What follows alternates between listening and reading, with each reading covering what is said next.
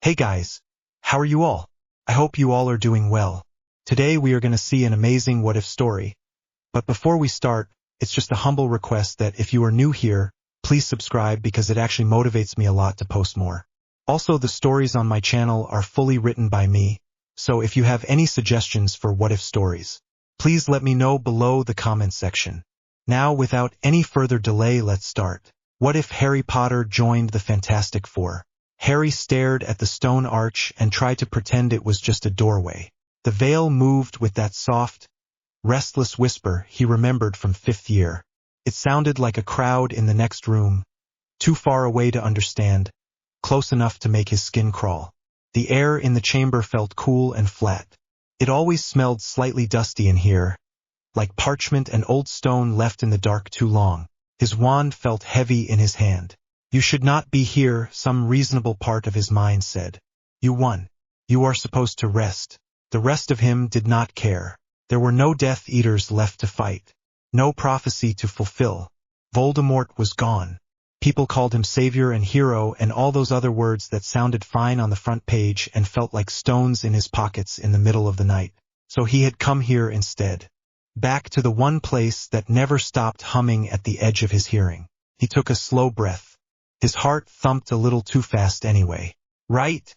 He muttered to the empty room. One more stupid idea. His voice came back to him in a faint echo.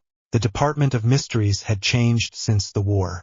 New wards, new security, new unspeakables who watched him with careful, nervous respect every time he signed in with Kingsley's note.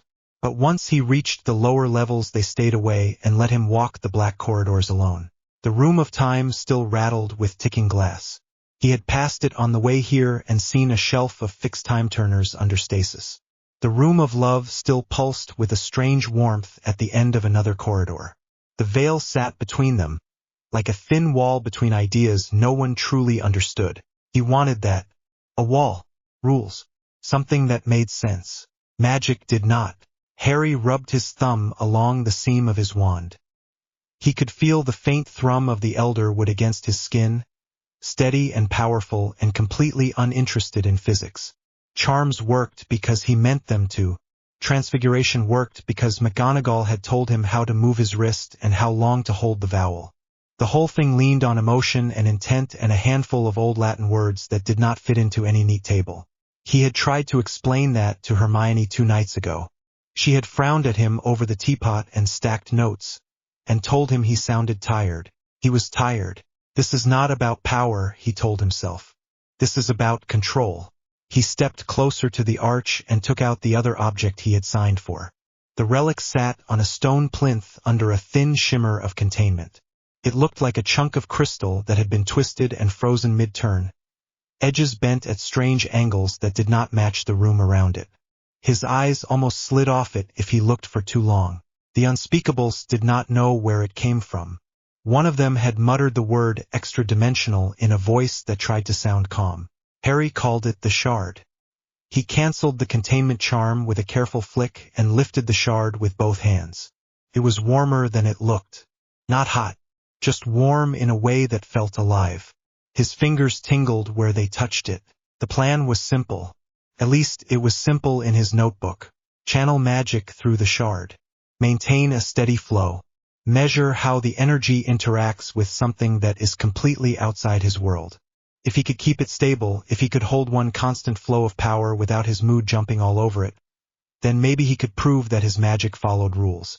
Real ones. Not vague ones. Something he could test and repeat. He imagined a neat chart. Lines. Pattern. His stomach twisted. Come on, he whispered. Just once. Be normal. He stepped back from the arch, holding the shard at chest height. His wand pointed at it, tip only a finger width away from the strange surface. The veil whispered behind him like someone breathing down his neck. Harry set his feet, shut his eyes for a moment, and reached for his magic. For years it had answered him with messy enthusiasm. In battle it had come in floods. In the forest it had wrapped round him with heat and cold at the same time and turned death away. It was part of him in a way his own hands were part of him. Now, when he reached for it, it came sluggish. His shoulders tensed. A bead of sweat formed near his hairline. Fine, he muttered. You want a reason. Images rose whether he wanted them or not. Fred falling. Remus and Tonks in the great hall. Colin lying too small under a white sheet. The way Mrs. Weasley's scream had cut through the battle when she thought she had lost one of her children again. The way people had looked at him the next morning. Relief and gratitude and distance. He had done what the prophecy demanded. He had walked into the forest and let himself die for them.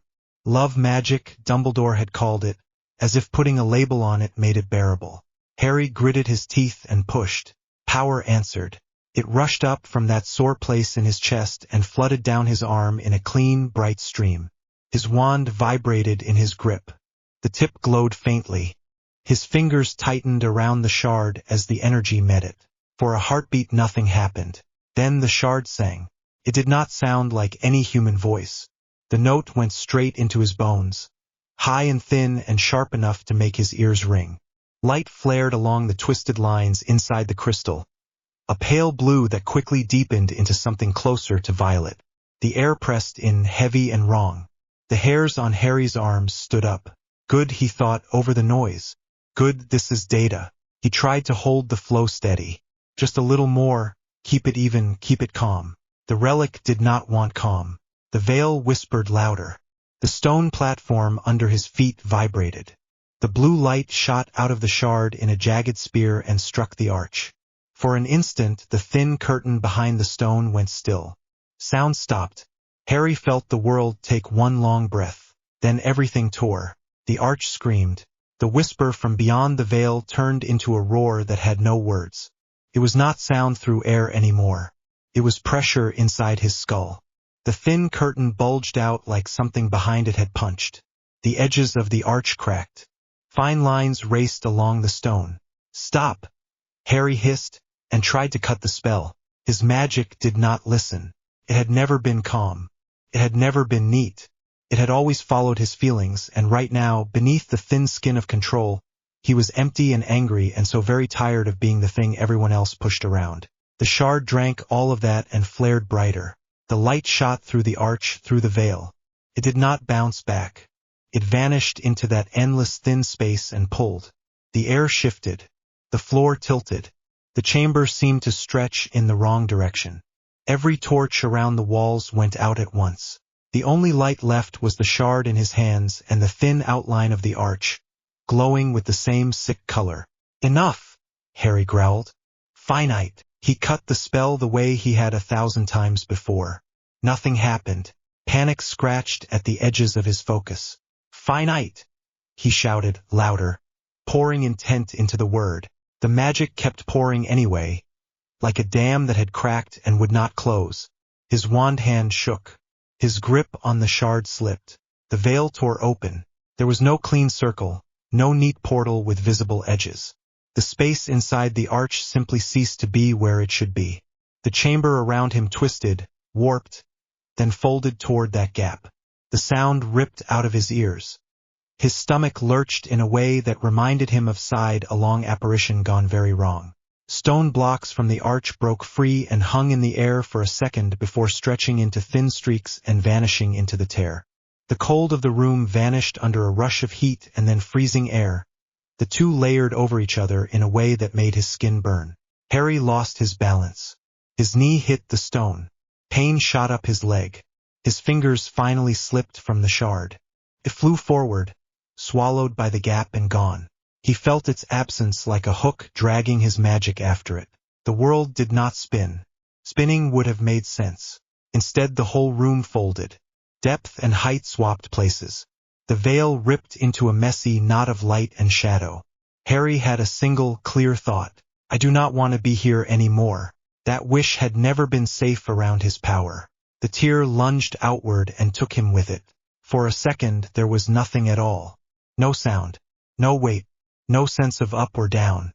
The pressure on his body vanished, then slammed back into place from every direction. Something hot and sharp scraped across the surface of his magic, like sandpaper on raw skin. He tried to shout and could not hear his own voice. Then the world snapped back with brutal speed. He hit something hard and unyielding and bounced. Air rushed out of his lungs. He rolled once, twice, and came to a stop face down on a cold metal surface. He lay there and wheezed. The smell was wrong. No stone dust. No faint scent of old parchment.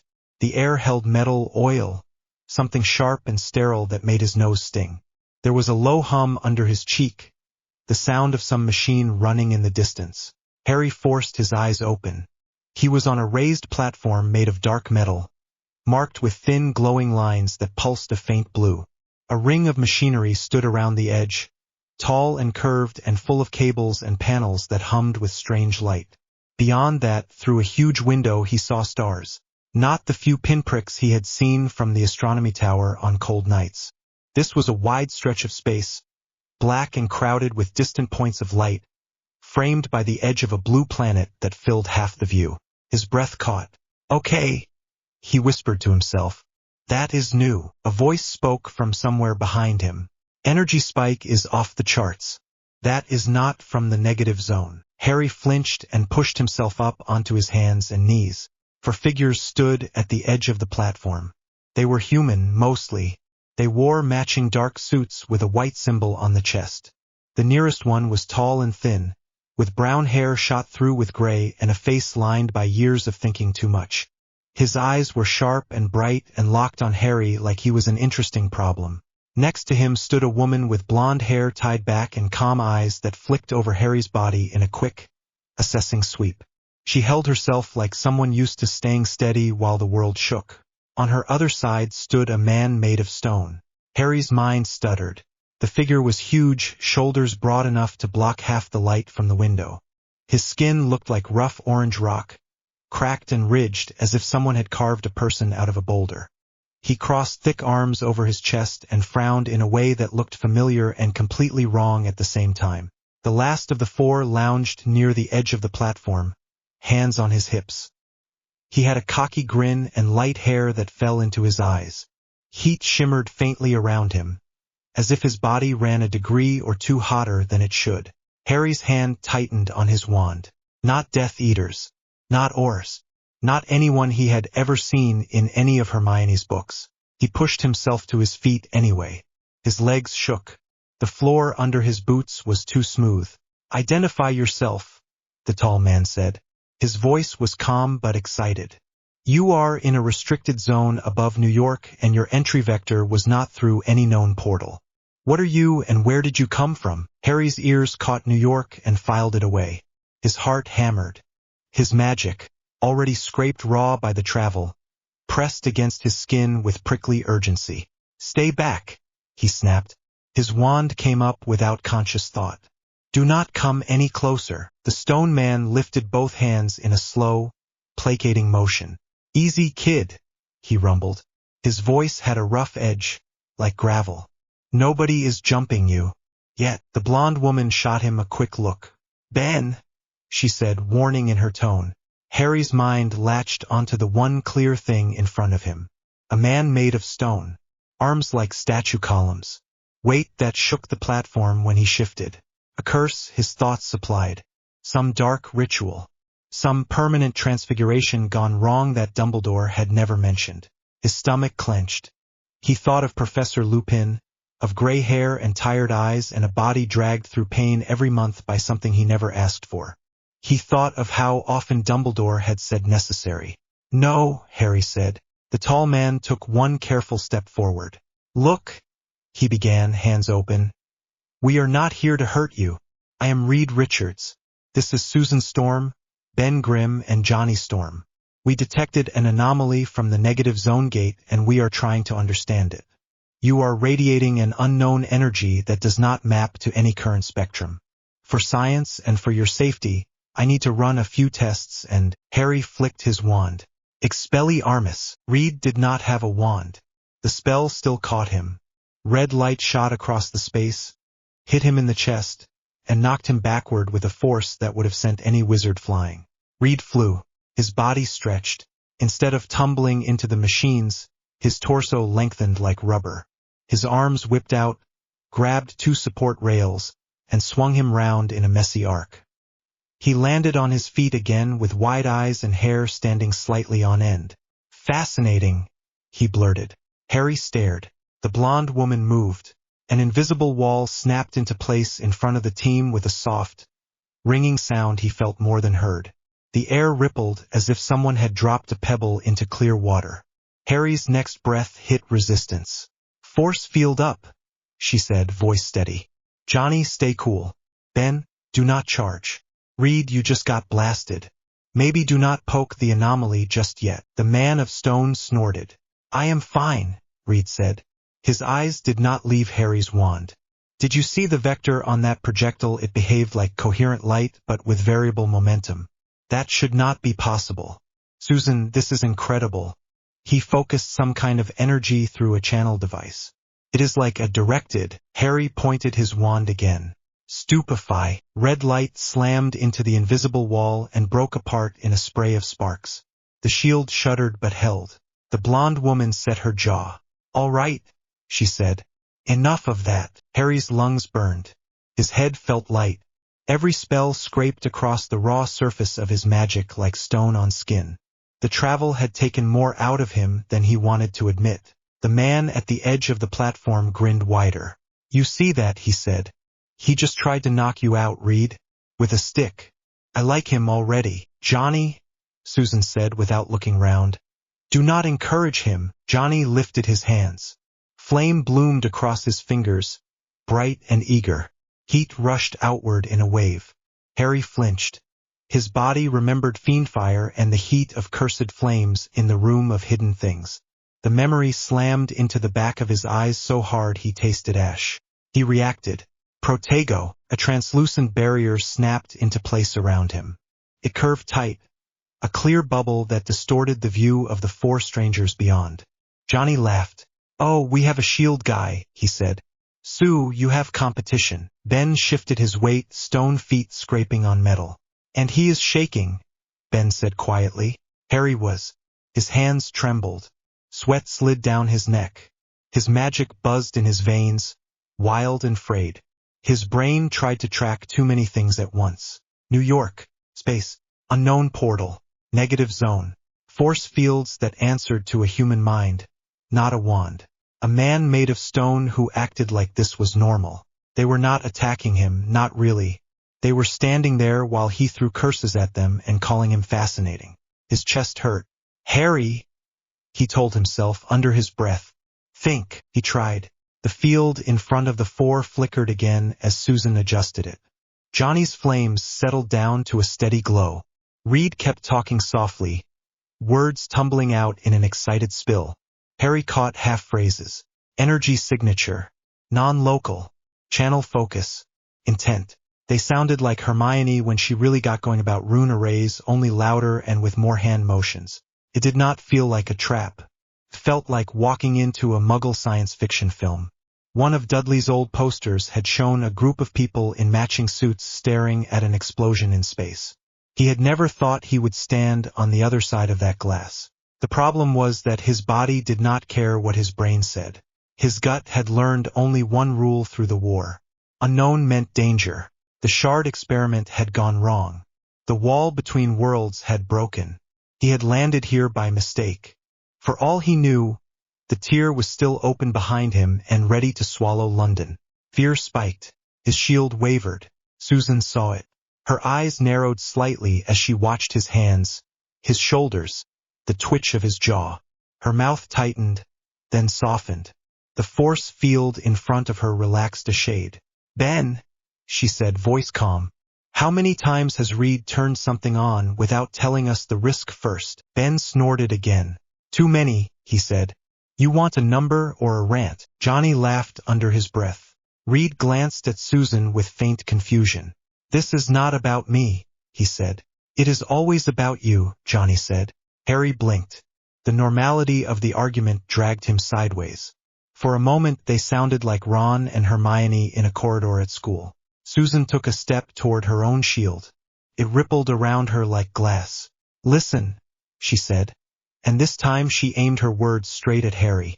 I do not know who you are, but you look like you are about to drop. Your hands are shaking. Your breathing is shallow. Whatever you just did before you fell in here, it hurt you. Harry swallowed. He could feel his heart hammering against his ribs. His fingers had gone numb at the tips. The shield around him flickered. She lowered her voice. "We are not your enemy," she said. "If we wanted to attack you, Johnny would have done something showy already and Ben would be on your side of the room. Right now we are doing the opposite. We are standing still. You are the one with the wand pointed at us." She let that sit. Harry licked his lips. His mouth tasted like metal. "I did not mean to come here," he said. The words came out rough. "I did something stupid with a portal and now I am on a metal platform above a city I have never seen in my life. I do not even know if my world is still there." Reed's expression changed. Some of the hungry excitement faded. Something like sympathy flickered in his eyes for a second before the scientist surged back. "A portal experiment," he said. "Of course. That explains the residual distortion around you. This is incredible. Susan," he performed a self-directed dimensional transit without any external device. "That means his internal energy can interact with the structure of spacetime directly. If we can map that." Susan lifted a hand. "Reed," she said. Later, her gaze stayed on Harry. "I get that you are scared," she said. "I would be. You are allowed to be. But if you burn yourself out anymore, you are going to pass out on that floor, and then you will not have any control at all. Let us bring you in. Check that your body is not about to fail, and then we can talk." "I do not know you," Harry said. Her face softened just a bit more. "My name is Susan Storm," she said. "Down there is our home base, the Baxter Building. We deal with things like this all the time. Maybe not like you exactly, but close enough. My job is to keep people alive. Right now that includes you." Ben inclined his huge head. "Lady knows what she is talking about," he said. "Trust me. If we meant you harm, you would have felt it by now." Johnny let the flames on his hands fade to small flickers. "Also," he added, "if you pass out and faceplant, I am going to laugh. You do not want that." Harry stared at them through the thinning shimmer of his shield. His shoulders hurt. His arm shook with every breath. The travel through the tear had scraped his magic raw, and every spell since had felt like dragging that shredded edge over stone.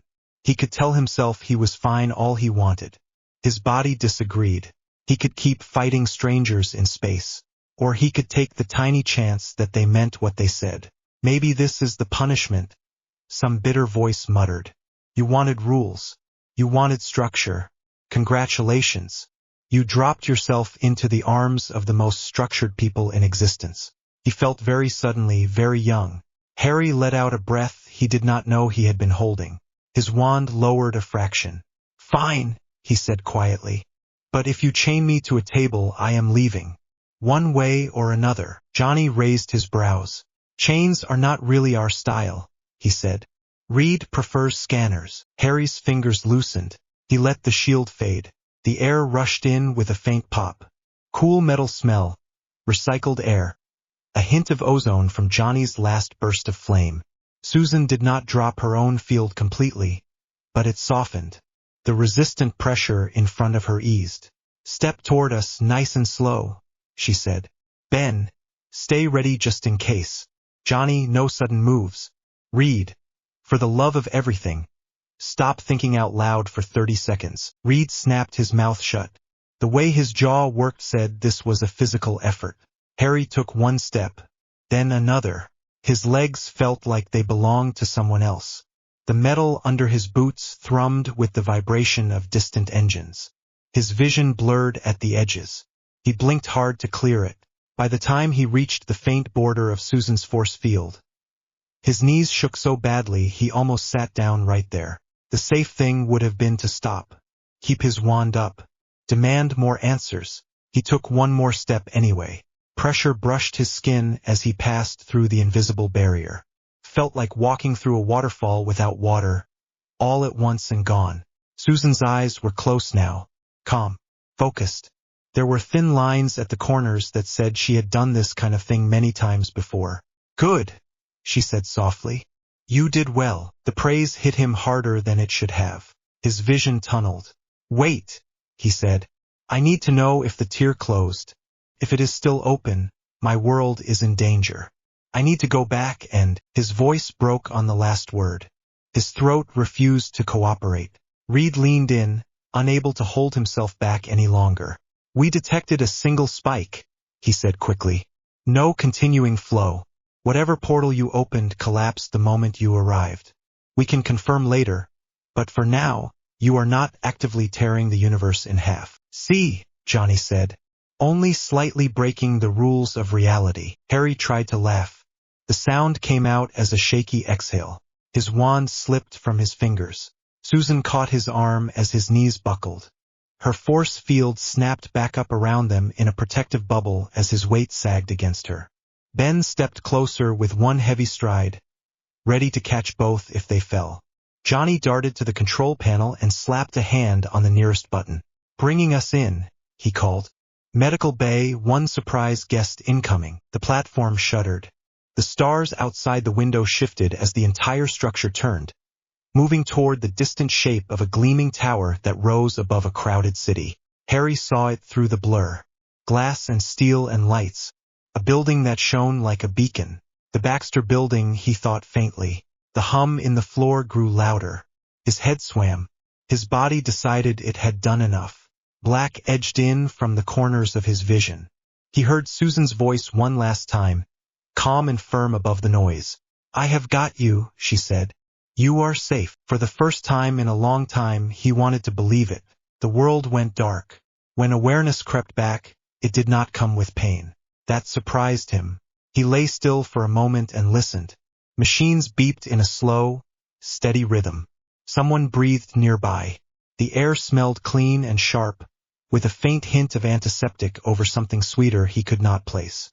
His eyes felt too heavy to open all the way, so he let them slit just enough. White ceiling. Bright lights set into panels that hummed softly. A medical scanner of some kind arched over his chest, moving in small, precise patterns. Out of the corner of his eye, he saw clear walls and beyond them more machines and a window that showed a slice of city far below. He also saw 4 familiar shapes. They stood clustered at the foot of the bed. Reed held a tablet in one hand and tapped at it with restless fingers. Susan had her arms folded lightly, one hand tucked under her elbow, her posture relaxed but ready. Ben leaned back against the wall, arms folded, weight resting on one heel. Johnny sat on a nearby chair, turned backward so he could lean his arms on the backrest. Brain activity is within normal human range, Reed was saying in a low, excited voice. No sign of permanent trauma from transit. Whatever energy he manipulates, his body handles it with remarkable resilience. There is some irregularity in that scar on his forehead, but nothing that suggests ongoing possession. Good, Susan said. Ben let out a low grunt. So, he said, what is he? Best guess. Reed's eyes lit. He is a human who channels a fundamental force through a focused device, he said. The wand seems to act as a conductor and amplifier. The energy pattern is distinct from any known cosmic radiation, but the closest analog would be psionic output combined with directed matter manipulation. Except it does not come from a mutation. There is no genetic marker. It is like an external system hooked directly into his mind and emotional state. Johnny whistled softly. So you are saying he does magic, he said. Reed frowned. I am saying he manipulates reality through an energy form that does not fit current models, he said. The word magic would be a placeholder until we can build a proper framework. Reed, Susan said. That is what most people call magic. Reed opened his mouth, then paused. He looked down at Harry's unconscious form. His gaze softened just a touch. Whatever it is, he said more quietly. It nearly burned him out. Ben shifted his arms, stone plates rasping. Kid held his own against us when he was half dead, Ben said. That takes guts. Johnny studied Harry's face. He looked terrified, Johnny said. Not at us, just in general. Susan's throat moved as she swallowed. Think about it from his side, she said. He ripped himself out of his own reality by mistake. He landed in orbit surrounded by strangers in matching suits, one of them made of rock, one on fire, one made of rubber. And the first thing we did was talk about him like a lab sample. Reed flinched. I was gathering data, he said. You were also scaring him, Susan replied. Johnny lifted a hand. For the record, he said, I was very charming. Ben snorted. Sure you were, hotshot, he said. Reed ran a hand through his hair. All right, he said. Point taken. When he wakes up, I will try to remember that he is a person first and an energy anomaly second. You will remember, Susan said. Her tone left no room for argument. Reed nodded. Harry let his eyes slip shut again before they noticed he was partly awake. The sound of their voices washed over him. Calm. Familiar already in a way that made something tight in his chest ease a little. He should be angry. He should be demanding to go back, to fix the mess he had made. Right now he could not move without feeling the heavy pull of exhaustion in every muscle. His magic curled in on itself like an animal that had been shaken too hard. For the moment he let himself drift. The last thing he heard before sleep pulled him under again was Susan's voice. We need to decide what we are calling him, Johnny said. Anomaly boy sounds rude. His name, Susan said, is Harry. The way she said it made it sound like a promise.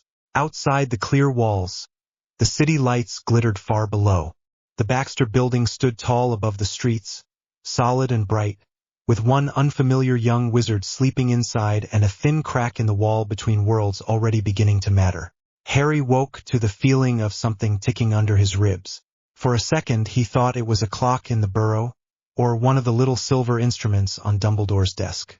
Then the sound sharpened and sorted itself into beeps. Steady. Electronic. Not magic at all. He opened his eyes. Bright white ceiling.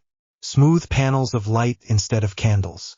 A curved scanner hung over his chest, moving in slow passes that hummed faintly with every sweep. His wand lay on a small table near his right hand, next to a clear cup of water and a neatly folded pile of clothes that were not his. He turned his head. Half the wall of the room was glass. Beyond it, the world dropped away. He could see roofs and streets and a river and a mess of tall buildings that stabbed up into the sky. Tiny lights moved along the roads. A huge screen on one tower showed an advert that flickered and shifted every few seconds. No charms hid any of it. No glamours. No notice-me-nots. He could see straight into an entire city. His throat went dry. Magic here would be on display. No wards. No statue of secrecy. No ministry official ready to wag a finger and send howlers if he lit up his wand in front of a muggle. He realized his fingers were already reaching for his wand. Easy, a calm voice said. You do not need that yet. Harry flinched. Susan Storm stood in the doorway, one shoulder leaning lightly against the frame. Her hair was pulled back in a loose tail. The blue and white suit she wore looked the same as before, but now he could see faint seams along the sides, almost like ribbing. Her eyes were sharp and alert, but not cold. Behind her, Reed Richards scrolled through a floating display. The panel hung in the air in front of him, lines of light and small shapes dancing under his fingers. Ben Grimm filled a chunk of space further back, arms folded, stone jaw set. Johnny sat on a counter, legs swinging, a faint orange glow still clinging to his hands like it refused to leave. They had all been watching him. Harry closed his fingers around his wand anyway. The familiar wood warmed under his touch. How long was I out? He asked. About 6 hours, Reed said at once. We stabilized your vital signs, made sure you were not suffering any delayed effects from transit, and ran a few basic scans. Your energy output is fascinating. There is a baseline field around you even at rest. I have never seen anything like it. Harry pushed himself up on his elbows. His muscles ached in that heavy way that said he had burned every reserve he had and then some. Feels like more than 6 hours, he muttered. Dimensional travel does that, Johnny said. You get the full jet lag experience with bonus nausea. You did not throw up though, so congratulations, you are tougher than most of the lab interns. Ben snorted. Harry blinked at them, then back at the window. Why is there a glass wall in a medical room? He asked. Anyone could see in. Susan stepped closer, her feet silent on the smooth floor. This is one of our private bays, she said. The glass can turn opaque with a thought. Right now it is clear because we wanted you to see where you are. It can feel less like a cage when you can look out. She raised her hand. The glass clouded at the center, then flowed outward until the view was a soft fog. With another small gesture, she cleared a patch in the corner that framed a slice of sky and the tip of a distant tower. Harry watched the wall shift and tried not to shiver. It is all just out there, he said. No one hides it. Magic at Hogwarts was behind stone and forests. Diagon Alley has brick walls and tricks. Here you are in a tower above a city with giant glowing pictures on other buildings. Johnny grinned. Welcome to New York, he said.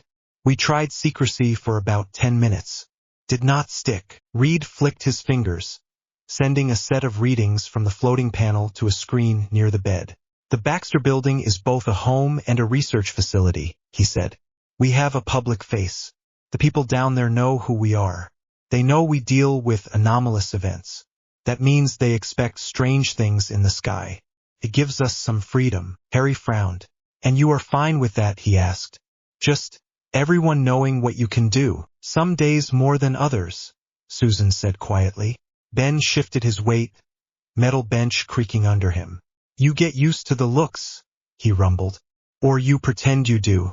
Depends on the day. Harry dragged his gaze away from the fogged glass.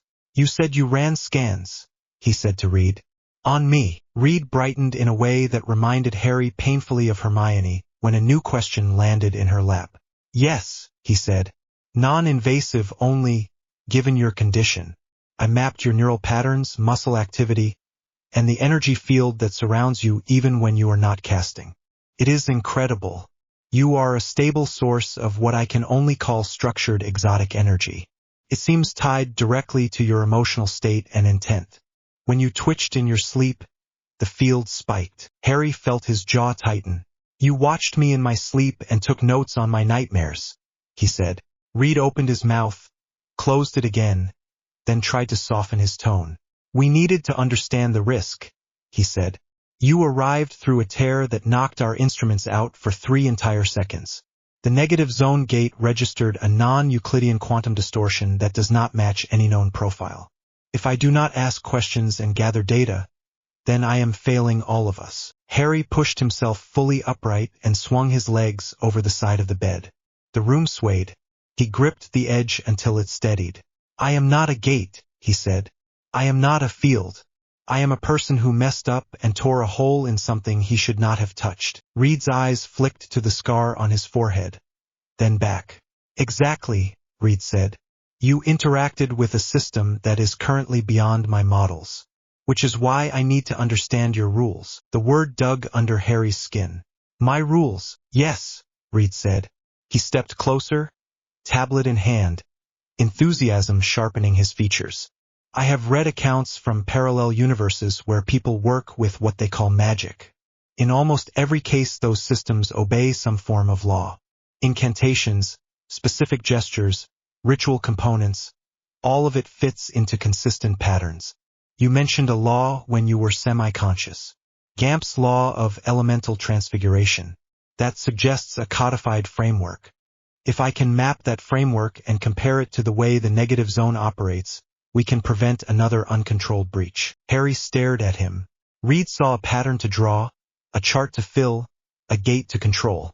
Harry saw a forest and his mother's eyes and Dumbledore telling him that old magic cared about choices more than any neat rule. My world has rules, he said slowly. Some of them. Gamp's law says you cannot create food from nothing. You cannot make true life out of thin air. You cannot bring back the dead. You can move things, change them, summon them. House elves ignore half those rules with a snap of their fingers. There are curses that break the spirit. There are protections no one can measure. My mother died so that a killing curse would fail.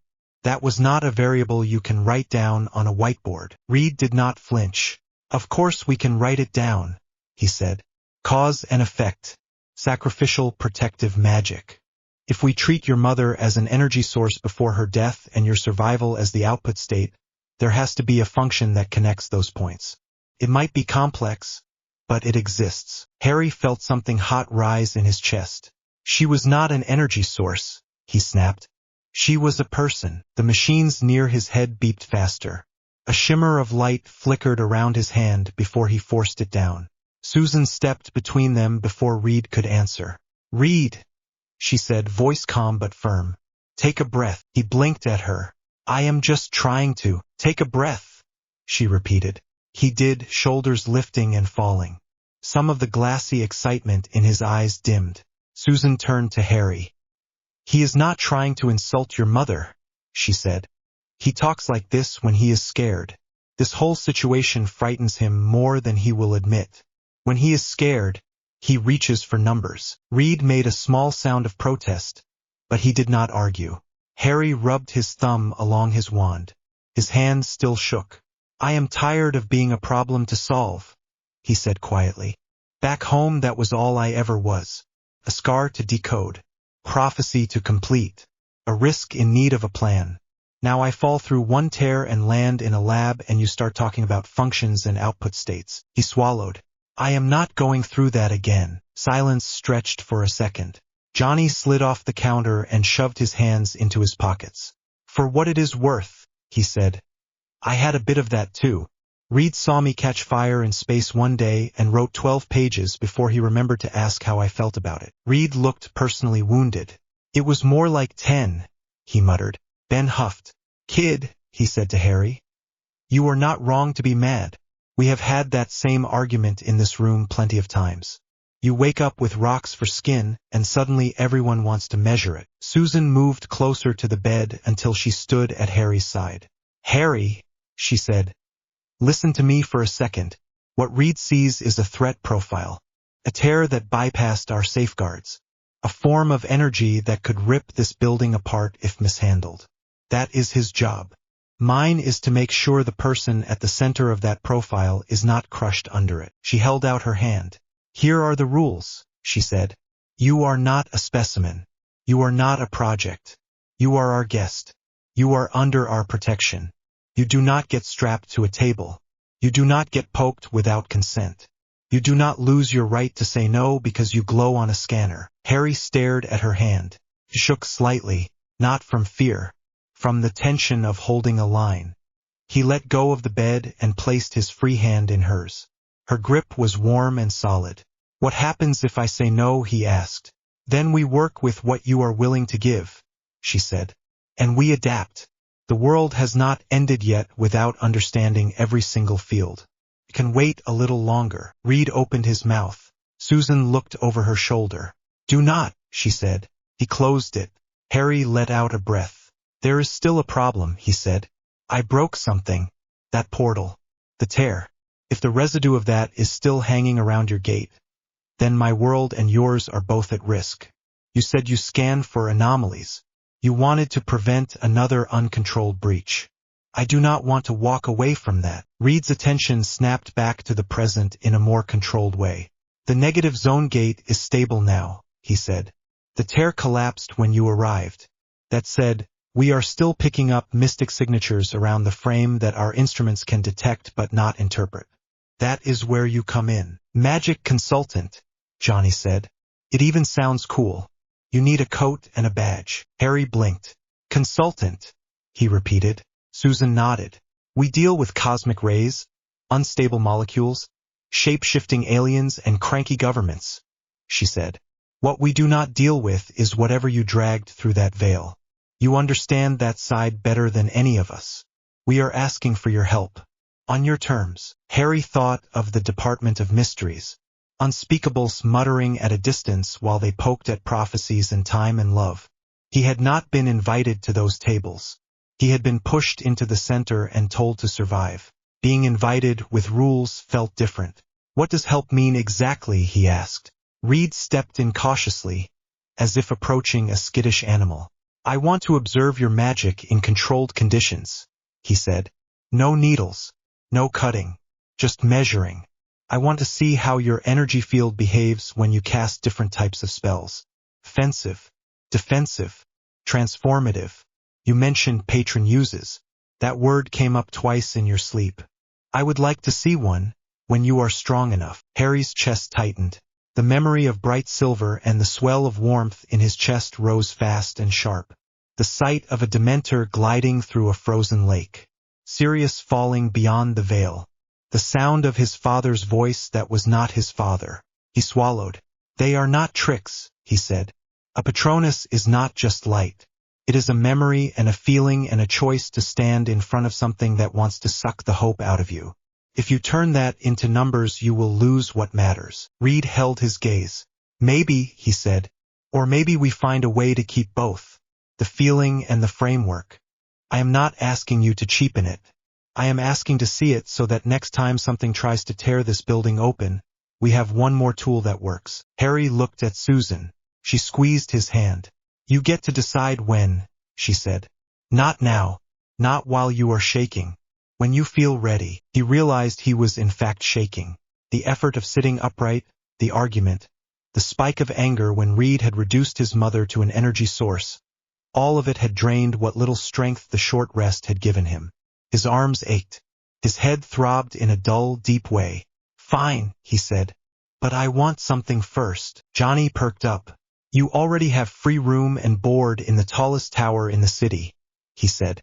What more could you possibly want? Harry stared at him. A say, he said. Johnny blinked. In what? In how this works, Harry said. In what tests you run. In who sees the results. In whether I go back to my world at all. I am not doing this if I am just along for the ride while you decide what is best for me. I will help, but I am not yours to manage. Susan smiled, small but genuine. Spoken like a proper member of the family, she said. Ben grunted. Kid has more spine than half the people we have worked with, he said. I vote we listen to him. Reed hesitated. Every part of him wanted control. Harry could see it in the tight set of his jaw, the way his fingers twitched near the tablet as if itching to call up graphs. Then Reed nodded. All right, he said. You have a say. Every test is discussed. Every risk is explained. You can veto procedures you are uncomfortable with. In return, you agree to help us secure whatever mystic residue you left in our systems and advise on potential threats. Harry considered it. He thought of Kingsley giving him a choice after the battle. Aura training or normal life. He had taken neither. He had run instead, dragging his tired soul back to Hogwarts ruins and then into Ministry halls and then finally down into that chamber where the veil waited. He could not run here. There was nowhere to run to. Deal, he said. Reed extended his hand. Harry looked at it, then gripped it once, firm and quick. The contact felt like sealing a contract without parchment. Good, Reed said, relief smoothing his voice. Then for our first controlled observation, I would like to see a very small, very simple spell. Something that does not strain you. A levitation charm, perhaps. We can lock down the room with Sue's field and track the way the energy moves. Harry snorted before he could help it. You want Leviosa, he said. All the problems in this place and you want first-year practice. Johnny laughed. Everyone starts somewhere, he said. We had to learn how to aim without setting our hair on fire. Well, some of us. Reed never sets his hair on fire. It is deeply unfair. Ben shook his head. Speak for yourself, he said. I miss hair. Harry slid off the bed slowly until his feet found the floor. The cool metal sent a faint chill through his thin hospital socks. His legs trembled, but they held. Susan stayed close without crowding him. If you feel even a little light-headed, sit, she said. Yes, Mom, he muttered. The word slipped out by habit. He froze. Susan did too. Then she smiled, soft around the edges. I will take that as a compliment, she said. Reed tapped a control. Panels in the walls slid open, revealing clusters of devices that hummed to life. Thin arcs of light formed a loose cage around the central space, like a three-dimensional grid. Sue's force field settled over everything in a quiet, invisible shell that made the air feel a shade thicker. Containment online, she said. If something goes wrong, nothing leaks out of this room. Comforting, Harry said. Reed pointed at a metal tray on a stand near the foot of the bed. Lift that, he said. Gently. Hold it at a constant height if possible. We will record the field shift from baseline. Harry raised his wand. For a moment, fear tightened his chest. The last time he had channeled anything real, he had ripped a hole between worlds. His magic still felt raw inside him like a scraped knee. Part of him wanted to put the wand down and never pick it up again. He inhaled. The tray was just metal. This was just a charm. He had cast it 1,000 times. On feathers. On pumpkins. On Ron. He gave the wand a small, precise flick. Wingardium Leviosa, he said. The words tasted familiar. Power gathered in his arm and flowed through the wand in a much thinner stream than before. Not a flood. A thread. The tray jerked, then rose, wobbling slightly as it reached a point about a meter off the stand. The scanner above his bed beeped more rapidly. The arcs of light in the air shifted color near him, shading from blue to soft green as the field around his body changed. Reed watched numbers scroll down a display. Incredible, he whispered. There is a distinct pattern. The moment you spoke the incantation, the field aligned along the direction of the wand and formed a channel. There was a spike in what looks like local spacetime strain, but it collapsed back as soon as the tray stabilized. Your focus is what holds it. If you let go mentally, it will drop. Harry glanced at the tray. He let himself think about how Ron had waved his wand wrong in first year. About Hermione showing him the proper swish. About himself in a classroom with bright windows and old desks instead of a lab in the sky. The tray dipped. He tightened his focus. Steadied. Intent, he said through his teeth. You can see it. Reed nodded, eyes bright. Yes, it is not just the word or the movement. It is the mental model behind them. You are holding a picture of the tray being suspended in space and your energy aligns with that picture. Harry's arm started to ache. Fine, he said. You have your numbers. He lowered the tray. As it touched the stand, the scanners calmed. The grid of light in the air faded. Harry swayed. Susan stepped in and caught his elbow. That is enough for today, she said. Reed opened his mouth, caught her look, and nodded. Agreed, he said. Thank you, Harry. That gave me more information in 10 seconds than I have had in months of theory. Harry managed a tired half-smile. Welcome to first-year charms, he said. Wait until you see a proper spell. Johnny leaned on the back of the chair again. I want to see the animal thing, he said. The silver one you mentioned. The Patronus. You said it fights soul suckers. That sounds metal. Harry stared at him. Dementors, he said. They are not just soul suckers. They strip away every good memory you have until you cannot remember what it feels like to be happy. Standing near one is like stepping back into every worst moment of your life. Johnny grimaced. Okay, he said. Less metal. More horrible. Susan squeezed his arm. No Patronus until you are rested, she said. We are not dragging you through that while you can barely stand. Harry nodded, grateful for the out. He let her guide him back to the bed. The mattress gave under his weight with a soft sigh.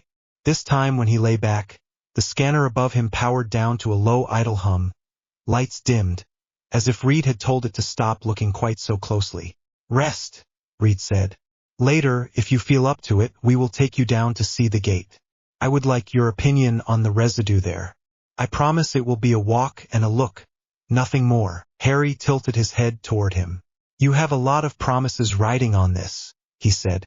Reed gave him a tired, honest smile. I know, he said. I intend to keep them. Ben pushed off the wall. I will go make sure the negative zone room is clear of stray robots, he said. Last thing we need is a Doombot strolling through while the kid is having a panic attack. Ben, Susan said. He raised his hands.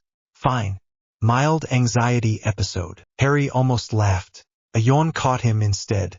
He realized how heavy his eyelids were.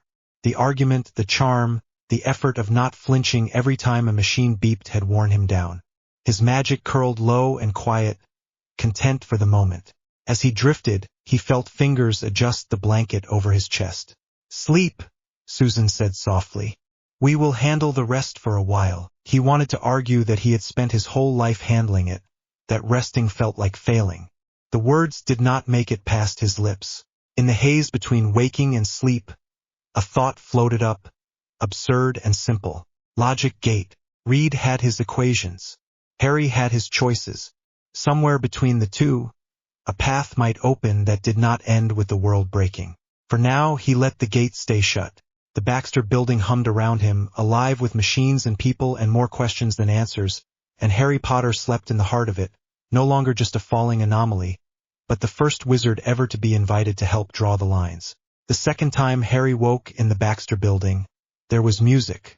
Not a wireless crackle or weird sister's guitar. Something bright and loud with a heavy beat and a voice shouting about fire. It thumped faintly through the wall above his head, as if someone had turned the volume up 2 levels higher than any sane person would allow. Harry opened one eye. The ceiling was the same clean white as before. The scanner over his chest was pushed back. Idle. His wand lay on the side table next to the glass of water. Someone had dropped a folded pile of clothes over the chair nearby. Dark blue with a white symbol on the chest. The number 4 inside a circle. The music got louder. It was definitely overhead now, like whoever owned it had decided the best place for a sound system was directly above the medical bay. The bed shivered slightly under him in time with the bass. Harry groaned and dragged a hand over his face. "Why?" he muttered. "Is the building on fire this early?" "Do not worry," a cheerful voice said from the doorway. "If it was on fire, I would look much more smug." Johnny Storm lounged against the frame, arms folded. He had changed into a clean version of the same suit Harry had seen before, zip pulled halfway down his chest in a way that looked casual and completely deliberate. His hair was damp, as if he had just showered off something explosive. Behind him, Susan rolled her eyes without heat. "You did not tell him we were going to let him sleep in," she said. "You promised." "I did let him sleep in," Johnny said. "It is almost noon, which means it is past time for him to meet the important parts of the Baxter building." Harry blinked. "I thought I met them already," he said. "Space lab, panic portals, energy scanners, man made of stone." Johnny shook his head. "You met the boring parts," he said. "You have not seen the kitchen yet." "He has barely been cleared to stand without wobbling," Susan said. "Can you at least pretend to care about his recovery schedule?" Johnny gave her an innocent look. "I care deeply," he said. "That is why I am inviting him to breakfast. Or lunch. Or whatever we call the meal where Reed forgets the time and Ben eats half the fridge. He needs food. Food heals. I have science on my side." Harry sat up slowly, testing his balance. His muscles complained but did not give out under him. His magic felt less like a scraped raw edge and more like a bruise. Still sore, but not bleeding. The thought of food made his stomach grumble. Susan heard it. Her mouth twitched. "Fine," she said. "I will clear him for light activity. No tests yet. No magic. No arguments. Scout honor," Johnny said. Susan gave him a flat look. "You were never a scout," she said. "Then wizard honor," Johnny said, grinning at Harry. "Come on. You have to see how Ben eats cereal. It is an event." Harry slid his legs off the bed. The floor was cool under his feet. "The clothes," Susan said, nodding at the folded pile. "We did not have anything in your size except spare uniforms. They are made of unstable molecules, so they will adapt to whatever nonsense you do with your magic. They are also very comfortable. Trust me. We will get you real clothes later." Harry picked up the suit. It felt light and strange, almost like dragon hide and cotton had an argument and decided to compromise. The white circle and blue number stared up at him. "Does wearing this make me part of the gang?" he asked. "I feel like there should be some kind of test. Trial by breakfast," Johnny said. "The most dangerous of all." Susan pointed at Johnny. "You stay in the corridor while he changes," she said. "If you peek, I will put you through a wall." Johnny held both hands up and backed away. "Hey," he said. "Boundaries. I respect them. Mostly." He moved out of sight. Harry changed quickly, grateful that the bandages he had not remembered getting were already gone. The suit shifted as he pulled it on, tightening a little at his shoulders, loosening at his knees, settling into place like it had been tailored for him. He caught a glimpse of himself in the reflective surface of the scanner. The boy staring back wore blue instead of black school robes. His hair still stuck everywhere. His scar sat on his forehead, pale and stubborn. The white circle on his chest looked wrong. He had never worn a symbol that announced who he stood with before. Susan knocked lightly on the frame. Ready? She asked. He nodded. She stepped back so he could move past her into the corridor. The Baxter building outside the medical bay felt different when he was on his feet. The walls were still smooth and white, but there were scuff marks near the corners and tiny chips where something heavier than a person had scraped. Doors lined the corridor. Some stood open, showing glimpses of labs, storage rooms, and one office that looked like paper had exploded inside. Johnny bounced ahead of them, humming the song Harry had heard earlier. "You do realize," Susan said, "that Reed is going to ask for a full report of how he reacts to the building layout." "He can ask," Johnny said. "I will tell him the truth." The kid looked at the elevator and did not flinch. "That is more than some people." Harry glanced at the lift at the end of the corridor. The doors were closed. Light glowed above them. "I have been in lifts before," he said. "The Ministry had one. It was awful." "Ours has better music," Johnny said. The lift ride was smooth and quick. No rattling gates. No enchanted clicks and bangs. Just a soft chime when the doors opened onto a wide floor with windows on both sides. Harry stepped out and stopped. The kitchen and living space took up the entire level. One side held a long counter with sinks, ovens, and a fridge large enough to hide Hagrid. The other side had sofas, tables, and scattered chairs around a central screen. The city wrapped around them in every direction through glass walls, sunlight pouring in until the whole place glowed. The room felt lived in. There were cups on the counter, a plate with crumbs on the end of the table, a jacket thrown over the back of a chair. A pair of heavy boots sat by the door, stone dust in the tread. Ben Grimm stood at the stove, a spatula in his hand, flipping something in a pan that hissed and smoked faintly. "Smells good," Johnny said. "You make extra for our new guest." Ben looked over his shoulder. The big stone face did not have many muscles to work with, but Harry could see the effort in the way his mouth quirked. "Kid finally woke up," Ben said. "Good. I was starting to think Reed had scared him into a coma." Harry managed a small smile. "That is still an option," he said. "Give him enough scans and graphs and I might give up and sleep through the rest of this reality." Johnny laughed and clapped him lightly on the shoulder. "There," he said. "That is the spirit. Sarcasm means you will fit right in." Susan moved past them to the counter. "Let me help," she said, reaching for plates. "I have it," Ben said. "You get the kid some juice. Unless he drinks coffee at his age, which would explain a lot." Harry slid into a seat at the table. The chair creaked as if adjusting to weight. He watched Ben move. Every motion looked heavy but careful. The spatula in his hand was normal size. It looked small between those fingers. The pan sizzled as he shifted it off the heat. Johnny grabbed a glass and poured orange liquid from a jug. "Here," he said, setting it down in front of Harry. "Vitamin something. I forget the number. Reed always says it is important." Harry took a cautious sip. It tasted bright and sharp and sweet, like biting into a fresh orange without the peel. Ben turned from the stove and set a plate in front of him. 3 pancakes, golden and thick, with a generous square of butter melting on top and a small river of syrup pooling at one edge. "You can levitate a tray without passing out," Ben said. "You can eat this." Harry looked up. "Thanks," he said. Ben shrugged one massive shoulder. "Kid has to eat," he said. "You saved our sorry backsides from a potential gate meltdown by falling through it. Least I can do." Johnny dropped into a chair across from Harry, already reaching for the plate Ben set in front of him. Susan sat to Harry's left, posture relaxed but eyes still sharp. For a few minutes, the only sounds were cutlery and the faint hum of the city outside. Harry ate slowly at first, then faster as his body decided food was in fact the best magic in the room. The pancakes were lighter than they looked, with a faint vanilla taste under the syrup. He finished one, then half of the next, before he realized he had not wanted to stop between bites. "You look less gray," Susan said quietly. "I feel less half-dead," Harry said. "It is nice not to wake up in a tent or a field for once." Johnny tilted his head. "You lived in a tent?" he asked. "Like full-time?" "During the war for a while," Harry said. "We were on the run. Hiding. Hunting Horcruxes.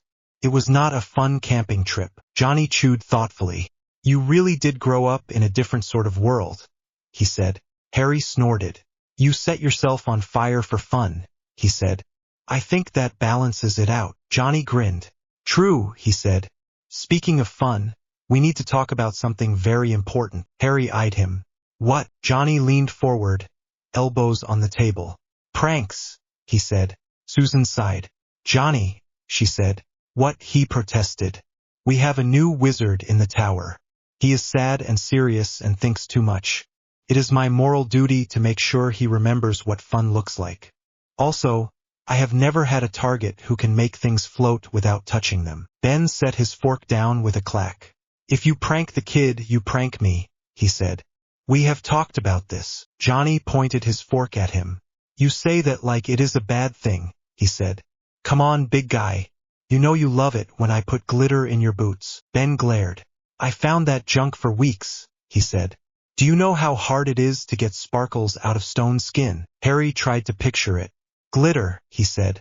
On rocks. Johnny brightened. Oh, I like you, he said.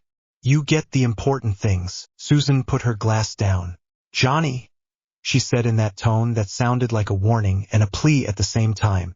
We are not turning Harry into a new toy. Harry opened his mouth to say he was fine, that he could handle a little chaos if it meant not sitting alone with his thoughts. He never got the chance. His chair slid sideways. He yelped as the seat under him jerked an inch to the left, then another, moving by itself across the smooth floor. His hands shot out and caught the edge of the table. The glass of juice wobbled, then steadied. Johnny burst out laughing. Oh, the face, he said. Perfect. Harry looked down. His chair legs were resting on a faint disk of light. The disk shimmered in time with the little arcs he had seen in the lab. Some bit of Reed tech repurposed under the seat. Harry narrowed his eyes. Really, he said. You start with the furniture. Johnny spread his hands. Always start simple, he said. Prank rule 1. No one gets hurt. Prank rule 2. Humiliation must be equal opportunity. You, me, Ben, even Reed if we can sneak past Susan. Prank rule 3. No fire in the kitchen. Learned that one the hard way. Susan pressed her fingers to the bridge of her nose. I am going to regret letting you out of bed, she said to Harry. Harry felt laughter bubble up in his chest before he could stop it. It burst out, sharp and surprised. Johnny leaned back, satisfied. There it is, he said. The kid laughs. My work here is done. The chair slid another few inches. Harry flicked his wand under the table. Finite, he said. The light disc blinked out. The chair settled with a soft bump. Johnny blinked. Hey, he said. I had that calibrated for maximum slow annoyance. Harry lifted his glass and took a calm sip. Magic is useful, he said. Ben chuckled. A low sound that rumbled through the room. Welcome to the club, kid, he said. You prank him back. I will not say a word. Johnny clutched at his chest. Traitor, he said. Prank rule 4, Ben said. Do not pick on the one who has been through a war unless you are ready for him to fight back. Johnny pointed at Harry. You hear that, he said. This is now an official prank war. You are on the board. Congratulations. Harry shook his head, still smiling despite the warning in his gut that said this was dangerous. That attachment hurt. It is not a war, he said. It is a game. For you maybe, Johnny said. For me, this is serious art. Susan stood, gathering plates.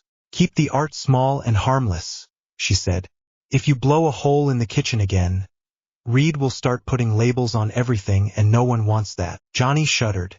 I still have nightmares about the time he labeled the fridge compartments by nutritional category, he said. Protein only. Carbohydrate shelf. It was awful. Ben looked at Harry.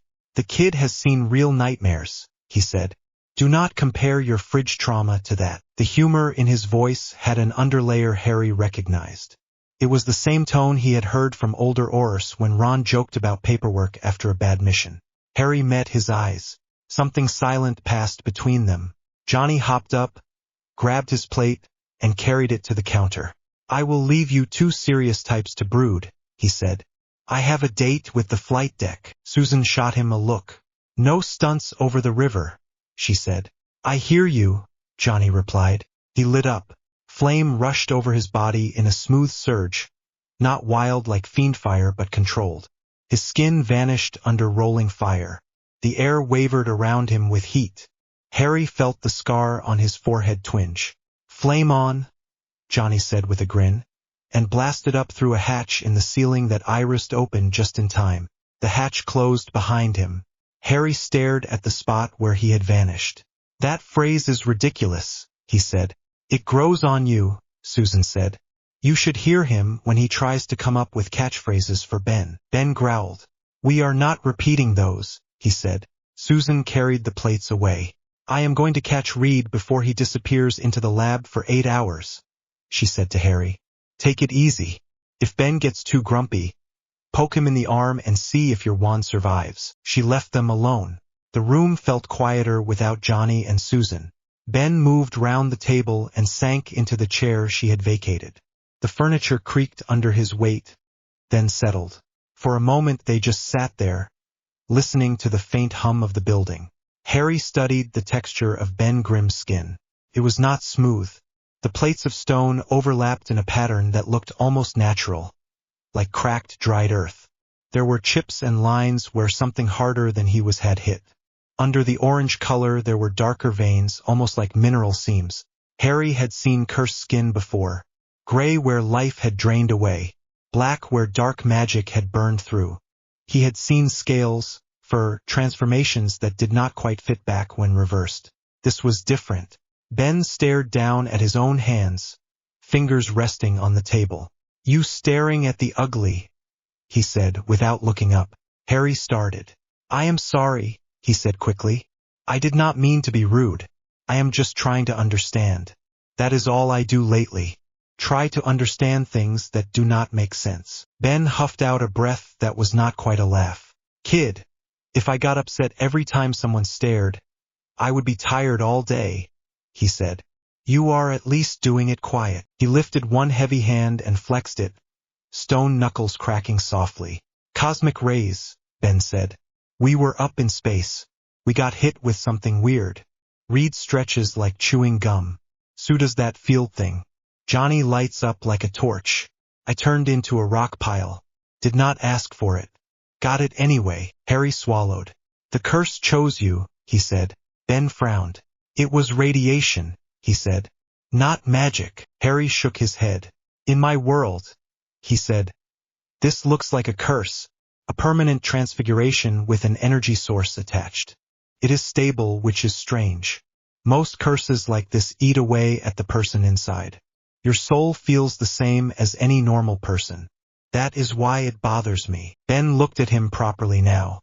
"My soul feels normal to you?" he asked. Harry nodded. "Your magic, if you had any, would sit there just fine," he said. "But instead there is this other layer. Something that soaked into your body and got stuck. Like someone painted a new shape over you and the paint sank in." Ben stared at the table. "I have had a lot of people tell me what I am," he said. "Monster, hero, mascot, walking boulder. Not many have called it paint." "It is bad paint," Harry said. "Whoever did this did not know what they were doing." Ben snorted. "Space did it," he said. "Space and Reed's genius and my poor decision-making. That is a lot to blame on one curse." Harry looked at his own hands. "The war did worse with less," he said softly. Ben shifted in his seat, the stone plates along his shoulders scraping faintly. "You mentioned a war," he said. "Back home." Harry's chest tightened. "More than once," he said. Ben waited. He did not push. He did not ask for dates or numbers. He just sat, presence heavy and steady, like a wall that would still be there if you leaned on it. Harry took a breath. "The short version," he said, "is that a madman decided he was better than everyone else because of blood. He gathered followers, started a terror campaign, and tried to take over the wizarding world. The long version is years of fear and hiding and people dying. I was tied to it by a prophecy. One of us had to kill the other. That is the part everyone remembers. The duel. The last battle. The boy who lived." He made a face. "They do not talk much about the rest," he said. "The nights in hospital after curses that nearly took my friends. The graves. The way everyone looked at me like I was a symbol, not a person. The feeling that if I failed, it would all happen again and it would be my fault. He could feel his pulse in his throat. Ben listened without interrupting. How old were you when this started? Ben asked. Harry thought about it. The prophecy was made before I was born, he said. He came for me when I was a baby. My parents died trying to stop him. I grew up with relatives who hated magic. I saw my first murder at 11. I heard my godfather scream as he fell through the veil at 15. I walked into the forest to let myself die at 17. He said it flat, practiced. The silence after was heavy. Ben let out a slow breath. 17 is too young to decide that, he said. Harry shrugged one shoulder. There was not really a choice, he said.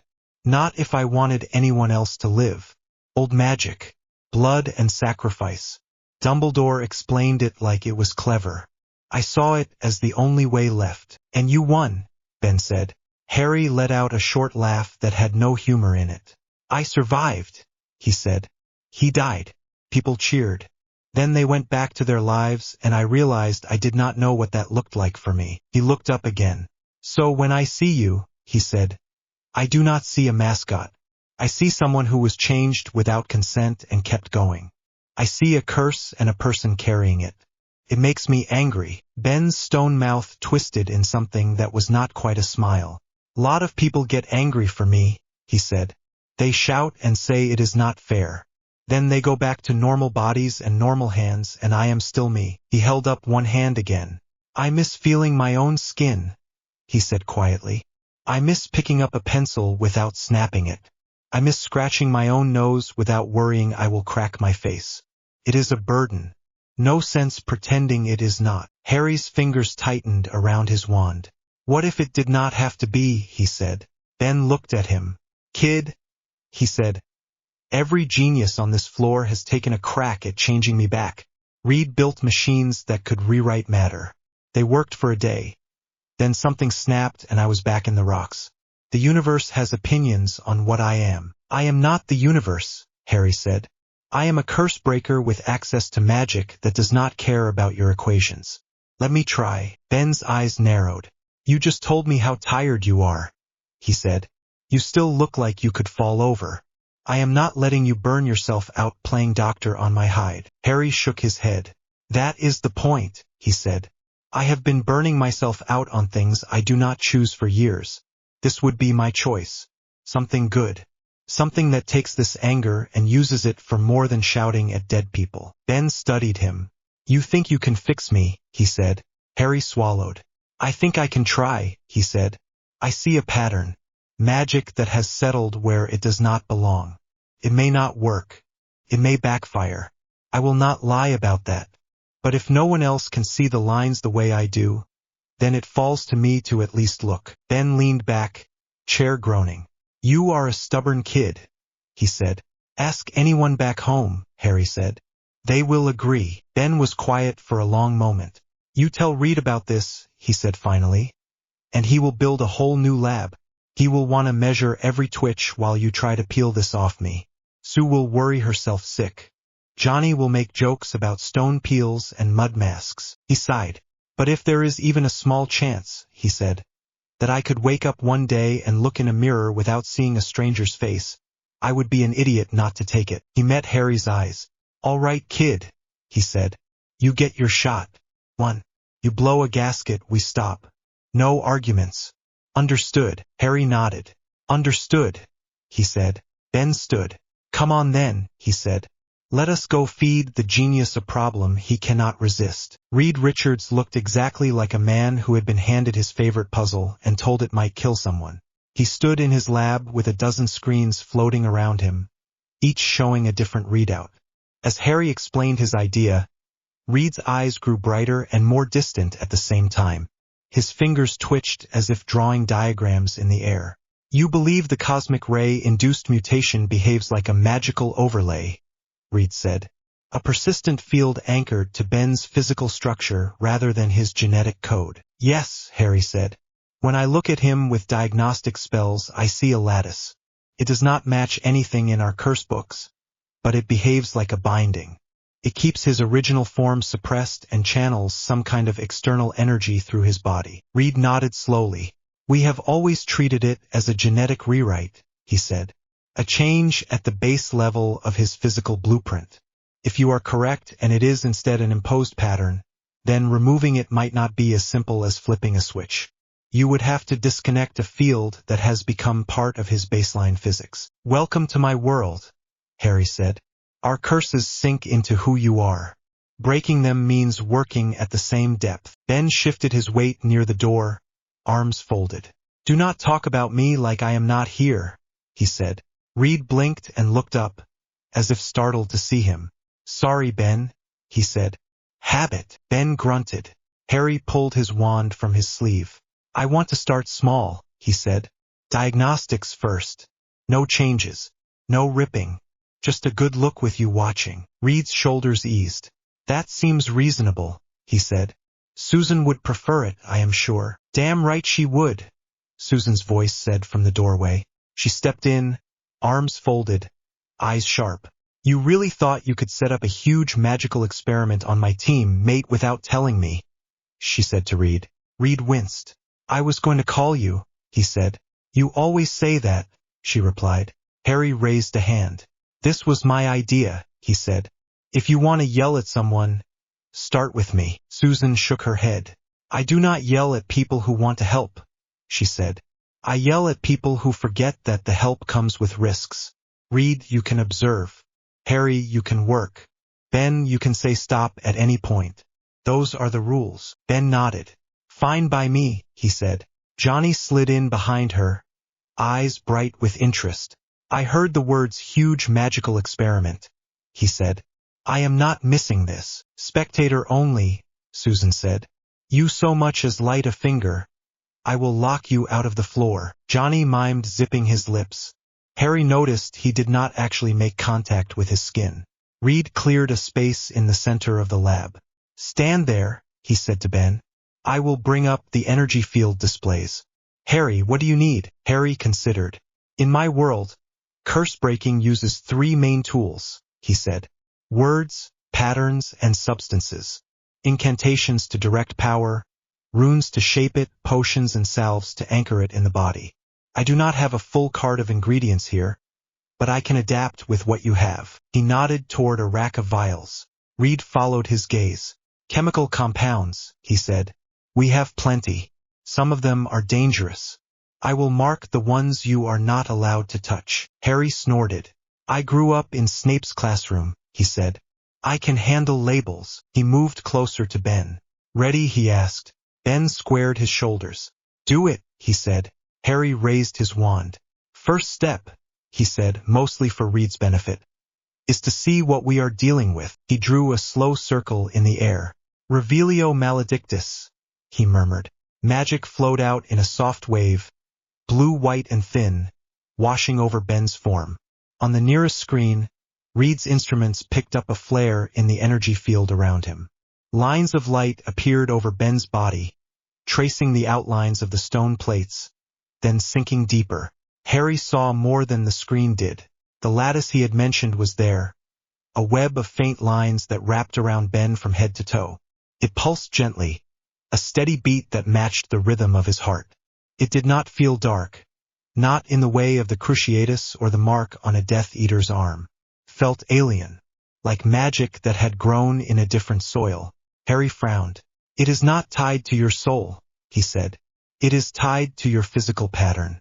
That makes it both easier and harder. Reed scribbled notes on a pad without looking down. How so? He asked. Easier because we do not risk ripping pieces of you out with it, Harry said. Harder because your body has adjusted. You have muscles built around this form. If we snap it all away at once, you could collapse. Ben shifted. I am right here, he said again. Harry nodded. I know, he said. I am not going to snap anything. Not today. He lowered his wand. I need time to design this, he said. I have never worked on magic like this before. I will need to try some small focus rituals to see how responsive the field is. If it lashes back, we stop. Reed opened his mouth. Harry cut in before he could suggest something involving resonance fields and inversion matrices. And I am doing this my way, Harry said. Runes, circles, potions. You can watch and translate later, but if you put a machine between me and the magic, it will not answer. It is fussy like that. Reed pressed his lips together, then nodded. Very well, he said. We will give you space. Designing the ritual took most of the afternoon. Harry sat at a lab table with a stack of Reed's blank notepads and a mug of something that tasted like strong tea with extra caffeine. He sketched patterns, crossed them out, added new lines, muttered to himself, and ignored Johnny's running commentary about his handwriting. I cannot read that, Johnny said at one point. You are not supposed to, Harry said. Reed hovered at a polite distance, watching the shapes with an intensity that reminded Harry of Hermione leaning over an arithmancy problem. Susan checked in every hour to make sure he had not fallen asleep on the table. Ben stayed in the room, a quiet weight in the corner, pretending to flip through a magazine. Harry focused on 3 goals. First, he wanted to test a small section of the field without touching the rest. Something like gently lifting a corner of a heavy blanket. Second, he needed an anchor in case the energy tried to jump to him. A way to divert it into a harmless loop instead of letting it dig into his own bones. Third, he wanted Ben conscious and able to talk during the process. Too many curse breakers had lost patience by knocking them out and hoping the magic behaved. By evening, he had a circle drawn on the floor in chalk. The pattern wrapped around a marked spot where Ben would stand. Lines radiated out to small focus points where Harry had placed vials and bits of metal Reed assured him were inert.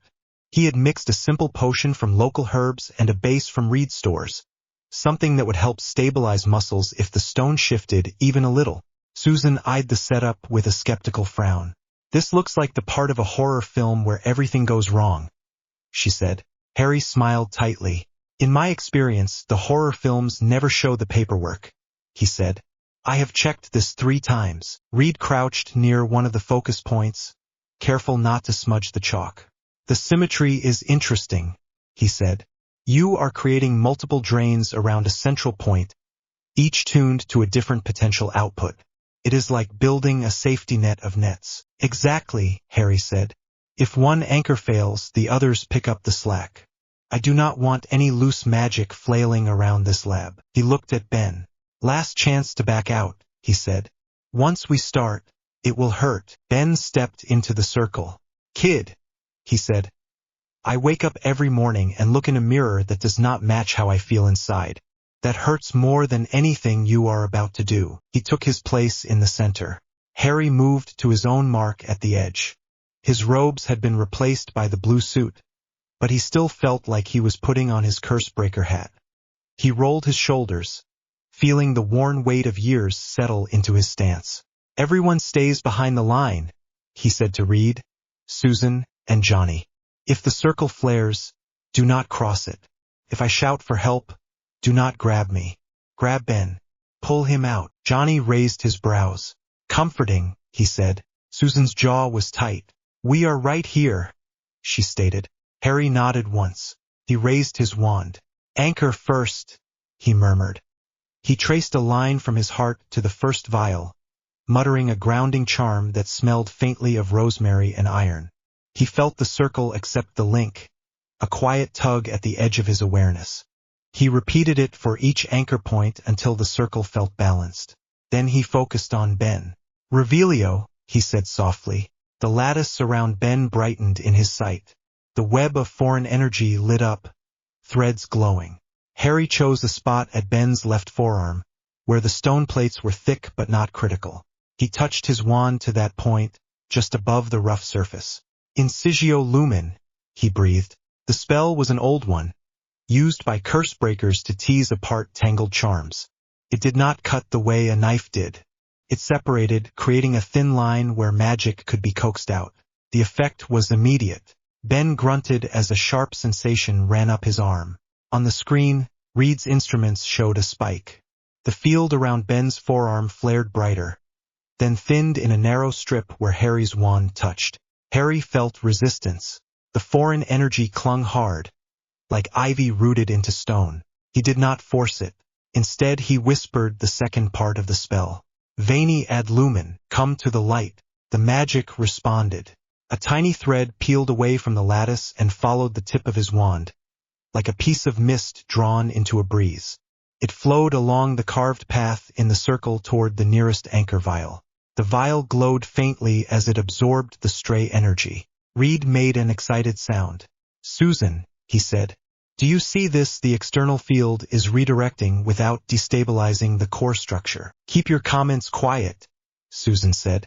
"If you distract him, I will turn the whole room soundproof." Harry kept his focus on the thread. As the foreign magic left the strip, the stone under his wand tingled. For a heartbeat, he felt something beneath it. Flesh. Human, warm, fragile. Ben sucked in a sharp breath. "Harry," he said, voice rough. "My arm. I can feel the air on it." Harry's heart jumped. "Just for a moment," he said. "Hold still." He eased more energy out, pulling another strand, guiding it into the circle. The strain hit him suddenly. His magic, already working hard to hold the incantation steady, bucked at the feel of the foreign field. It did not like touching something that did not follow its rules. Sweat broke out along Harry's hairline. His hand shook. The anchors hummed. One of the vials cracked with a sharp sound as too much energy hit it at once. The circle shivered. Susan tensed. "Harry," she said. "I know," he gritted out. He redirected the flow to the next anchor, adjusting the rune with a twitch of his wand. The line of power bent, sliding away from the cracked glass. The exposed strip along Ben's arm grew wider. Under the stone, skin shifted. For a second, Harry saw a patch of normal flesh, pale and freckled, hairs standing up under the chill of the lab air. Ben stared down at it. His whole body shivered. "Is that mine?" he whispered. Harry's chest ached. "Yes," he said. "That is you." The foreign energy fought back. The lattice around the exposed patch pulsed, sending tendrils inward, trying to reclaim the missing lines. It surged along the edges of the cut strip, pushing against Harry's spell. Pain lanced up Harry's arm as his magic clashed with the field. He hissed. Johnny took an involuntary step forward. "Harry!" Susan barked. Johnny stopped. Harry dug in. "Not yet," he breathed. He poured more of his own power into the incantation, reinforcing the separation. The anchors flared brighter. 2 more vials cracked under the strain, glass splintering. The circle wobbled. Reed's voice cut through the haze. "The external field is compensating," he said. "It is trying to restore equilibrium. If you push any further, it will either snap back with more force or collapse entirely." "Translate that," Ben growled, teeth clenched. "He is saying we are at the edge," Harry managed. The foreign magic surged again. Harry felt it claw at his own energy, trying to use his wand as a bridge. His hand went numb. His vision blurred. He had a choice: push harder and risk the entire lattice detonating, sending whatever this was crashing through his own system, or let go. Every stubborn part of him screamed to keep going. He remembered Fred lying still. He remembered the way every failure had piled up behind his eyes. He remembered promising himself he would never stop fighting while there was a chance. But this was not a war where the only options were die or kill. This was Ben. And Ben was looking at him with a mix of pain and something like hope. "Kid," Ben said, voice tight, "if this takes you down, I will never forgive myself." Harry exhaled. He flicked his wand, cutting the incantation clean. "Finite," he said. The thread of foreign energy snapped back into place with a jolt. The exposed patch of human skin vanished under stone in a blink, like water pouring back over a rock. The anchors dimmed. The circle settled. Harry staggered. His knees hit the floor. The world narrowed to a point of burning in his arm and a roaring in his ears. Someone caught his shoulder before he fell face first. He blinked. Susan knelt beside him, one hand on his shoulder, the other braced on the floor outside the chalk line. "Easy," she said. "You did enough." He tried to say something clever. All that came out was a croak. "Ben, I am here," Ben said. His voice shook in a way Harry had never heard before. Harry turned his head. Ben stood exactly where he had been, hands clenched at his sides. His chest heaved. His stone face was wet. Tears glistened on the rough surface and ran in strange paths over the cracks. "I felt it," Ben said. For a second. My fingers. My arm. I felt air and cold and nothing grinding when I moved. Then it was gone. Harry's stomach twisted. I am sorry, he said. I could not hold it. The field is too entrenched. If I had forced it, I might have ripped you apart. Ben let out a ragged breath. So it is permanent, he said. Harry closed his eyes. In my framework, he said. It is beyond me. This energy does not sit inside the rules my magic knows. It respects boundaries just enough to stop me from pulling it free. It is not a curse. It is a new kind of being. Silence settled over the lab. Reed screens still flickered with readings. Johnny's hands burned with faint heat he was not letting out. Susan's grip on Harry's shoulder tightened. Harry pushed himself upright until he sat cross-legged inside the circle. I failed you, he said to Ben. Ben took a long step forward, crossing the chalk without hesitation. The circle flared faintly, reacting to his mass, then died. The ritual was over. The magic had done what it could and stopped. Ben crouched in front of Harry with effort, stone knees protesting. Look at me, he said. Harry lifted his head. You did not fail, Ben said. You tried. No one has ever given me that second of myself back before. Not Reed. Not any doctor. No one.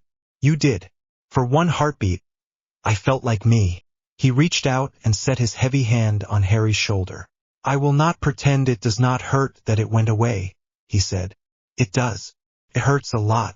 But I would rather feel that for a second than never know it at all. And I would rather you be breathing than lying on the floor because you tried to erase all of it in one go. Harry felt his eyes sting. I wanted to fix it, he said. I know, Ben said. You are not the only one carrying weight. You do not have to lift mine on top of yours. He squeezed gently. You gave me proof there is still a man in here, he said. Sometimes that is more important than a cure. Harry let out a shaky breath. You sound like my friend, he said. She always said the fight was about remembering who we were under the fear. She is smart, Ben said. She died in the battle, Harry said. Ben's hand tightened. I am sorry, he said. Harry nodded. Me too, he said. Susan sat back on her heels, watching them with an expression that mixed worry and a quiet pride. You both scared me, she said. But I guess I cannot argue with the result. Reed finally spoke, voice softer than before. What you did confirms something important, he said. The field around Ben is not just a passive state. It responds. It resists. It adapts. That means my model has been wrong in some places. I can fix that. I can work with that. Ben snorted. Of course you can, he said. Johnny stepped closer, hands still flickering with low flame. That was one of the bravest things I have ever seen, he said. And I have watched Ben charge a space dragon. Twice. Harry wiped at his eyes with the back of his hand, annoyed by the tears. I did not feel brave, he said. I felt like I was about to break. Ben huffed. That is when bravery counts, he said. Anyone can swagger when they are certain. He straightened slowly, stone plates creaking. Come on, kid, he said. Lab time is over. You need food again. And a nap. And maybe to sit somewhere that is not glowing. Harry let Susan help him stand. His legs shook but held. His arm throbbed where his magic had wrestled with the foreign field. They made their way out of the lab together. As they walked, Ben spoke in a low voice only Harry could hear. You do not owe me a cure, he said. You do not owe anyone here a miracle. You being alive and trying is enough. Harry swallowed. Back home, he said. It never felt like enough. Ben looked down at him. Then maybe it is time you learned what it feels like, he said. They reached the lift. Harry leaned against the wall, breathing slowly. What if I never get home? He asked quietly. Ben shrugged, a massive roll of stone shoulders. Then you have us, he said simply. Family is not just blood and prophecy. Sometimes it is the people who see you nearly burn yourself out in a lab and still sit with you at dinner. Harry let out a soft laugh. Spoken like a man who has had a lot of dinners here, he said. You have no idea, Ben replied. The doors opened. As they rode up, Harry watched the floors tick by and thought about burdens. His bends, the ones Reed carried in equations and Susan carried in rules and Johnny carried in jokes and flame. His attempt to lift one had ended in pain and failure and a brief, shining moment of something gentle. Maybe that was what this place could be. Not a cure. A shared load. When they stepped out into the kitchen again, Johnny had already laid out plates and was pretending not to have been pacing. "You are both alive," he said with obvious relief. "Excellent. That means I can still prank you." Ben rolled his eyes. "Later, matchstick," he said. Harry sank into a chair. He still felt the echo of the foreign lattice in his bones, but his own magic had settled. Tired. Quiet. Not broken. Susan handed him a glass of water. "Here," she said. "You took on someone else's burn today. Let us help carry it." He met her gaze. For the first time since he had fallen through the veil, the weight in his chest felt shared. He drank, and the Baxter building hummed around them. A strange tower where cosmic rays and old magic could clash and fail, and still leave room for something new. Respect, acceptance, and the fragile beginning of a family who understood that some burdens could not be lifted, only carried together. The alarm did not sound like danger. It sounded like a piano key held just a little too long. Harry looked up from the notebook Reed had given him. Quill paused over a half-finished rune. The thin tone drifted through the lab, soft and steady. Not a siren. Not the sharp bark of an emergency alert. Just one long note that threaded through the hum of machines. Across the room, Reed stopped mid-sentence. He had been in the middle of a lecture about quantum strain signatures in the negative zone gate, hand sketching diagrams in the air while a floating screen mirrored his motions with clean lines. The note cut through his focus like a spell. His eyes snapped toward the main display. That was the first time Harry had seen Reed move that fast without stretching. The scientist crossed the lab in 3 long strides, tablet forgotten on the table. New screens blinked into existence around the central console, arcs of light that showed graphs and rotating shapes. Harry slid off his stool, every sense suddenly on alert. The training at Hogwarts had taught him to listen for shifts in sound. The war had taught him to pay attention when the air changed.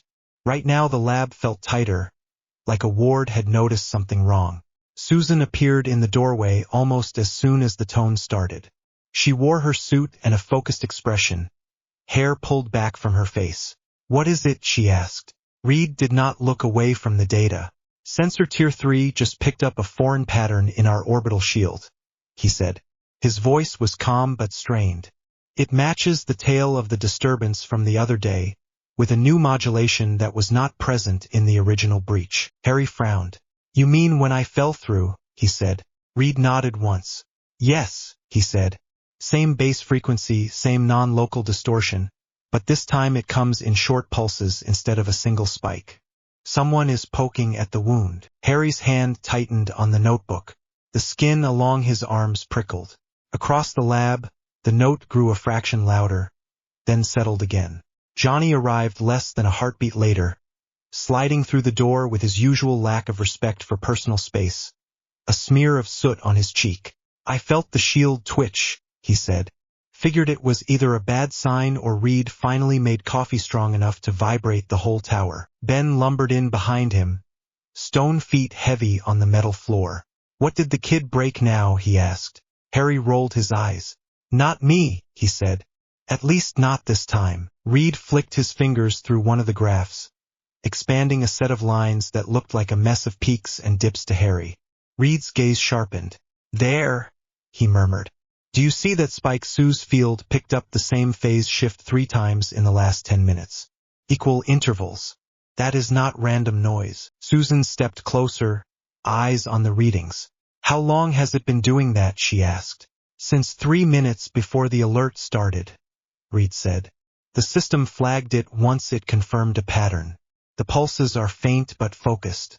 They are tuning right into the residue around the gate." Harry moved closer. He did not understand the numbers. He did not need to. His magic reacted before his mind caught up. The air around his skin felt thinner, not colder, stretched. "They feel like tracking charms," he said quietly. "Back home, if you want to find someone, you attach a spell to a personal item and use it to home in. This feels like that, but bigger, less personal. More like someone is trying to find the scar in reality itself. Reed glanced at him. You can sense it, he asked. Harry nodded. I can feel something brushing against the residue I left, he said, like a finger pressing on a bruise. Whoever it is does not care what they drag with it. They just want to see what happens when they poke. Johnny grimaced. Creepy, he said. So someone out there is tuning into our weird hole and pressing buttons. Ben folded his arms. If they keep poking, does the hole open again, he asked. Reed shook his head. Unlikely in the near term, he said. The negative zone gate is in standby. The tear that brought Harry here is shut. This looks more like a probe. A scan. Someone saw the original spike and wants to learn more. Harry's throat felt tight. Seen it before, he muttered. One big event starts the story, then the vultures arrive. Susan's gaze moved from the screen to Harry. Do you recognize this kind of thing, she asked. Not with this tech, Harry said. But the intent feels familiar. The Death Eaters loved to test new curses on anyone who survived the last batch. And the Ministry recorded everything they could. Once you light up on a map, everyone with a wand and an idea wants a piece. Reed's jaw set. Well, he said, they do not get a piece without coming through me first. Johnny smirked. And Sue, he added. And the rock. And the walking bonfire. Harry looked at the graphs again. Can you trace it, he asked Reed. Find where the pokes are coming from. Reed exhaled slowly. Not directly, he said. The signal is routed through 3 satellites and a reflective layer I do not recognize. Clever. Whoever is behind this knows how to hide. But the frequency profile is interesting. He zoomed in on a section of the graph. See that notch, he said. That is not standard for any of the known programs that scan our field. There is a phase correction there that matches only one person I know. Susan's shoulders tensed. You think it is him, she said. Reed did not answer right away. Harry glanced between them. Should I know who you are talking about, he asked. Ben snorted. Welcome to the delightful world of Dr. Doom, he said. The monarch of a very small but very stubborn country. He loves science, magic, and the sound of his own voice. Johnny leaned on the console. Victor Von Doom, he said, runs Latveria. Think Reed with armor and less patience. He has his own brand of sorcery and a serious control problem. There is bad blood between them. Reed's jaw clenched at the name. We worked together once, he said in a tight tone. It did not end well. He has a unique way of folding mystic theory into technological systems. This signature could be his. No one else corrects out that kind of phase drift in exactly this way. Harry frowned. He mixes magic with machines, he asked. Yes, Reed said. He sees no reason to keep them separate. He does not care about unknown variables as long as he gets power. If he sensed the tear you caused, he will want to control it. Harry's stomach dropped. Then he is not just watching, he said. He is aiming. The note in the lab fell silent as the system confirmed the last pulse and decided it had done its job. The resulting quiet felt loud. Susan crossed her arms. What do we do, she asked. Reed stared at the graphs, mind clearly racing through models. Finally he straightened. We close every door he could possibly use, he said. We secure the gate, strengthen the shields, and block his probes from getting anything useful. If Doom wants information about our new energy field, he has to try something riskier. That buys us time. He turned to Harry. I need your help, he said. Harry's hand tightened around his wand. My help is why he is interested in the first place, he said. If he was not already poking before, the moment I start throwing shields and light animals around on replay, he will lick his lips. Reed nodded. Exactly, he said. You understand wards in a way I never will. I can harden the tower with more metal and fields, but Doom will expect that. He has seen my habits. He has not seen yours. Susan looked between them. You want Harry to ward the Baxter building with magic, she said. Yes, Reed said. In concert with our tech. I can feed his ward structure into the shield generators and we can create a layered defense Doom has never encountered. Harry swallowed. Warding on that scale is not simple, he said. The castle at Hogwarts took centuries to build up its protections. I can sketch something, but it will not be perfect. Reed's eyes softened for a moment. Perfection can wait, he said. Right now I need Doom to see one thing, that this tower is not an open wound. It is a guarded gate. Harry looked at Susan. Her gaze held his. You do not have to do this, she said quietly. You are not responsible for Doom. I know, he said. That alone felt strange. Being told he had a choice. He closed his eyes for a moment and let his magic stretch outward. It brushed against the residue of the tear, still faintly present in the negative zone gate and now interwoven with the Baxter Zone systems. It brushed against the sense of the tower itself, solid and bright. It brushed against Reed's mind racing full of numbers and Sue's quiet steady concern. Far beyond that, he thought he felt the lightest scrape of something sharp and distant. Doom, he guessed, mind like a blade, pressing against the bruise. Harry had run from problems before. He had hidden in tents and forests while the world burned. He was tired of running. He opened his eyes. Show me the edge of your shield, he said. Then we will build something on top of it. Across the ocean, far from the bright tower of glass and metal, a very different fortress sat under a gray sky. Castle Doom rose from the hills of Latveria as if it had grown from the rock itself. High walls, tall towers. The stone was old but reinforced with subtle lines of metal and glowing green circuits that traced along battlements and sank into the ground. Inside, in a room lit by cold green light, Victor Von Doom watched the Baxter building on a bank of screens. The main display showed the tower from a satellite angle, a bright spike in the New York skyline. Smaller windows displayed streams of numbers, graphs, and one rotating model of the negative zone gate. The probe Reed had noticed had already withdrawn. Doom did not need it active any longer. He had seen enough. He clasped his metal-covered hands behind his back and took a slow breath. The mask that hid his face gave him no expression, but his eyes glowed faintly from within the slits. Intriguing, he said to the empty room. The recording played again. A faint flare of energy around the gate. A distortion in the field. A spike that did not match any known cosmic event. Then a figure appearing on the platform. Small. Human. Wrapped in clothing that did not fit any catalog he recognized. A wand in hand. Doom paused the image at the moment Harry raised his wand at the fore. There was something about the line of the boy's shoulders. The way he held that simple wooden tool as if it were as natural as his own hand. Pure channel, Doom murmured. No visible device. No suit. No armor. He reached through the veil with nothing but will and a stick. He had seen sorcerers before. He had studied with some and stolen from others. Most of them needed complex rituals. Circles. Long chants. Drawn-out dances around power they did not truly understand. This boy moved like someone who had spent years throwing spells in real time. Doom flicked his fingers. Another set of data slid into view. The field readings from the brief clash when Harry had fired that first spell at Reed and then raised a shield. The graphs showed a clean spike of energy with almost no noise. A focused outburst from a source that was not tied to any external generator Doom could detect. All that from one mind, he said. He thought of himself at that age. Smaller. Sharper. Already hungry. Already angry. He had built his first machines before his voice settled. He had called spirits by name before his teachers understood what he had done. He had walked into every hall knowing he was the smartest person there. Then one accident had taken his face and made the mask a necessity. Pain had followed him.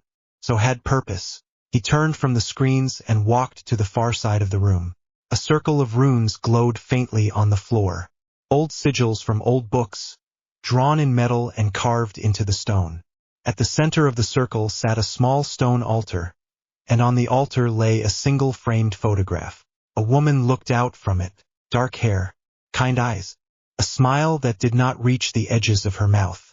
The picture was old and slightly faded. Mother, Doom said softly. The air around the circle shivered. There was no visible presence, no flare of flames. Doom did not expect those. Mephisto enjoyed theater, but he also enjoyed subtlety. You saw it as well, Doom said. The tear. The boy. The air warmed by a fraction. A faint voice brushed against Doom's ear, smooth and amused. I feel every tear between worlds, the voice said. That one was interesting. A desperate boy pulled through the old curtain, wrapped in ancient blood magic with a new flavor. Doom's jaw clenched behind the mask. He never fully relaxed when Mephisto paid attention, even when it was only a thread of thought. I will use it, he said. Your realm holds my mother. Your grasp on her soul gives you leverage. I intend to remove that leverage. This new energy might be the key. The voice chuckled. Still chasing freedom, it said. Still building ladders out of numbers and sigils. You never change, Victor. Doom did not flinch at the name. Change is for those who were wrong in the first place, he said. I was not wrong. I was incomplete. He let his gaze rest on his mother's face. They tell stories about love, he said quietly. Magicians who throw themselves into curses and twist them with the force of feeling. A woman who died for her child and turned death aside. A boy who walked into the forest ready to fall so that others might live. They romanticize it. I see a power source. The air cooled. Dangerous words, the voice said. Accurate words, Doom replied. He had read about Harry Potter. His spies in other worlds had sent him scraps of stories. Whispered accounts of a boy who survived a killing curse because his mother died for him. Later reports spoke of him facing death again and walking back. In most universes, that boy stayed in his own world. In this one, a tear had snatched him through into the Baxter's sky gate. Doom smiled behind the mask. Reed will think of him as a puzzle to map, he said. Susan will see a wounded child. Ben will see another soldier. Johnny will see a toy. None of them will see what I see. The voice hummed with interest. And what is that? It asked. A constant, Doom said. An energy source tied to sacrifice, loyalty, and unbreakable intent. He is living proof that old magic can change the rules of death. If I can map the pattern of his field and bind it into a device, I can cut through your contracts like paper. Silence. Then a soft laugh. I look forward to watching you try, the voice said, and withdrew. Doom let the circle dim. He turned back to the screens. On one of them, the monitoring program showed a shift in the Baxter's shield. New lines of power were creeping along the edge of the tower's field. Runes, if he was not mistaken. Symbols that did not come from any of Reed's usual designs. Good, Doom said. Fight me. Build your walls. I will learn from every stone. He tapped a control on his console. Activate the Latverian relay, he ordered. A Doombot at the far wall stirred to life, eyes lighting up. More machines in the shadows clicked on, ready to carry out his will. Begin a low-level scan of the new patterns, he said. Do not push. Do not trigger their alarms. This is not the time for force. This is the time for study. He watched as his systems adjusted and the graphs began to shift again.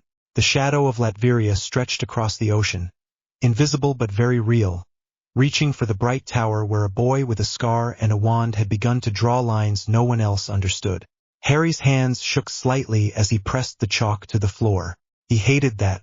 It was not the shaking itself. It was what it represented. That his magic still remembered the fight with Ben's curse. That his body still had limits. He forced himself to slow down. The circle he was drawing now was not for battle. It was for protection. They stood in one of the main shield rooms. The walls hummed with power. Thick cables ran from floor to ceiling, carrying the energy that powered the tower's defensive field. Panels of metal gleamed under bright lights. Reed had cleared a wide space near the center for Harry's work. Susan stood near the door, watching both him and the monitors. Johnny leaned against the far wall, a bored expression on his face that did not match the interest in his eyes. Ben sat on a crate, arms resting on his knees. Reed paced near the main console, glancing between Harry's chalk lines and the data. Remember, Reed said, the shield itself already runs at maximum safe load. We are not adding more raw power. We are changing how it reacts. Harry nodded without looking up. I get it, he said. We are not building taller walls. We are changing what the walls do when someone looks at them. He finished the outer circle and began adding smaller shapes inside it. Simple ones, protection runes. Old ones from the Hogwarts library. Symbols the ancient runes professor had sighed over when Hermione had asked about them. Strong. Reliable. They did not twist reality as much as some others. They nudged it. What are those called? Susan asked. Harry sat back on his heels for a moment, wiping chalk dust from his fingers onto a cloth. Algies, he said, pointing to a shape that looked like a straight line with branches at the top. That one is for protection. And says, for clear seeing. Gibo, for fair exchange. Johnny whistled softly. You sound like you swallowed a language course, he said. I had a friend who loved this stuff, Harry said. She made me learn. Said I would need it when brute force stopped being enough. He smiled faintly at the memory of Hermione's exasperated face. Ben shifted his weight. She was right, he said. Harry chose his next lines with care. We are not trying to hide the tower entirely, he said. That would be suspicious. We are just adding noise. If Doom tries to map our field, his readings will show something that looks like static. A lot of small false positives. Tiny echoes. It will be harder to tell which spike is me. Reed's eyes lit. You are introducing deliberate error into any external observation, he said. A kind of magical encryption. I can feed that into the field generator. If we randomize the timing, even a smart system will struggle to filter it. Harry smirked. Glad you like it, he said. We used to do something similar with the Marauders map. A bit of confusion goes a long way. Susan raised a brow. Marauders map, she asked. Harry hesitated, then chuckled. Piece of enchanted parchment, he said. Showed the layout of Hogwarts at all times, along with every person in the castle. Heavily warded. Only opened for certain phrases. We used it to sneak around at night. Johnny's eyes widened. You had a live spy map of your school and you used it for late-night snack runs, he said. Respect. Harry's throat tightened. It saved our lives more than once, he said softly. But we still used it for nonsense when we could. Pretending things were normal kept us sane. Susan watched his face. You can talk about that later, she said gently. For now, focus on the here and now. He met her gaze. Her expression was soft, but there was steel behind it. He nodded. Right, he said. Wards first. Talking later. He stood and moved to the wall. Reed, he said. I need a conductor. Something that can carry a magical effect along the frame of your field. Copper works back home. Silver is better. Do you have any of that here? Reed gestured to a cabinet. Top shelf, he said. We have coils of conductive alloy there. It is not pure silver, but it channels energy nicely. Harry opened the cabinet and pulled out a coil of thin, bright wire. His wand hummed in his hand. He felt tired. The attempt with Ben had taken more from him than he liked to admit, and his recovery was not perfect. The idea of pouring more power out made his bones ache. But this was not an attack. This was shaping. He could do shaping.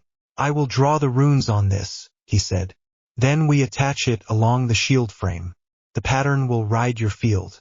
Think of it as writing on the skin of the tower instead of trying to rewrite the bones. Reed smiled. I like it when you talk structure, he said. Susan gave him a look. Later, she said. Harry sat at the table and began to inscribe the runes along the wire. His hand steadied as he worked. There was a calm that came with this kind of magic. No yelling, no flashing light, just careful strokes and steady breaths. He had learned it at Bill Weasley's side in tents and back rooms, breaking curses on ancient vaults. Your touch is lighter when you do that, Susan observed. Harry glanced up. What? Your magic, she said. The air feels less sharp, more settled. He blinked. You can feel it, he asked. She nodded. I always feel fields, she said. They press against my own. When I raise a screen, I can sense where it touches other energy. Yours is usually loud. Right now it is quiet. Focused. Harry looked down at the wire. That is Bill's influence, he said.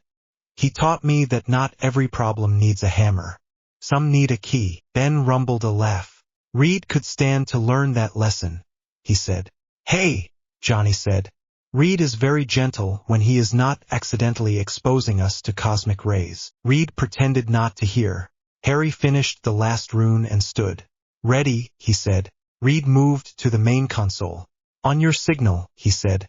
Harry took a deep breath. He walked to the central point of the room, where the most important cables converged. He wrapped the wire around that junction, binding it in place. The runes glowed faintly as they touched the field. A soft tingle ran up his fingers. Then he raised his wand. No floods, he muttered to himself. Just a stream. He pointed the wand at the wire and spoke a simple word. Arma. Magic flowed out, not as a blast and not as an attack, but as a steady stream of intent. He pictured the tower wrapped in a thin skin of light. He pictured the runes riding that skin, reflecting any hostile gaze, bending it aside, muddying any attempt to see clearly. He poured that picture into the wire. The runes flared brighter, then dimmed as the effect settled into the field. Reed watched his screens. The main shield profile shifted. I see it, he said, voice full of interest. The baseline field has gained a subtle irregularity. To us it will look like mild noise. To an external scan it will look like junk data. If Doom tries to map your signature again, his numbers will lie. Susan closed her eyes for a moment. Her force field flickered into being around her, a shell of invisible pressure that Harry could sense even if he could not see it. She tested it against the new pattern. Her brow furrowed, then smoothed. It fits, she said. The two fields do not fight. They weave. Johnny tilted his head. How do you know that? He asked. Because my field does not itch, she said. When Reed throws a new toy at the shield, I feel it like sand under my skin until the system settles. This feels smooth. Harry let his wand drop. His arm ached, but the pain was dull this time, more like the stiffness after a long practice than the tearing he had felt with Ben. He swayed. Susan stepped forward on instinct. Her hand came up, hovering near his elbow, not quite touching. Sit, she said. He did. His breath came a little fast until he forced it to slow. The room hummed. For a few minutes no one spoke. They listened. Nothing exploded. No alarms sounded. The graphs on Reed's screens held steady. Then one of the monitors chimed. Reed frowned and tapped it. A low-level scan just brushed the outer field, he said. Source unknown. The pattern is similar to the earlier probes. Harry tensed. And he asked. Reed's frown shifted into something like satisfaction. It bounced, he said. Our field returned a series of false spikes. The origin point adjusted twice, then cut the scan. They know something has changed, but they do not know what. Ben grinned, stone mouth pulling wide. Score 1 for the wizard, he said. Johnny pumped a fist. Take that, Tin Mask, he said. Harry laughed, breath still a little shaky. Tin Mask, he repeated. Johnny shrugged. I have seen the cloak, he said. Drama points, sure. Subtle, not so much. Susan rested a hand lightly on Harry's shoulder. You did well, she said. The praise still hit him strangely. He looked up at her. You did not even know me a few days ago, he said. You owe me nothing. Yet here you are telling me I did well. She held his gaze. Harry, she said, I do not measure people by time served. I measure them by what they do when things get hard. You fell through our sky with half your soul scraped raw and still found room to worry about other people's shields. That earns respect. His throat tightened. He looked down at his hands. I do not know what to do with that, he admitted. Start by believing it, she said. He let the words sit. They felt heavy and warm at the same time. Reed cleared his throat. I will continue to monitor the field, he said. If Doom is behind the probes, he will adjust. He always does. But now he has to work harder. And every time he touches our shields, I get more data on his current methods. Johnny smirked. Studying Doom while he studies us, he said. Very fitting. Ben shook his head. Do not try to make this sound clever, he said. We have a mad king with a tech magic obsession eyeing our tower. That is plenty. Harry leaned back in the chair. The chalk dust on his fingers itched. He rubbed his hands together and watched the powder fall to the floor. Latveria, he said slowly. I have never heard of it. My world has its own tyrants. Different names, same face. Susan squeezed his shoulder gently, then let go. This one comes with a metal mask and a throne, she said. And he does not like to lose. Harry's scar tingled. He remembered another man who hated losing. A high cold laugh. A wand raised. A voice shouting words that had burned into his life. He closed his eyes for a moment and opened them again. I am not the same boy he would recognize, he said quietly. I have learned some new tricks. Johnny grinned. And you have us, he said. Human torch. Invisible screen. Stretch genius. Rock wall. And now wizard consultant. Ben pointed a heavy finger at Harry. Do not forget your prank partner, he said. Harry smiled, small but real. I will not, he said. The shield room felt a little less like a battleground and a little more like a strange new home. Outside, the shadow of Latveria watched and waited, its monarch plotting in a castle older than many of the city's streets. Inside the Baxter building, a boy from another world had drawn his first true line of defense, not just for himself, but for everyone under that glass roof. For once, he was not a weapon pointed by others. He was a wall, and Doom, no matter how clever, would learn that some walls were built from more than stone and circuits. They were built from choice. Harry did not realize he was humming until the chalk snapped. He stared at the broken stick in his hand, then at the half-finished ward mark near the ceiling vent. The line he had been drawing stopped a centimeter short of where it should have turned. Brilliant, he muttered. Very professional. He hung there in the air for a second, balanced on a flat disk of invisible force just under the ceiling of the corridor. Susan's field hummed quietly under his boots. The Baxter building air moved around him, warm from the vents. How many times have I told you not to insult my chalk? Johnny said from below. It has feelings. Harry looked down. Johnny was sprawled on his back on the corridor floor, hands folded behind his head, watching him like a cat watching a string. Little flickers of heat ran across his fingers, rising and fading. Your chalk is fine, Harry said. My hand is an idiot. You do not have to finish that one now, Susan's voice said from the far end of the corridor. We are not under immediate siege. She walked toward them with a tablet in one hand, her steps light. Her hair was pulled back and she wore the blue suit, zipped up this time. The circles under her eyes were faint but there. Harry shook his head. The pattern has to be continuous, he said. If I leave a gap, the confusion layer gets thinner at the vents. Doom is smart. He will poke where the pattern is weakest. Johnny raised a hand. Reminder, he said. We have already been poked. More than once. The world did not explode. You can take a break. Harry shifted his grip on the chalk. A week ago, he would have agreed. A week ago, he had been in a ruined castle trying to pretend he knew what to do after a war. Now he was in a tower in a different universe, drawing runes on vents to confuse a dictator with a metal face. His life had never been simple. It just kept finding new ways to stay complicated. He pulled a new piece of chalk from the pouch on his belt and finished the mark. The rune brightened for a second, then sank into the metal. A faint tingle ran along the corridor as it linked up with the rest of the pattern. Done, he said. Susan flicked her fingers. The disk of force under his boots moved smoothly, carrying him back toward the floor. He stepped off next to Johnny. You overwork, she said. You know that. Occupational habit, Harry said. People tend to die if I miss a step. Johnny rolled onto his side and pushed himself up. Nobody is dying in this corridor, he said. Unless Ben trips over one of your chalk lines and takes the whole wall out. Right on cue, the floor vibrated as Ben turned the corner. Who is taking what out? Ben asked. Nothing, Susan said quickly. We are just finishing the last confusion ring on this floor. Ben eyed the faint traces of chalk near the vents. Feels the same, he said. It is supposed to, Harry said. The point is to mess with people outside, not you. If you feel a sharp tug or a twist in your stomach, tell me. That means the pattern is getting too aggressive. Johnny stretched his arms above his head until his shoulders popped.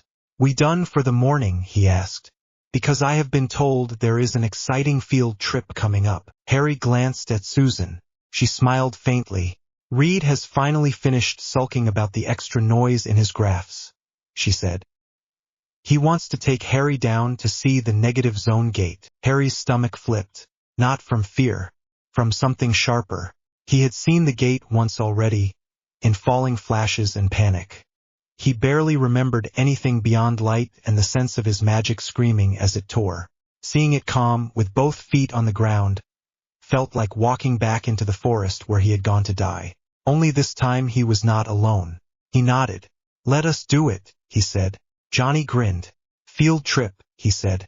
"I call not," sitting next to Reed's lecture voice. The negative zone gate room sat deep in the tower.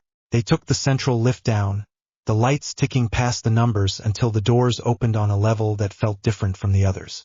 The air was cooler. The walls were thicker. The hum of the building was deeper here, like a heartbeat muffled under layers of cloth. Reed was already waiting when they stepped out. He stood at a console facing a large circular frame in the center of the room. The frame rose from a raised platform, thick metal ringed with coils and glowing nodes. Cables ran from it to banks of machines along the walls. The space around it smelled faintly of ozone and dust. Harry's breath caught. The last time he had seen that ring, it had been full of light and tearing space. Now it stood empty. The circle inside it was just air. His magic reacted anyway. A faint tug pulled at his scar.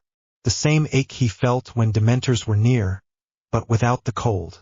A sense of something on the other side, waiting. Reed looked up from his console. "Welcome to our favorite dangerous toy," he said.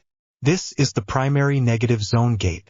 Powered down, sealed, and currently not connected to anything more exciting than a diagnostic feed." Johnny stepped around the edge of the platform. "Give it an hour," he said. "He will get bored and turn it on again." Reed pointed at him without looking. "I heard that," he said. Ben moved to stand near one of the support struts, arms folded, as if he could catch the ring if it decided to fall. Susan stayed near Harry. "You can leave," she said quietly. "If just being in the room makes you feel like you are falling again, we do not do this today." Harry swallowed. He could feel the urge to back away like a physical push at his shoulders. The part of him that remembered green light and the pull of the veil wanted nothing to do with rings in the air and gates to anywhere. He had walked into fear before. He could do it again. "I need to see what I did," he said. "Otherwise it will haunt me more." Susan nodded and did not argue. Reed gestured toward the ring. "When we first built this," he said, "it was a simple portal frame. Open on command, close on command. The negative zone on the other side is a pocket universe with its own physical constants. Very useful for research. Also very good at trying to kill us." "Most things are," Johnny said cheerfully. Reed continued. "When your tear intersected with it," he said to Harry, "it changed the way the frame interacts with space. There is a residual field here that does not match negative zone energy or anything else we have cataloged. It is as if someone reached in and twisted the boundary itself." Harry stepped closer to the platform. His scar prickled harder. "Old magic," he said softly. "The veil in my world is not supposed to be touched. There are warnings carved into the walls in languages no one speaks. We walked in anyway." Ben nodded slowly. "So now we have a bit of your cursed curtain stuck to our gate," he said. "Accurate enough," Harry said. Reed tapped a command. The ring hummed. Not fully. Not the roaring activation Harry had heard before. Just a low thrum as the frame powered up its diagnostic mode. Light flickered along the coils. A shimmering haze appeared in the center of the ring, faint and thin, like heat over a road. Harry's magic jolted. He felt the same strange double pull he had sensed in the Department of Mysteries. A push to step forward and a push to run. The veil had always whispered. This gate whispered in a different tongue, but the intent felt the same. "Do not get closer," Susan said at once. She had stepped in front of him before he realized he had moved. Her force field rose in a thin sheet between him and the platform. Harry stopped. "I was not going to step in," he said. Her eyes softened. "You did not know you were moving," she said. "I watched your feet." That made him feel both foolish and strangely cared for. Johnny tilted his head.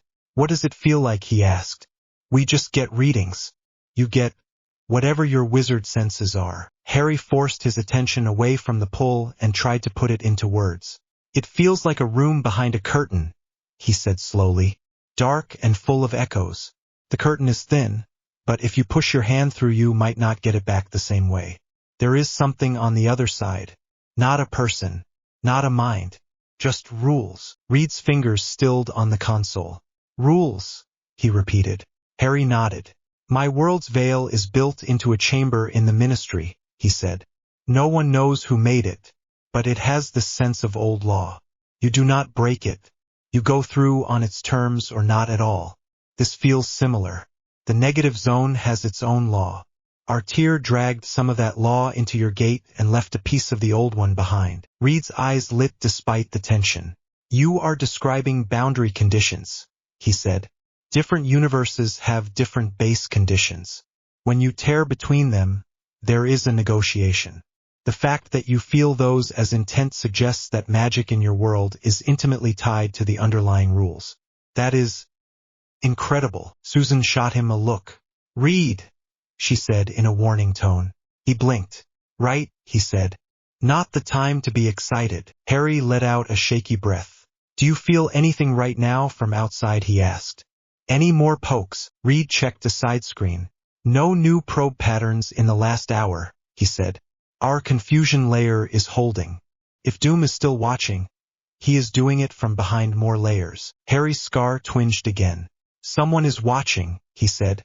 Maybe not the way you mean, but that side of the tear feels less relaxed than before, like something pushed against it recently. Ben looked at the shimmering haze. Can whatever is on the other side push back through, he asked. Reed's mouth tightened. In theory, no, he said. In practice, I would rather not find out. Wonderful, Johnny said. Love that confidence. Harry moved his wand into his hand without thinking. He did not point it. He just held it. The gate hummed quietly. The air tasted metallic. Then, without warning, every light in the room dimmed for half a second. Reed's head snapped up. That was not me, he said. The gate's haze brightened. A thin line of green light traced itself along the inner edge of the ring, starting at the bottom and crawling upward. Reed, Susan said. I see it, he said. His fingers flew over the console. I am shutting it down. The frame did not respond. The hum deepened.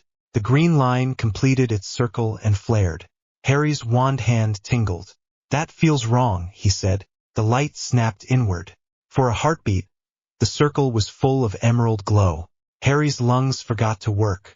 That color had burned itself into his memory on a Halloween night and again in a forest. Seeing it here in a tower in New York felt like a bad joke. Then the green faded. In the center of the ring where the haze had been, a shape hung in the air. It was not a full portal. It was not solid either. A floating disk of metal and crystal, about the size of a large shield, rotated slowly, held up by nothing. Lines of faint green symbols moved across its surface. Thin mechanical arms folded and unfolded along its rim. Reed swore under his breath. Doom, he said. Susan's field thickened around Harry without conscious thought. Johnny's hands burst into brighter flame. Ben took a step forward, placing his bulk between the platform and the rest of the room. Harry narrowed his eyes. This came through the gate, he asked. Reed checked the readings. Not exactly, he said. It phased in along the same slice of reality, a dimensional overlay. He hooked a device onto our tier like a tick and forced a partial manifestation. Translation, Johnny said. He cheated. The disk's surface shifted. A lens at its center opened like an eye. A beam of green light slid out, scanning the room, passed over Ben, over Reed, over Susan and Johnny. When it hit Harry, it paused. His scar burned. He hissed and clapped a hand over his forehead. The beam flared brighter, then thinned. Harry felt something tug at the edges of his magic, like fingers trying to grab loose threads. Back off, he growled. He flicked his wand. Protego. The shield sprang up in front of him, a clear plane of force tinged with blue. The beam hit it and scattered, breaking into smaller lines. On the other side of the shield, the lens adjusted. A voice drifted out of the disk. It was rich and deep, with a trace of an accent Harry could not place. Calm. Too calm. Interesting, the voice said. Direct reflex. No incantation delay. You are faster than I expected, Harry Potter. Harry's blood went cold. Reed's shoulders stiffened. Victor, he said. The beam narrowed and focused.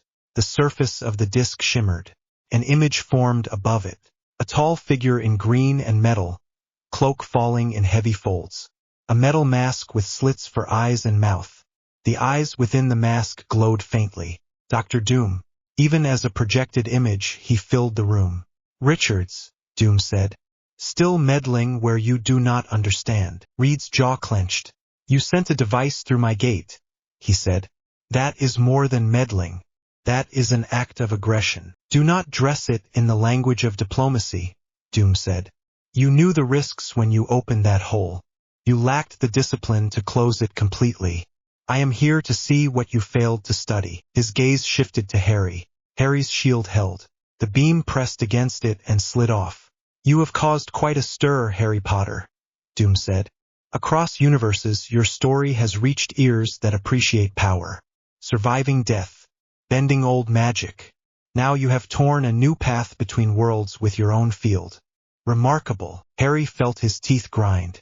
I did not tear anything on purpose, he said. The veil took me. If you are looking for a controlled experiment, you are late. Doom inclined his head slightly. Intent matters less than result, he said. You are a constant. A walking proof that sacrifice bound to will can change the flow of death. That makes you important. Susan stepped closer to Harry's side. He is not yours, she said, voice sharp. You do not get to talk about him like a component. Doom's eyes flicked to her. Invisible woman, he said. Still guarding others. Still wasting your potential in Richard's shadow. Susan's jaw tightened. Johnny's flames flared hotter. Careful, Johnny said. You are talking to my sister. Doom did not spare him more than a glance. The torch, he said. Now slightly less of an annoyance, I hope. Ben took a step forward. Say my name, he rumbled. Come on. You know you want to. Doom looked up and down his rocky frame. The Thing, he said. A man who keeps carrying weight that was not his choice. You have my respect. Ben blinked. That is new, he said. Harry's shield strained as the beam continued to press. His wand arm shook. What do you want? Harry asked Doom. You have gone through a lot of trouble for a chat. Doom's eyes settled on him again. I want freedom, he said simply. The word landed like a stone in the room. From what? Harry asked. Old agreements, Doom said. Old debts. Old devils. You know of those. Harry thought of Horcruxes and prophecies. Of contracts written in blood and choice taken away before he could walk. Yes, he said quietly. I do. Doom's gaze sharpened. My mother's soul is held by a demon, he said. A petty creature who delights in torment and bargains. I have bent my science and my sorcery to the task of freeing her. I have come close more than once. But the contracts that bind her are written in the language of death itself. I cannot cut that knot with tools I know. I require a new edge. Harry's stomach twisted. He glanced at the glowing circle on the floor that held Doom's device. So you thought you would grab the boy who survived death and use him like a knife, he said. Because that always ends well. Doom did not flinch. I thought, he said, that I would offer you a chance to use your burden to free another. You carry guilt heavy enough to crack you. You walked into death to save others. I am offering you a chance to make that act mean more. Reed stepped in front of the console.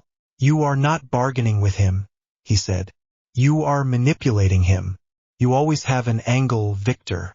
You do not care about Harry beyond the way he fits your plan. Doom's voice cooled. Spare me your projections, Richards, he said. You speak of manipulation while keeping this boy in your tower, studying his energy and weaving it into your shields. Harry felt the words hit. They were not entirely wrong. He looked at Reed. Reed's face was tight. I have his consent, Reed said. We made agreements. I respect his choices. And you would let him walk out if he wanted to leave, Doom said. Of course. You are a man of honor. You would simply wrap him in guilt and duty until he chose what you wanted. Susan stepped closer. Enough, she said. Her field thickened around Harry, pressing against his shield and reinforcing it. The beam from Doom's device faltered, then steadied again. Doom tilted his head. That is the problem with the two of you, he said to Reed and Susan. One clings to logic. The other clings to morals. neither understands what it takes to truly break chains. He looked back at Harry. I am not asking you to trust me, he said. I am offering you information. I can show you the structure of the contracts that bind my mother. I can show you places where your magic might slice them. In return, you let me study how you did what you did, how you survived that curse, how you tore that veil. Harry's throat felt dry. The image of his mother, standing between him and green light, rose unbidden. He remembered her eyes, the feel of the forest, the way death had wrapped around him like a cold blanket and then let him go. He thought of another mother, trapped in some demon's realm because her son had failed to free her. What happens to me when you are done studying? He asked. Doom paused. For a split second, the mask did not hide the flicker in his eyes. If you survive, he said, you walk away knowing you have changed the game for every soul bound by hell.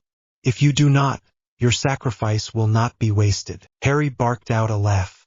That sounds familiar, he said. People have been telling me that my whole life. Die for the greater good. Bleed for the cause. Be a symbol. No thanks. Doom's gaze cooled further. You speak as if you have a choice, he said. Harry raised his wand. His shield brightened. That is the difference between you and Voldemort, he said. He never pretended I did. The name hung in the air. Reed frowned. Who? He asked. Dark wizard back home, Harry said without looking at him. Loved power. Hated choice. Died on the wrong end of his own curse. Doom's eyes narrowed. You equate me with a petty tyrant, he said. Harry met his gaze. You stand in a castle and talk about freedom while planning to carve it out of me without caring whether I live, he said. You have nice words. Same core. The room felt hotter. Then Harry realized it was not just feel. Johnny's flames had flared up, licking around his arms and shoulders. His eyes burned with the same heat. You heard the man, Johnny said. Offer denied. Ben cracked his knuckles. The kid is not a lab sample, he said. You want to talk contracts, talk to a lawyer. You want to throw demon names around, do it somewhere else. Susan's field pulsed. End the connection, Victor, she said. Or I will end it for you. Doom's gaze moved over them one by one. The four of you stand around him like a wall, he said. It will not be enough. He lifted one metal hand in the projection. The disc on the platform glowed brighter. The beam intensified, slamming into Harry's shield with more force. The impact jolted his arm. His magic flared, angry now. It was not just the pressure. It was the intent behind it. Doom was not simply scanning. He was trying to brand. Harry could feel symbols forming at the edge of the beam. A mark designed to latch onto his field and stay there. An anchor he could call from afar. No, Harry said. He pushed back. The shield thickened, but the beam still tried to burrow. Sue's field poured more force into it. Reed, she snapped. Stop the connection. I am trying, Reed said through clenched teeth, fingers flying. He has hijacked the gate's residual field.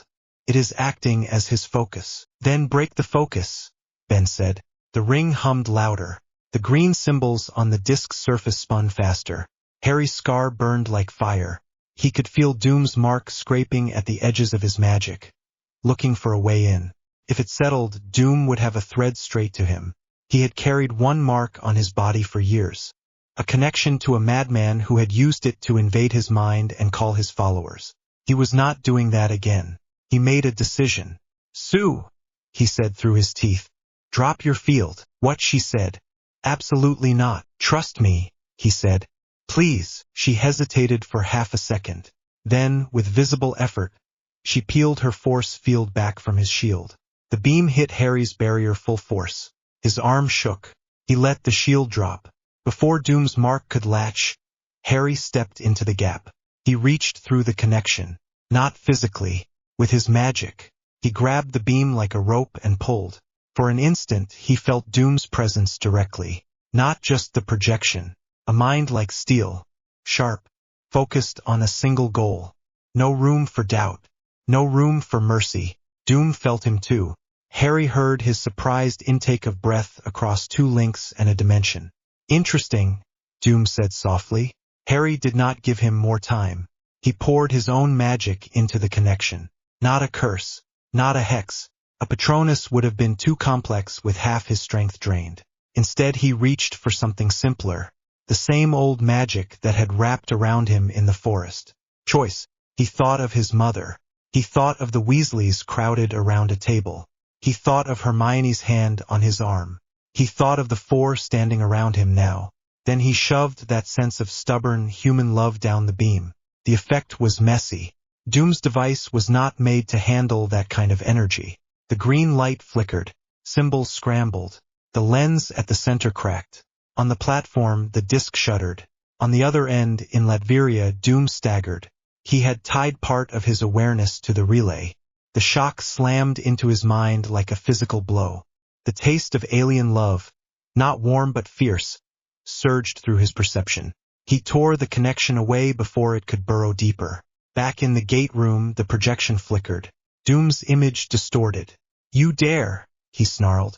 Harry's hair stood on end. "Get out of my head," he snapped. "And out of this tower." He twisted his wand. Expulso. The blasting curse hit the damaged disc square on. The device blew apart in a bloom of light and shards. Susan's field snapped up around the platform, catching the fragments before they could pepper the room. The green light vanished. The hum of the ring dropped back to its earlier low thrum. Silence crashed down. Harry stood with his wand raised, chest heaving, sweat on his forehead. His scar ached, but the pain was already dulling. The sense of a mark trying to latch on faded. Reed stared at the smoking remains of the disc inside the force field bubble. "Connection severed," he said quietly. "No residual channel. He will have to build a new one from scratch." Johnny let his flames die down. "Well," he said, "that went better than some of our calls with him." Ben exhaled a long breath. "He is going to be mad," he said. "Madder." Susan dropped the field around the platform and turned to Harry. "Let me see," she said. He blinked. "What? Your scar," she said. He hesitated, then brushed his fringe back. Sue leaned in, eyes sharp. The lightning bolt scar on his forehead was redder than usual. Skin around it flushed. No new marks glowed. No symbols. No green. She let out a slow breath. "Looks like a headache and some irritation," she said. "Nothing extra." Harry sagged a little with relief. "Good," he said. "I am not keen on collecting more logos." Reed rubbed a hand over his face. "He got readings," he said. "Even through the shield. He saw how your field responds under stress. He watched your magic interact with his relay. He will learn from that." Harry nodded. "And I saw how he thinks," he said. "He uses contracts like curses. Lines of force tied to conditions. If he tries again, I will know his touch." Johnny looked between them. "So now what?" he asked. "We just wait for round 2. Susan shook her head. "No," she said. "We prepare. We warn the right people. And we make sure Harry is not standing alone the next time Doom tries to pull something through." Ben clapped a heavy hand on Harry's shoulder. "You did good, kid," he said. "You pushed back and you did not fall over. That is a win." Harry's knees chose that moment to wobble. Susan caught his arm before he could test Ben's statement. "Time to get you out of the gate room," she said firmly. "No more staring contests with tyrants today." Harry let her guide him toward the lift. As the doors slid closed, he looked back once. The ring stood quiet. The platform was scarred but intact. No green glowed. For the first time since he had fallen through, Harry did not feel like the only thing standing between the tear and everything else. He had a team. Doom ripped the monitoring band from his wrist and crushed it.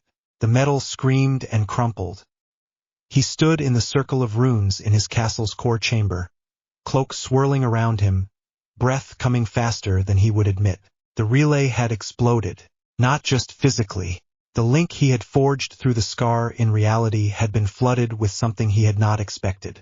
Love. Not the soft, storybook kind. A hard, stubborn force that refused to break even when bent. It had burned along his link with a texture that his demon adversaries had always mocked. He had underestimated it. He hated that. The air in the circle shimmered. The faint voice from before returned, amused. "You touched the boy," it said. You felt what clings to him. Doom did not dignify that with an answer. He went to the console at the edge of the chamber and pulled up the frozen image of Harry, shield raised, eyes bright with anger. A constant, he said. But not the one I thought. He had expected raw power, the kind he saw in Thor's strikes or in the blast of an infinity stone. Something he could measure and direct. What he had encountered was structured, bound to feeling, guided by choice. That made it more dangerous. It also made it more valuable. You will not twist that one easily, the voice said. He has already walked through his own contracts and torn them. He knows the trick now. Doom's hands tightened on the edge of the console. I do not intend to twist him, he said. Not like the others. If coercion will not work, I will use necessity. He cares about others. That is a weakness. That is an entry. The voice chuckled. You speak of freedom while planning chains, it said. Freedom requires breaking old chains, Doom replied. If I must wrap new ones around my own wrists to gain leverage, I will. For a time, he watched the loop of Harry's blasting curse hitting the relay. Tempest, he thought, not a scalpel, a storm. If he could harness that storm, direct it at the right target, the contracts binding his mother's soul would crack. He turned away from the console. Prepare a new relay, he said to the nearest Doombot. Deeper shielding, broader capture field, and upgrade the castle wards. Richards is hiding his tower behind a new layer. I want that noise modeled and broken. The robot bowed and strode away. Doom stood alone again. He looked at his mother's picture on the altar. I will free you, he said, even if I must bend a boy from another world to my will. The air cooled. The faint voice faded. Doom closed his eyes for a moment. The echo of Harry's magic still tingled at the edges of his perception. It annoyed him. It intrigued him. It reminded him of being young and hungry and hurt. He set his jaw. Round one goes to you, Harry Potter, he said quietly. Enjoy it. Doom does not lose twice. Harry sat on the edge of the Baxter building roof, feet dangling over the drop. The sun was low, turning the glass faces of the nearby towers orange. Traffic far below moved in streams of tiny lights. The city noise rose in a constant murmur, distant enough to feel like a sea instead of a crowd. Johnny sat a few feet away, legs stretched out, leaning back on his hands. You know, Johnny said, Sue is going to yell at both of us if she finds us up here without her field hugging the ledge. Harry snorted. She already did, he said. Twice. Johnny grinned. Good, he said. I am glad I am not the only one. They sat in companionable silence for a moment. The wind tugged at Harry's hair. His wand lay on the roof beside him within easy reach. His scar throbbed dully. His magic felt like it had run a marathon and then tripped at the finish line. You shook him, Johnny said suddenly. Harry glanced at him. What? Doom, Johnny said. I have never seen his image glitch like that. You rattled his cage. That is new. Harry looked back at the city.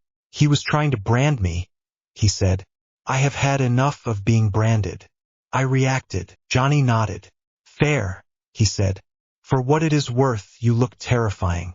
In a cool way. Harry huffed a small laugh. I was terrified, he said. That beam felt like Tom's mark. Different shape. Same intent. Tom, Johnny repeated.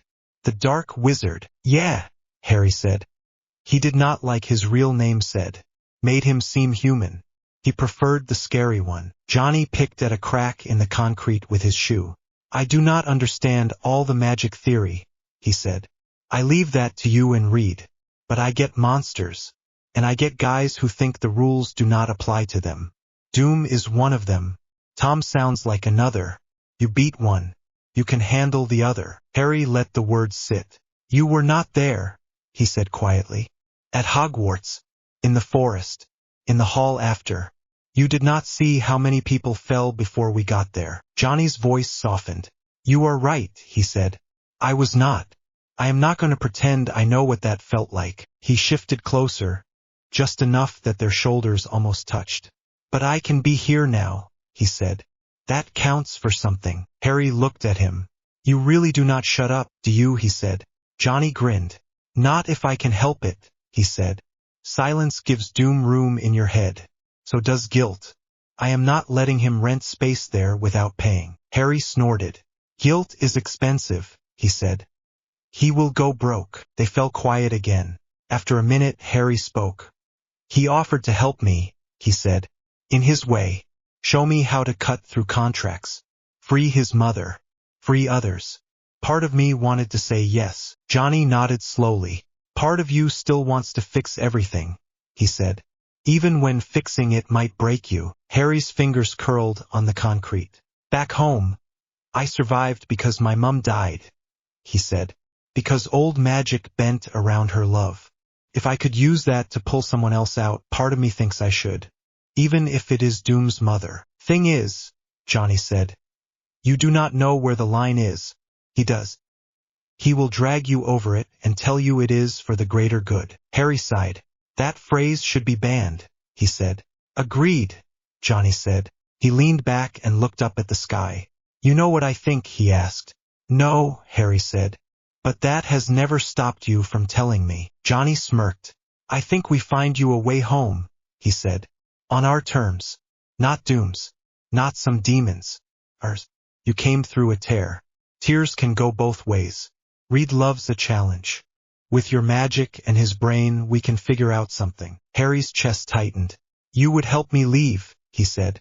After all this work to ward your tower and annoy your kings. Johnny shrugged. Family helps family, he said simply. Even when it means saying bye. Also, if we do not help you, Doom will keep trying. I am selfish enough to want him out of our hair. Harry laughed. There it is, he said.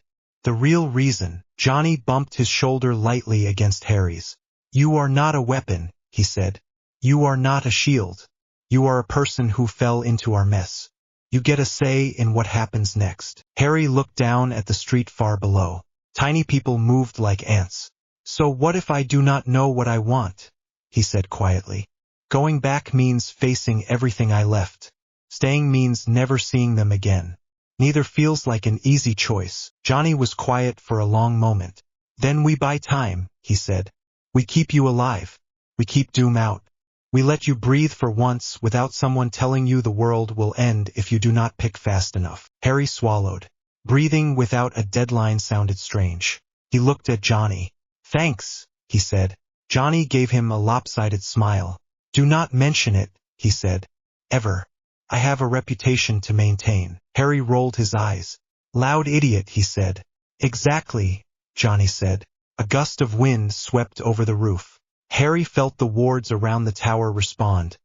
A faint prickle at the edge of his sense. They were holding. For now. He picked up his wand and turned it over in his fingers. He had told Doom no. He had pushed back. It did not erase the fear. It did not erase the temptation. But it was his choice. And for the first time in a long time, that felt like more than a lie. People told him to make a plan go down easier. Somewhere far away, in a castle under a gray sky, a monarch planned his next move.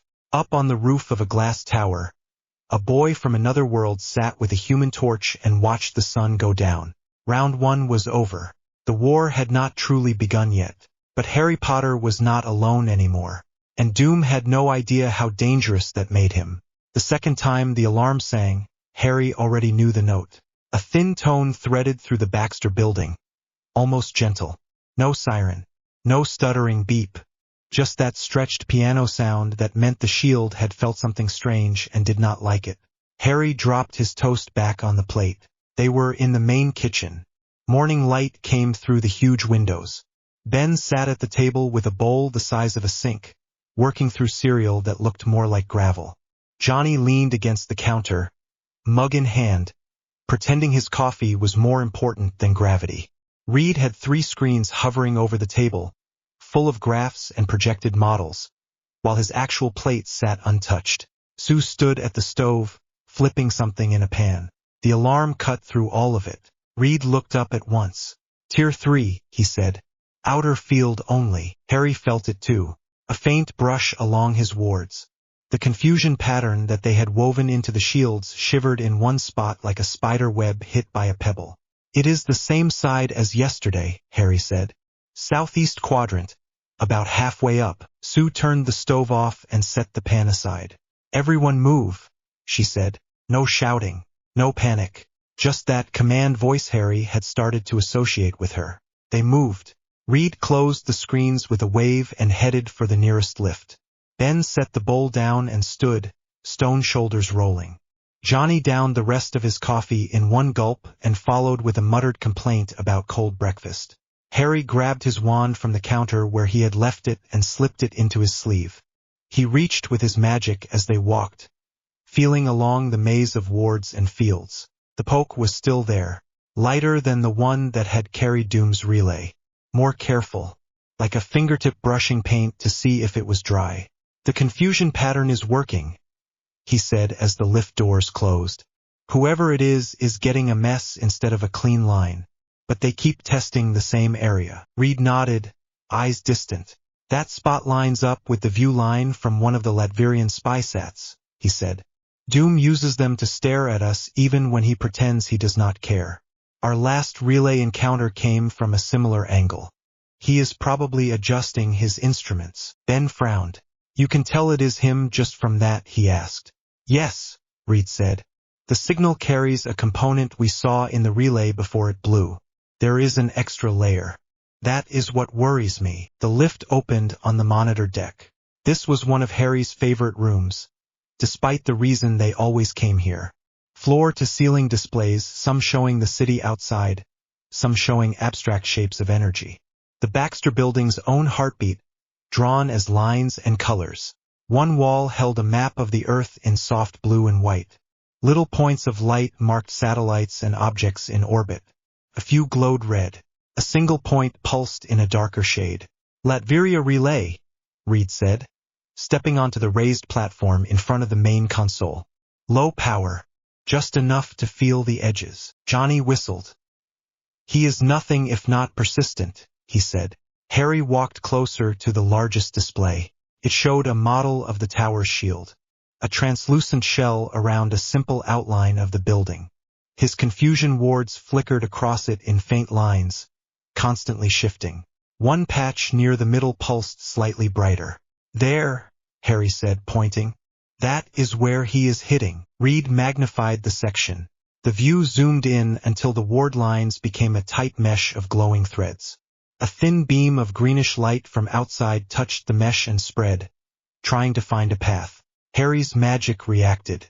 He could feel the touch as a cool pressure at the edge of his awareness. He is not trying to burn through, Harry said. He is listening. Reed glanced at him. Describe it, he said. Harry frowned, searching for words. It feels like a quill over parchment, he said slowly. Not writing yet, just testing the grain. He is sending a simple pulse and then reading the echo. Over and over. Different strengths. Different timing. Waveform probe, Reed said. Old trick, new target. Sue folded her arms. Can he get past the confusion layer doing that, she asked. Not easily, Reed said.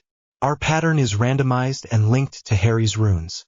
But he might be able to map the pattern itself. If he can separate our noise from his signal, he can build a filter. Then the next time he pushes, he sees more. Harry clenched his jaw. Then we do not let him, he said. Ben grunted. Easier said than done, he said. We cannot exactly unplug the tower. Harry looked at the mesh of light. A thought began to form. What if we push back, he said. Not like last time. Not through his relay. Through the echo. Reed raised an eyebrow. You mean change the way the field responds every time he pokes, he said. Feed him what he expects, but hide more behind it. Harry nodded. We make the echo lie, he said. The first layer of noise hides the building. The second layer hides the noise. If he thinks he has cracked the pattern, we give him a fake answer. Johnny grinned. A magical fake out, he said. I like it. Sue tapped her fingers lightly on her arm. Can you do that without frying yourself? She asked Harry. He hesitated. I can try, he said. We do not have to blast him. Just tag his probe. A little marker that locks on to something he is using. Reed's eyes sharpened. You want to ride his beam back to the source, he said. Harry nodded again. If he insists on poking our wall, he said, We might as well see what is on his side. They did not do it right away. Harry had learned that lesson. Rushing into a plan because it sounded clever usually ended with someone hurt. Instead, they went to the lab. Reed pulled up the last recorded wave patterns from Doom's destroyed relay. Harry spread his own notes across a table. Sue claimed a spot near the main display. Johnny raided the fridge again and came back with an armful of snacks, which he laid out between them like fuel reserves. Ben set a stool near the door and watched everything with narrowed eyes. "Start with what we know," Sue said. Reed nodded. "Doom's relay used two main components," he said. "A standard energy probe based on his usual tech and an overlay. That overlay is not like anything I have seen from him before.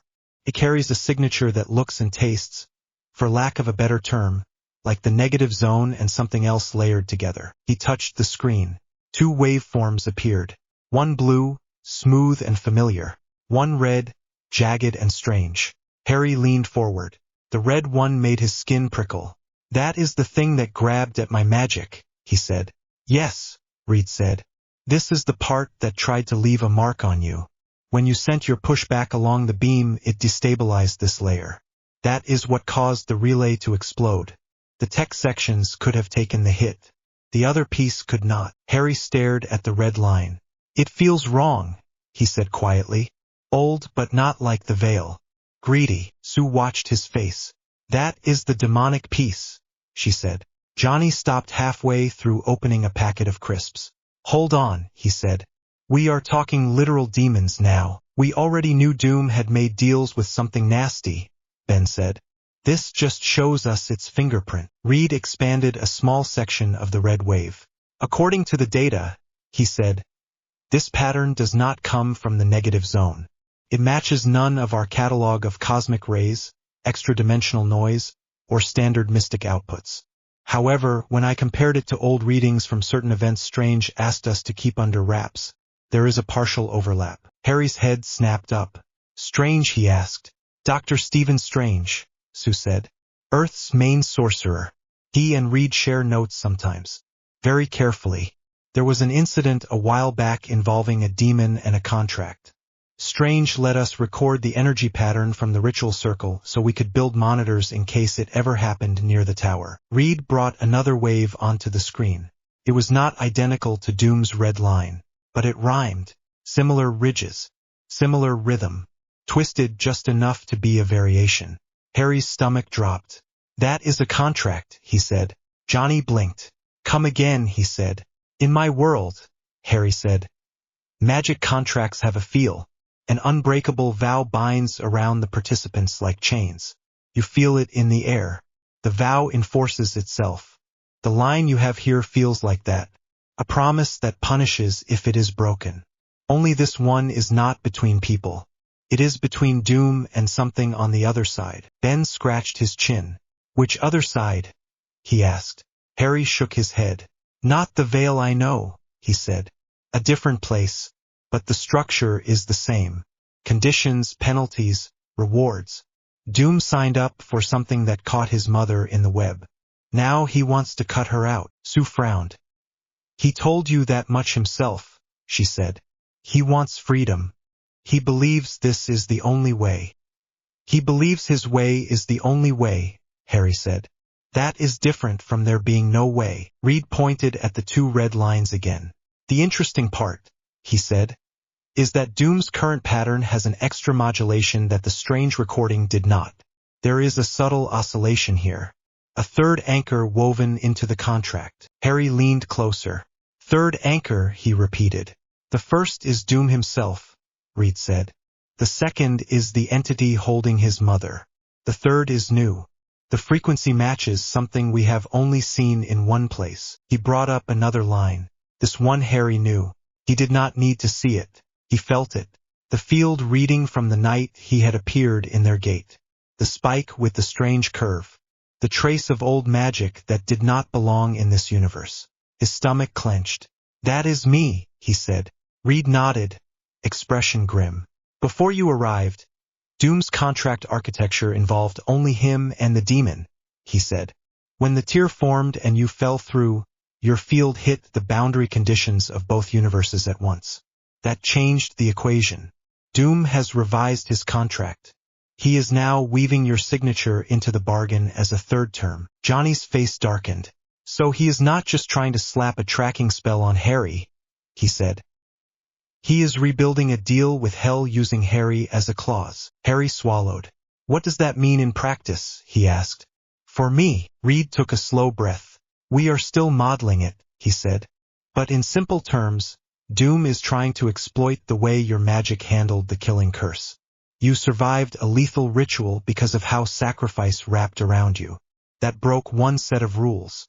Doom thinks that by binding your field to his contract, he can break another rule. He wants your survival event to propagate into the demonic agreement and crack it open from inside. Ben grimaced. So he wants to plug the kid into a Hell contract like a battery, he said. Closer to a scalpel, Reed said.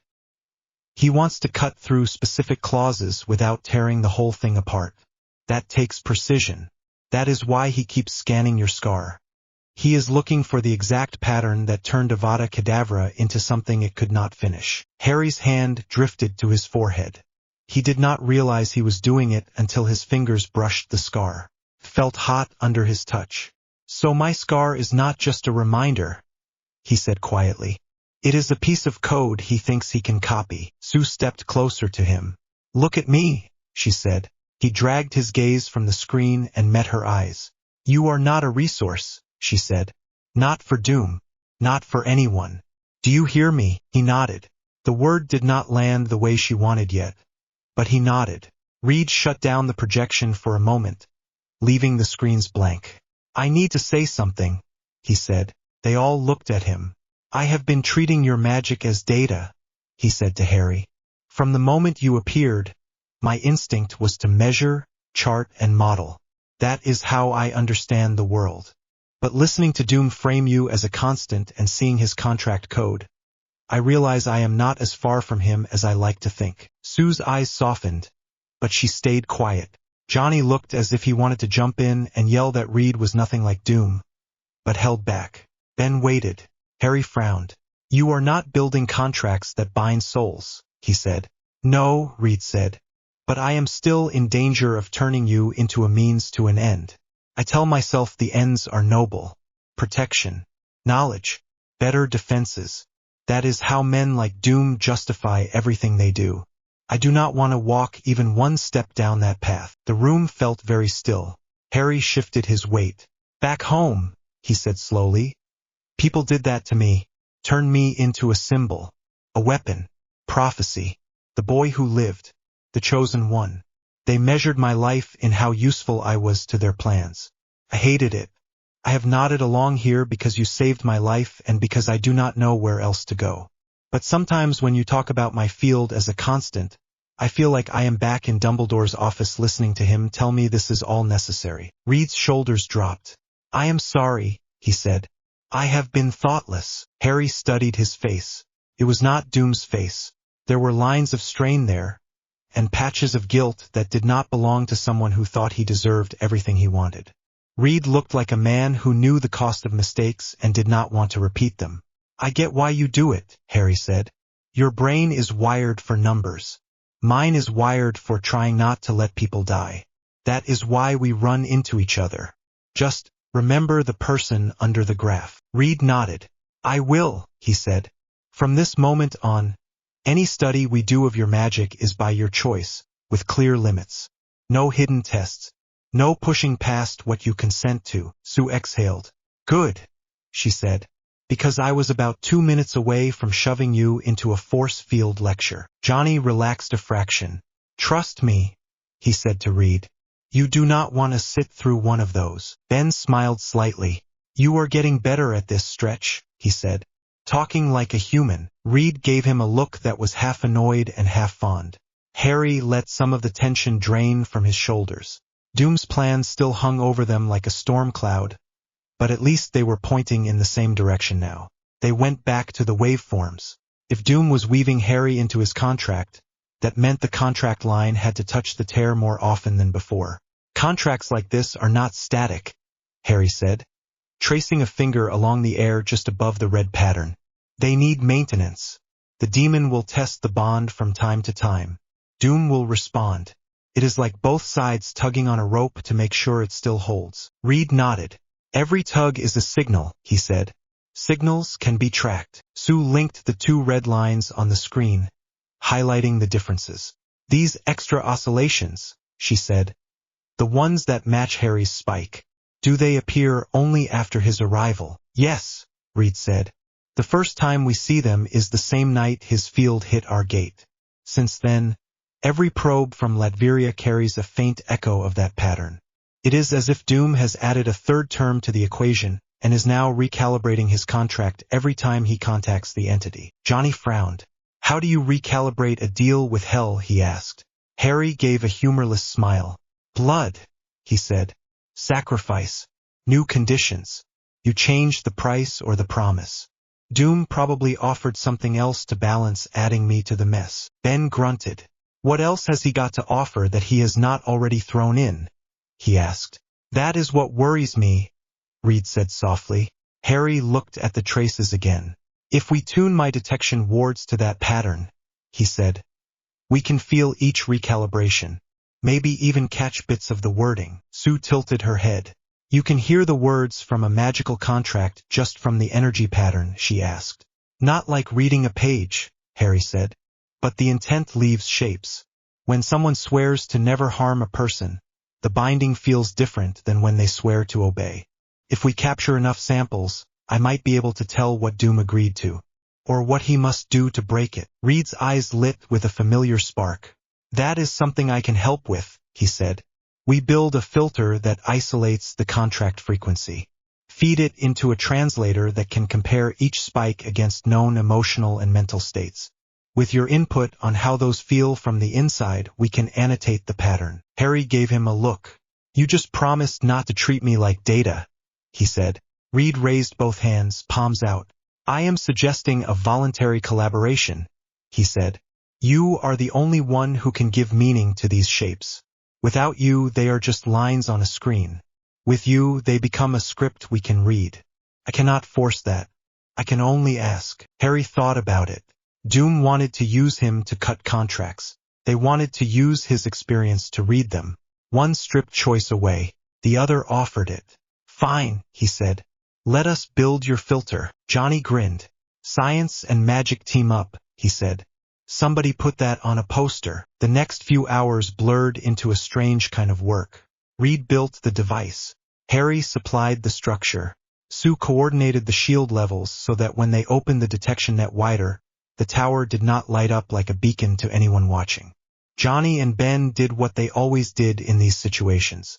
They stayed close, made jokes at the right time, and shut up when things needed to stay quiet. The filter itself looked unimpressive when Reed finished assembling it. A metal box the size of a backpack, covered in tiny dials and indicator lights, with cables leading off to the main system and a coil of fine wire wound around a little glass cylinder. Harry eyed the cylinder. You made a focus, he said. Like a wand core. Reed nodded. I took scrap from the relay fragments and a sliver of the material that lined the gate, he said. Both carry residue from the contract frequency. The coil is silver alloy. Your runes inside it will give the device something to latch onto. Harry sat on a stool and carefully traced ward symbols around the coil with the edge of his wand. Simple ones again. Truth, clarity, reflection. He felt his magic flow into the metal, not in a rush but in a steady stream, as if he were filling a basin. When he finished, the glass glowed faintly. Sue watched from the side. You are calmer when you do that than when you cast in a fight, she said. Your field feels softer. That is wards, Harry said. They are patient work. You cannot rush them or they twist. I learned that the hard way with an old curse on a goblin vault. We blew half the floor before we realized we had skipped a line. Johnny winced. Remind me never to walk into a goblin bank, he said. Harry smiled a little. Probably wise, he said. Reed took the coil and slid it into the box. There, he said. Now we test. He flipped a switch. The device hummed. On the nearest screen, a new graph appeared. Noise spiked for a moment, then steadied as the filter found its baseline. Sue adjusted the tower shields by a fraction. "Net is open," she said. "We are listening." Harry closed his eyes and reached along the wards again. The usual background hum of the building wrapped around him. The confusion layer shimmered. Underneath, he felt something new.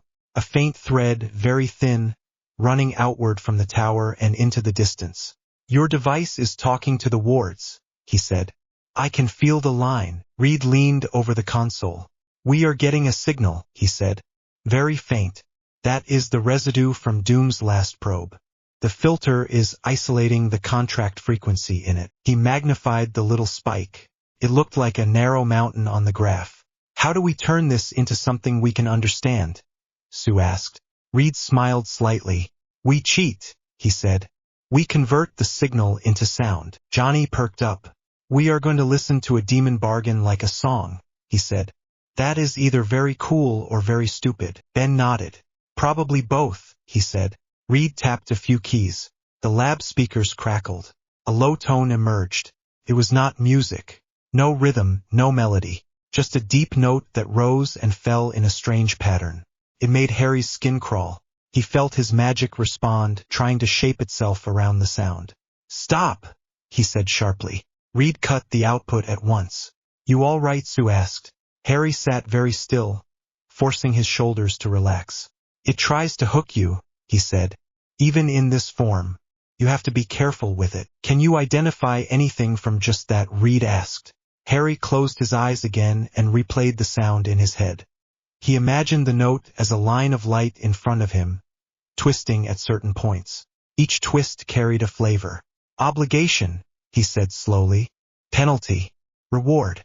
There are 3 main loops in that sample. The first feels like a demand for action. The second feels like the cost if he fails. The third feels like the prize he gets if he succeeds. "You can feel all of that from one note," Johnny said. "It is not just the note," Harry said. "It is what my magic remembers from other contracts. The shapes overlap.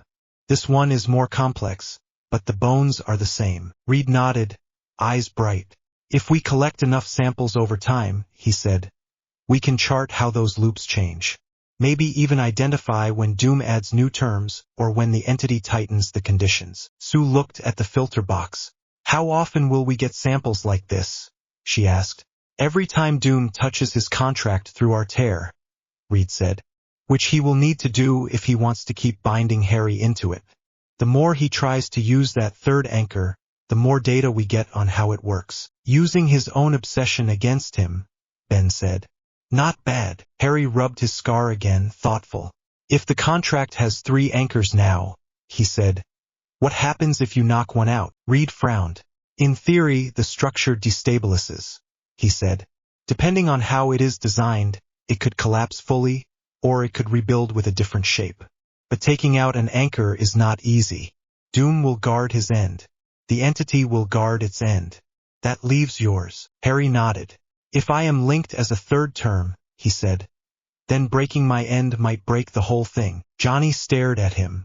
"You are not talking about letting Doom plug you into his ritual," he said. "No," Harry said. "I am talking about cutting the link before he can use it. If we find where the contract hooks into my field, maybe we can sever it. That would drop his third anchor. He would have to start over, maybe with less leverage." Reed considered that. "It is risky," he said. "Cutting ties like that can backfire. Your scar is already a scar on the fabric of magic, not just your skin. If we slice the wrong piece, we might cause another tear." Harry met his gaze. "Better a tear we choose than a knife he holds," he said. Sue stepped between them. "Slow down," she said. "You are jumping 3 steps ahead. First we map. Then we talk about cutting. No one is doing anything that carves into Harry's magic without full understanding." Reed nodded. "Agreed," he said. Harry hesitated, then nodded too. He did not like waiting while Doom schemed, but he liked the idea of tearing reality again even less. Later, when the others drifted away to rest or check other systems, Harry found Reed still in the lab, staring at the frozen waveforms. The room was quiet. Machines hummed softly. Outside the windows, The city moved without caring that a man in Latveria was trying to hack hell. Harry walked over. "You are doing the thing," he said. Reed blinked. "What thing?" he asked. "The thinking spiral," Harry said. "You look at the same problem from every angle until you forget you need sleep." Reed smiled faintly. "Sue calls it that too," he said. "The spiral." He looked at the lines again. "When I was younger," he said, "I believed that if I had enough information, I could fix anything. Every problem was a system waiting to be understood. Every tragedy was a failure of calculation. I thought if I could model the universe, I could bend it away from suffering." Harry watched him. "And now?" he asked. "Now I know the universe is messy," Reed said. "People are not variables. They are not constants. They are not even functions. They make choices that break every clean line I draw." He glanced at Harry. "You are the worst of them," he added mildly. Harry snorted. "Thanks," he said. Reed turned the filter box in his hands. "I am terrified," he said quietly, "of being the man who looks at you and sees only the way your magic curves around death, because that is what Doom does. He sees your scar as a key. I do not want to be his mirror." Harry leaned against the table. "Dumbledore once told me that he cared too much," he said. "That his love for people he believed he had to protect kept him from making the hard call. Then he turned around and raised me like a pig for slaughter. It took me a long time to realize he had started thinking in chess terms. Kings and pawns. Sacrifices. You cannot see people clearly once you do that." Reed nodded slowly. "I have been guilty of that," he said. "Treating myself like a king piece. Taking every burden. Treating my family like other pieces on the board. Important but still part of the game. Doom plays the same game but with less concern for what he loses." Harry studied him. "You stopped," he said. "Or at least you are trying to. That alone puts you in a different category." Reed gave him a searching look. "Are you afraid I will turn you into a project?" he asked. "Yes," Harry said. "A little. But I am more afraid that if we do nothing, Doom will turn me into a blade he can swing at anyone." Reed exhaled. "I will take that as permission to keep working," he said. "As long as I remember you are here by choice." Harry nodded. "And as long as you remember you can say no to your own spiral," he said. "Sleep is a thing." Reed smiled properly this time. "Potter," he said. "Are you telling me to go to bed?" "Consider it payback for the scans," Harry said. Sue found Harry later in one of the smaller observation rooms. The walls were mostly glass. The view looked out over a stretch of sky and rooftops. The sun had moved further, throwing long shadows across the city. Harry stood with his hands on the rail, staring at nothing in particular. She walked up beside him. "Too loud in your head?" she asked. "Always," he said. They stood like that for a while, side by side, not talking. Harry liked that about her. She did not fill silence just to avoid it. When she spoke, it meant something. "Do you feel used?" she asked softly. He let out a slow breath. "Doom wants to use me as a way out," he said. "Reed wants to use my magic to map a problem. Even you want to use my wards to keep your family safe. It would be strange if I did not feel used." Sue winced. "I walked into that," she said. He shook his head. "I am not angry," he said. "Not at you. Not right now. The world is built on people using each other in different ways.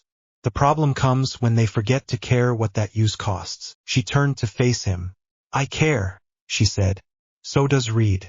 So do Johnny and Ben. You are not a project. You are part of this team. Part of this family. That is the difference between us and Doom. He would break you if it gave him what he wanted. We will not." He met her gaze. "You say that," he said. "But what if the only way to stop him is to do something that hurts me? Something like cutting this link. Would you still say no?" Her jaw clenched. "I would look for another way," she said. "Every time. I have watched Reed sacrifice himself too many times for the rest of us. I have watched Ben live with the cost of one decision. I will not let that happen to you by design." Harry looked down at his hands. "They keep telling me I am good at dying," he said. "That my willingness to go into the forest, into the hall, into the gate makes me valuable. They call it bravery. Sometimes it just feels like being tired of fighting. Sue stepped closer. She reached up and very gently laid her hand against his cheek. Her touch was warm. He froze. "You are allowed to want to live," she said. "You are allowed to say no when the world asks you to throw yourself away. If anyone tries to tell you otherwise, they answer to me." His throat tightened. Something in his chest curled tight since the war, since the forest shifted. He swallowed. "I do not know how to want that," he admitted. "Start small," she said. "Want breakfast tomorrow. Want to see what Reed's filter shows next time. Want to sit on the roof with Johnny and mock his hair. Want to annoy Ben. Want to draw one more ward. You build from there." He let out a shaky laugh. "That sounds like a plan," he said. She smiled. On impulse, before he could overthink it, Harry leaned forward and pressed a quick, awkward kiss to her cheek. Sue blinked. "That was brave," she said. He flushed. "I am better at fighting Dark Lords than at this," he said. "That is obvious," she replied, eyes soft. "We have time to work on it." She did not pull away. She just let her hand rest for one more moment against his face, then dropped it and turned back to the window. "Doom thinks he is making a bargain in the dark," she said. "He thinks he is the only one willing to pay any price. He has no idea that the people he is underestimating have already paid more than he can imagine." Harry looked at the city, at the tower he now helped protect, at the woman who had decided he was family before he believed it himself. "He will find out," Harry said quietly. Out beyond the glass, somewhere under a gray sky, a contract shifted and tightened around a trapped soul. Doom plotted. Demons watched. Inside the Baxter building, the Fantastic Five stood a little closer together. Their enemy had made his dark bargain. They were working on their own. The alarm woke Harry before the sound even formed. He sat up in the dark, heart racing, wand already in his hand. The room was dim, city lights leaking through the blinds. For a moment he had no idea where he was. Not the cupboard, not the tent, not the stone floor of a ruined hall. The Baxter guest room. He drew a slow breath. Then the alarm began. A thin high tone, steady and pure, slid through the tower. Not loud, just there. A single line of sound that told everyone the Shields had felt something new. Harry swung his legs off the bed and headed for the door. He felt the wards before he reached the lift. The confusion pattern he had woven over the shields quivered in one place. A small region near the upper levels. The touch from outside was sharp and clean, not fumbling like the first tests. Whoever was out there had learned from the earlier pokes. The lift doors slid open as he reached them.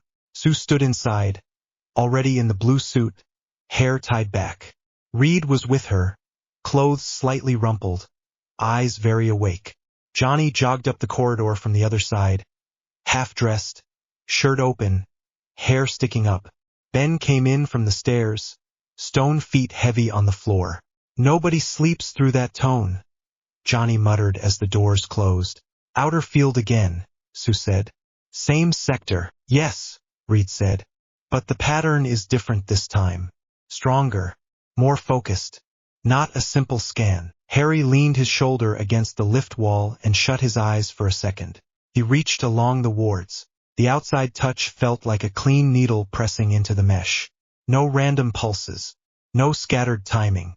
A single long push, high and steady. "He is not just listening now," Harry said. "He is calling." The monitor deck lights were already up when they stepped out. Displays covered the walls, showing the city, the tower, the orbit map. The large shield model hung over the main console, glowing faint blue. The ward mesh was visible across it as a shifting web of faint lines. One patch pulsed in a steady rhythm, a small region of brighter lines toward the eastern side. "Same region," Reed said. "Same Latverian relay. Power increased by a factor of 3. Ben squinted at the lines. "Translation," he said. Reed pointed. "Before, Doom sent small taps and read the echo," he said. "Now he is sending a continuous signal. The frequency matches the contract pattern we recorded." Harry felt his stomach drop. "He is using my anchor," he said. Sue stepped closer to the shield map. "Can he get through our confusion layer by doing that?" she asked. "No," Reed said. The wards are holding, but his signal is interacting with the tear residue in a new way. Look, he zoomed in on the region around the negative zone gate. The model shifted to show a cross view. The circle of the gate frame glowed in the center. Around it, a faint haze marked the scar where Harry had fallen through. Doom's new signal showed as a thin red thread that touched the haze and then went up toward the shield. It is a loop, Reed said. He is running his contract energy through the tear and back to his relay. That means he has anchored part of his bargain on our side. Harry felt the tug in his scar. Not pain this time, a slow, steady pull, as if someone had tied a string to the old wound and was taking up slack. He is trying to tighten it, Harry said quietly. He thinks if he pulls the third anchor hard enough, it will snap into place. Johnny rubbed the back of his neck. So what happens if it does, he asked. Harry looked at the red thread. Then I become part of his deal, he said. Fully. That contract will treat my magic as one of its pillars. Every time Doom reaches for his mother, the bargain will touch me. If the demon demands a price tied to that anchor, it might fall on me too. Sue's jaw clenched. Not going to happen, she said. Reed stared at the red line, mind clearly racing. We need more information, he said. Our filter can pick up the contract tone.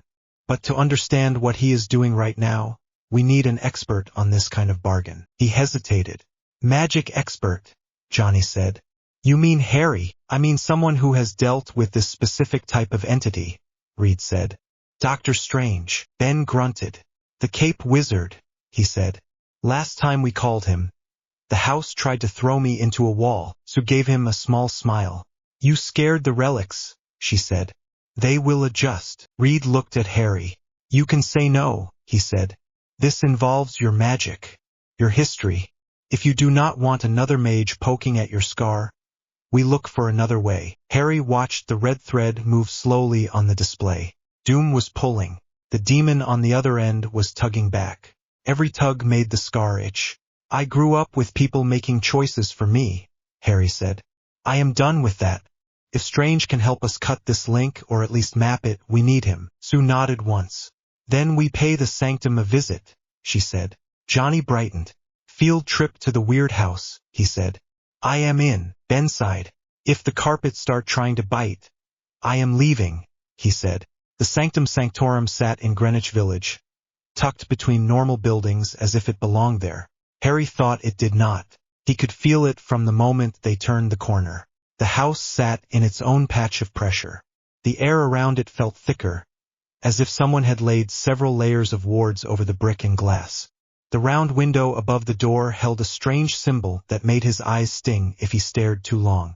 Charming place, Ben muttered as they walked up the front steps.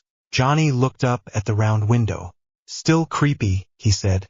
10 out of 10. Sue shot Harry a quick look as he paused at the top step. You all right, she asked. He nodded slowly. Feels like Hogwarts, he said. Different shape, same weight, old magic, and something else under it. Reed rang the bell. The door opened before his hand dropped. Wong stood there, robe neat, expression calm. Reed, he said. Sue, Johnny, Ben, you brought a guest. His gaze rested on Harry. Harry felt the wards around the house tighten for a moment, then relax. Harry Potter, Harry said. Wong inclined his head. We know, he said. The tower has been loud recently. Come in. The entrance hall smelled of polished wood and incense. Staircases curled up and away in strange patterns. Doorways seemed to shift at the corner of Harry's eye. The house felt alive, not like Hogwarts but close. Harry felt his wand hand twitch. He kept it down. Stay close, Wong said. The Sanctum knows you are with us. It will not play tricks. Much. Comforting, Johnny whispered. Sue shot him a warning look. They followed Wong through a corridor lined with artifacts. Harry saw blades that shimmered, jars with faint light inside, a cloak on a stand that seemed to twitch as they passed. They entered a wide room with tall windows and a large circular skylight. There were shelves of books, tables covered in scrolls, and a raised central area with a painted circle and lines on the floor. Strange sat at a low table near the circle, cloak draped over the back of his chair, hands wrapped around a mug. He looked up as they came in. "Reed," he said. "You only visit when the graphs get interesting." Reed managed a thin smile. "This time they are more than interesting," he said. "They are alarming." Strange's gaze moved to Harry. For a second, his eyes went distant, as if he were seeing something else layered over the room. "You are carrying a scar across worlds," Strange said. "Not just on your skin, on your fate." Harry felt a familiar urge to tell him to mind his own business. He pushed it down. "We think someone is trying to use that scar," he said, "to crack a deal with a demon." Sue stepped forward. "Victor Von Doom," she said. Strange's jaw tightened. "Of course," he said. "He never learns." Wong cleared his throat. "The tower's monitors recorded a pattern," he said. "Reed believes it matches the energy from a demonic contract we saw before. And Doom has added Harry to the structure." Strange waved his hand. A circular window of light opened in the air beside him, showing the waveforms Reed had brought on a drive. The two red traces appeared. The older one from Strange's case, the new one from Doom's relay. He studied them for a long moment. "The base pattern is Mephisto," Strange said. "Old trickster. Loves contracts. Loves tying souls up in fine print. He uses a standard binding architecture, then modifies it for each victim. The extra modulation here is new. Richards is right. This is tied to your boy." Harry bristled at the word. "I have a name," he said. Strange met his gaze. "Harry," he said, "your field left a mark when you crossed between realities. Doom has hooked that mark into his bargain. He is trying to use the survival of your soul as precedent to challenge rules in the lower realms." Harry frowned.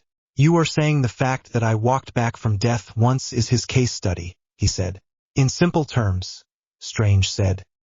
"He is arguing that if one soul can slip a killing curse due to sacrificial love, then a soul bound by demonic contract can be slipped as well if similar conditions are met." Harry's stomach twisted. "And he thinks if he copies the pattern in my scar, he can trick Mephisto into letting his mother go," he said. "Or force it," Strange said. "But he is reckless. That kind of move can tear more than a contract. Can tear the fabric around it. That is how you get loose demons." Johnny raised his hand slightly. "Loose demons sound bad," he said. "On the scale between stubbed toe and cosmic doom, where are we?" "Closer to the second," Strange said dryly. Wong stepped into the circle painted on the floor. "The question is what we do," Wong said. "We can block Doom's attempts from this side, perhaps dull the link. But if the contract has already taken Harry as an anchor, the risk remains." Harry moved to the edge of the circle. "If I step into that," he said, nodding at the painted lines, "are you going to poke at my scar the way Doom did?" Strange shook his head. "I do not need to," he said.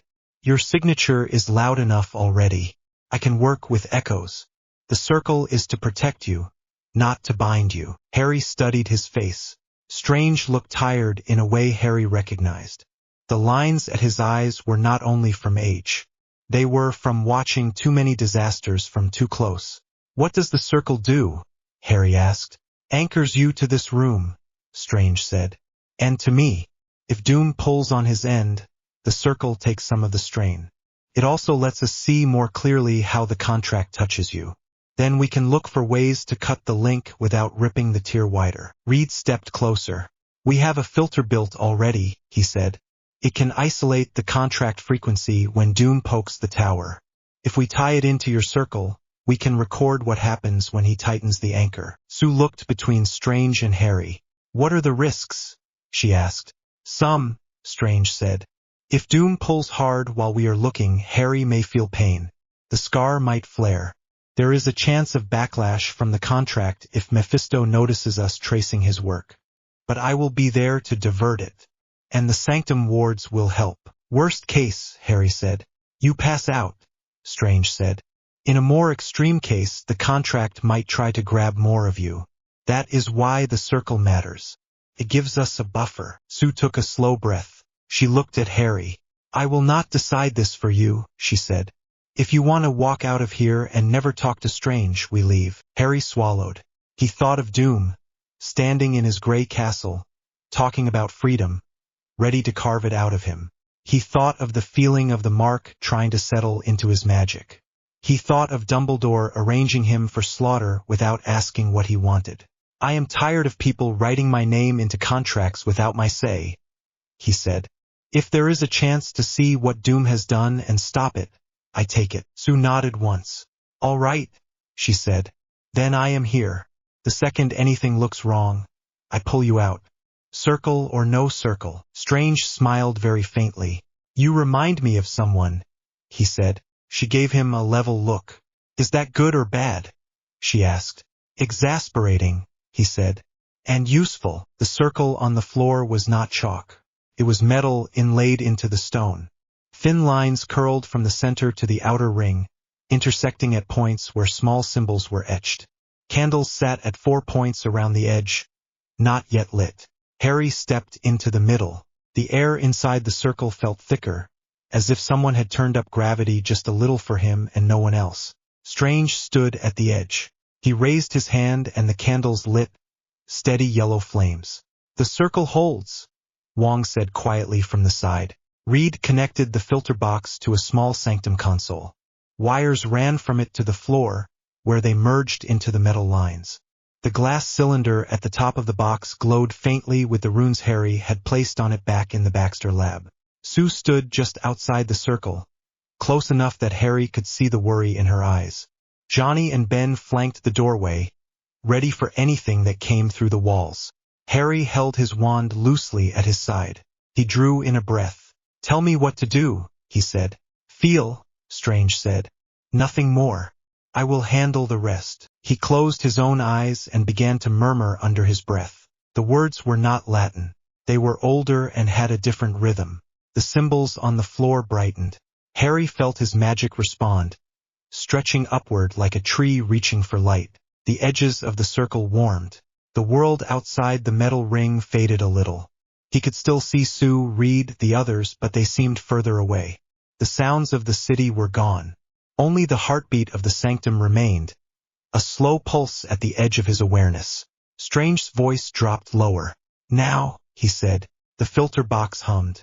Far away, somewhere under a dull sky, Doom pulled on his contract again. Harry felt it hit. The tug at his scar sharpened into a hard pull, sudden and strong. He hissed and clapped a hand to his forehead. The circle took some of it, but not all. The air inside the metal ring grew heavy. A low note rang in his bones, the same one they had heard through the speakers in the lab, only much clearer now. "Contract tone is rising," Reed said. "Recording." Harry squeezed his eyes shut. The pull from Doom's side was not simple. It came in pulses, each one with its own twist. The first felt like a demand. Act, move, fulfill. The second carried a taste of threat, pain, loss, burning. The third carried something like promise. Release, light, a door opening. Mephisto. Harry could feel the demon side of the line now more clearly. A cold patience, amused, watching Doom strain. The contract had been written to favor him. Doom was clawing for a loophole. Strange laid a hand against the outer rim of the circle. His magic pressed in from the edge, steady and cool. "Follow the pull," Strange said. "But do not lean into it. Watch it." Harry felt for the place where the contract touched him. It centered on his scar, but it went deeper, curling through the shape of his magic where it had changed in the forest. The part of him that had met death and walked back carried a new pattern. Doom had tied one of the contract lines around that pattern. "Third anchor confirmed," Strange said. "He has hooked the claws around Potter's death event." Harry saw flashes, not images in front of his eyes, memories stirred by the line that had wrapped around his past. His mother in the nursery holding him, green light, cold, a hall full of bodies, a forest full of whispers. He drew a shaky breath. The circle held. The rope did not pull him out. "He is tightening a specific clause," Strange said, voice low. "Listen carefully. Tell me how it feels." Harry tried to step back inside his own awareness. The contract pulses were clearer now, each twist more defined. He reached out with his mind, brushing along the shape of the third anchor. Words rose in his head, not in his own voice. Lines of intent. He promises an act of release, Harry said slowly. He vows to break a prison that no mortal can touch. In return, he accepts a mark on his bloodline. Sue went very still. A mark on his bloodline, she repeated. Harry nodded, eyes still closed. It is vague, he said, but strong. Anyone who shares his blood can be touched by the demon's claim. Mothers, children, future heirs. He offered his line in exchange for a chance to free his mother. Reed cursed under his breath. Of course he did, he said.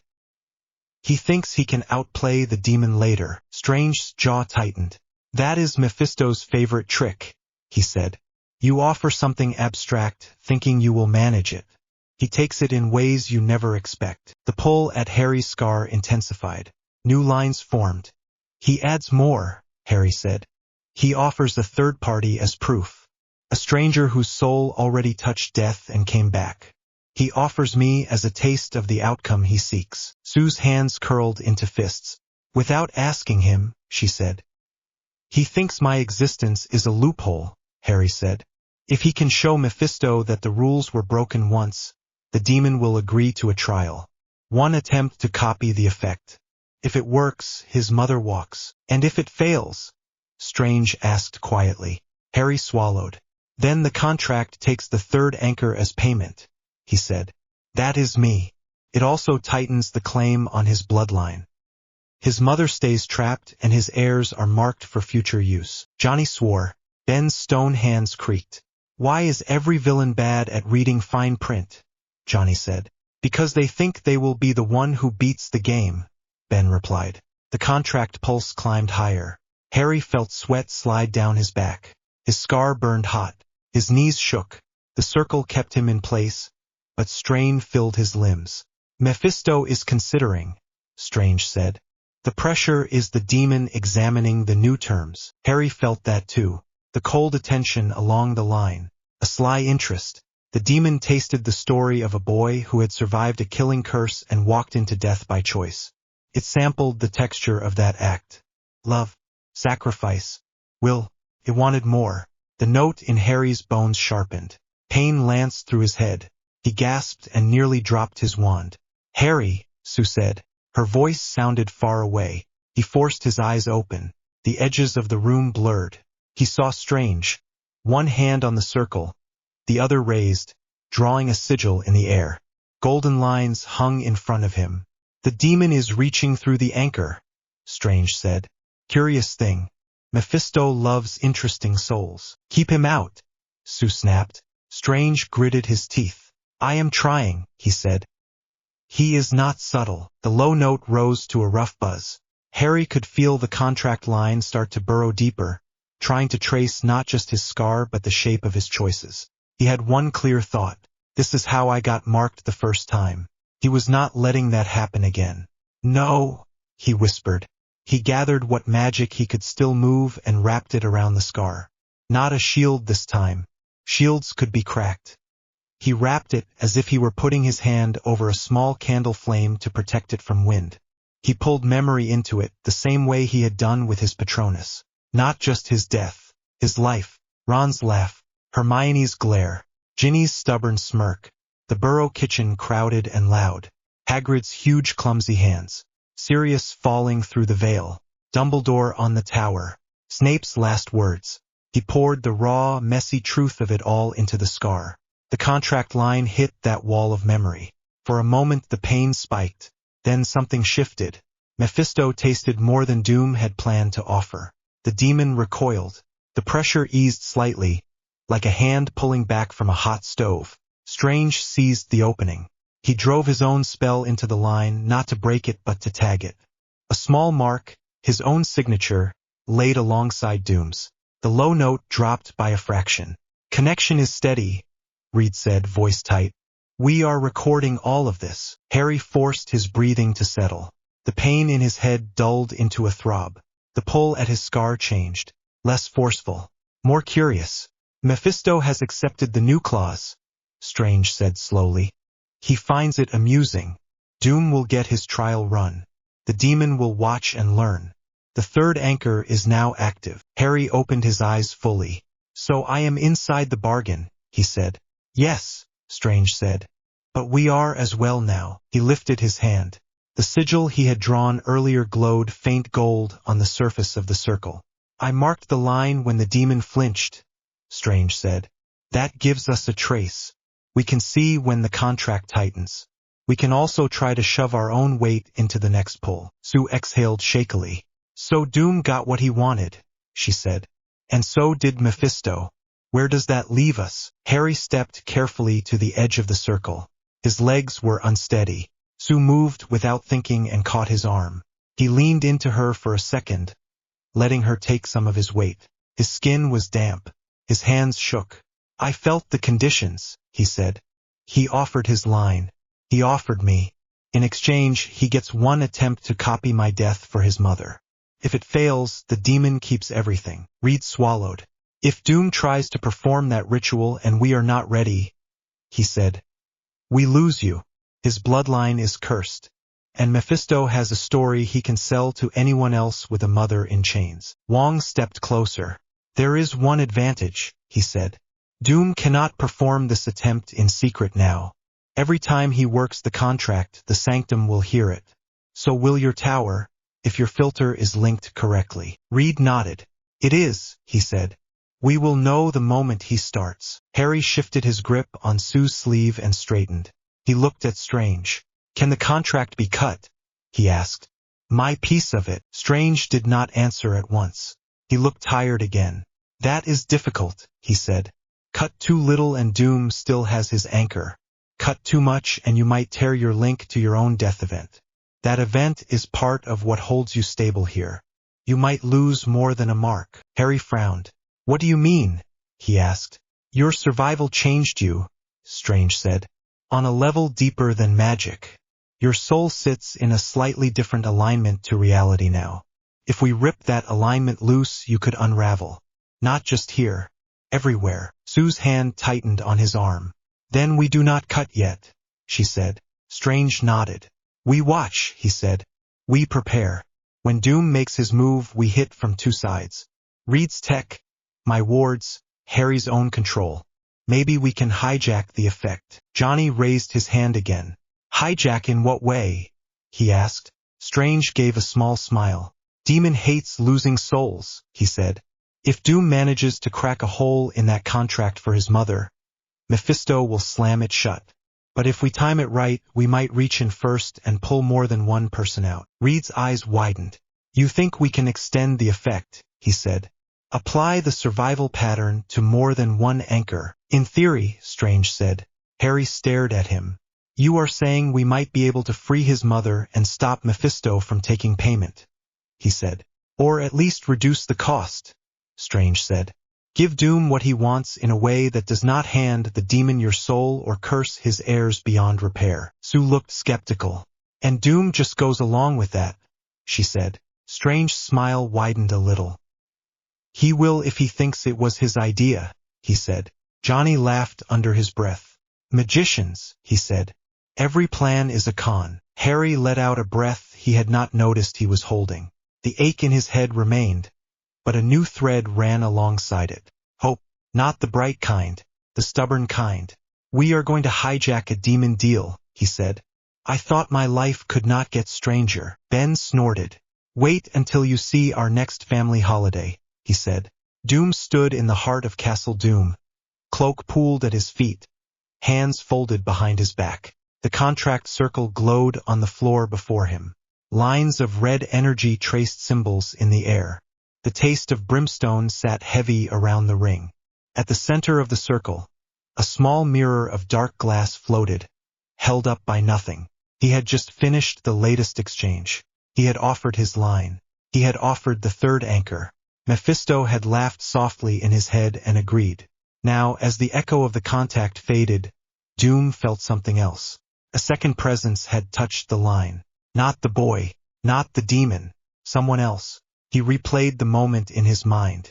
Harry's anchor had flared with messy human memory. Love, pain, stubborn refusal. Mephisto had grabbed for it, greedy. Another hand had pushed in. Cool, precise, insistent. A mark had been left on the contract structure. A sigil Doom recognized. Strange, he said quietly. His eyes narrowed behind the mask. Of course Richards would go to the Sorcerer Supreme. Of course Strange would meddle in bargains that did not concern him. He looked up at the wall, where screens showed the Baxter building in soft light. He zoomed in on one floor. An overlay showed the new ward mesh Harry had woven. Doom had to admit he was impressed. The boy had taken old runes and wrapped them around Reed's shield in a way that made sense. The confusion layer was elegant. The new trace on the contract line was similarly neat. Strange had good timing. Doom clenched his fists.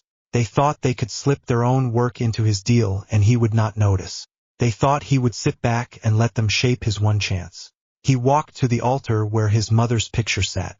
He touched the frame gently. Her eyes in the photograph looked out at something that was no longer there.